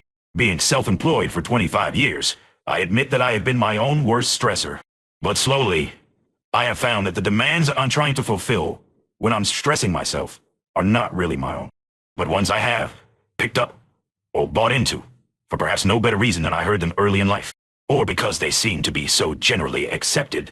Soon, they begin to sound right, and are therefore easier to listen to than the subtle but insistent urging of my own being. One of my favorite interviews with a tennis player was one that took place with Jennifer Capriati when she was 14 years old. At the time, she was playing in world-class women's tournaments and doing remarkably well. The reporter was asking her how nervous she got when she was playing against some of the best players in the world. Jennifer responded that she didn't get nervous at all. She said she considered it a privilege to play with these players, something she hadn't been able to do up until that time. But surely when you are in the semifinals of a world-class tournament, and being only 14, with all the expectations that are on you, you must experience some stress. Jennifer's final answer to all the reporters probing for her fear was simple, innocent, and as far as I can see, pure self-two. If I was feeling frightened playing tennis, I don't see why I would do it, she exclaimed. With that, the reporter stopped her questioning. Perhaps the cynic in us wants to say, but look at what happened to Jennifer later. Yes, she may have lost a few rounds to self-one, but the match isn't over in a single victory or a single defeat. Self-one doesn't give up easily, nor does self-two. That Jennifer's self-two is fully intact, I have no doubt. We could well take inspiration from her example at 14 of putting fear in its place. Freedom from stress happens in proportion to our responsiveness to our true selves, allowing every moment possible to be an opportunity for self-two to be what it is and enjoy the process. As far as I can see, this is a lifelong learning process. I hope by now you have understood that I am not promoting the kind of positive thinking that tries to assert mentally that things are wonderful when they aren't, and not the kind that says, if I think I'm kind, then I am. If I think I'm a winner, then I am. As far as I'm concerned, this is self-one trying to make a better self-one. The dog chases its own tail. In most lectures that I have given recently, I remind myself and the audience that even though I come from California, I don't believe in self-improvement, and I certainly don't want to improve them. Sometimes there is a stunned response, but I don't think anyone's self-two needs improvement from birth to death. It has always been fine. I, more than anyone, need to remember that. Yes, our backhands can improve, and I'm sure my writing can get better. Certainly our skills in relating to each other on the planet can improve. But the cornerstone of stability is to know that there is nothing wrong with the essential human being. Believe me, I do not say this without due regard to the depths of disruption that can be caused by self-one, but out of a knowledge born from personal experience that there is always a part of us that remains immune to the foul contamination of self-one. Perhaps I have to learn and relearn this fact, because I was conditioned so early to believe the opposite. That somehow I was bad and had to learn to become good. The part of my life spent trying to compensate for this negativity by being extra good has been neither enjoyable nor rewarding, although I usually manage to live up to, and sometimes surpass, the expectations of those I was trying to please or appease. It was not without a cost to my connection with myself. My explorations of the inner game of tennis helped me to see, in a very practical way, that self-two, left to its own resources, did very well on its own.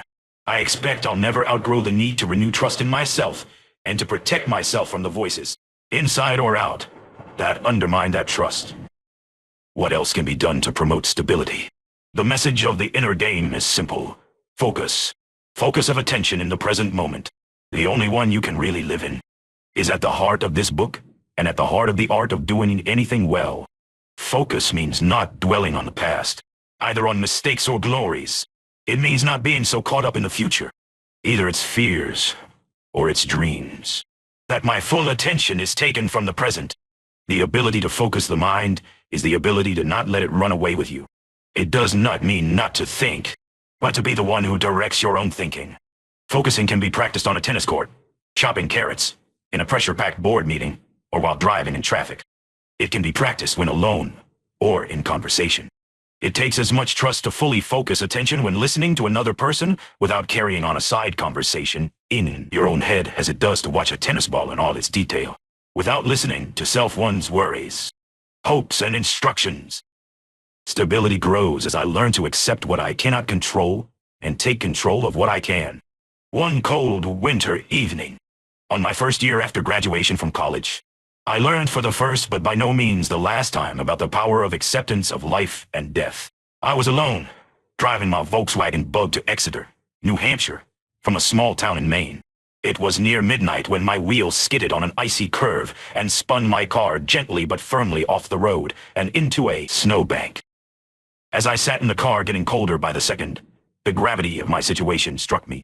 It was about 20 degrees below zero outside, and I had nothing other than the sport jacket I was wearing. There was no hope of keeping warm in the car while it was stationary, and there was little hope of being picked up by another car.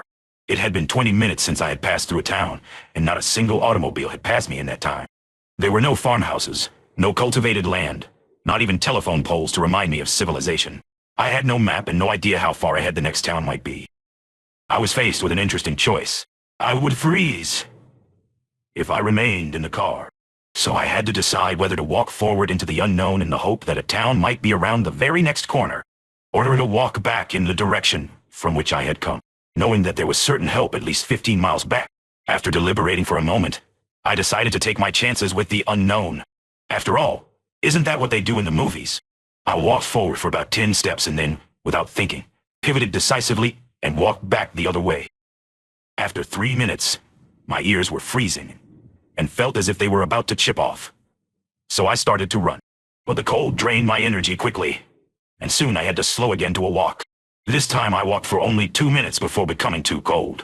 Again I ran, but again grew fatigued quickly. The periods of running began to grow shorter, as did the periods of walking, and I soon realized what the outcome of these decreasing cycles would be. I could see myself by the side of the road covered with snow and frozen stiff. At that moment, what had first appeared to be merely a difficult situation began to look as if it was going to be my final situation.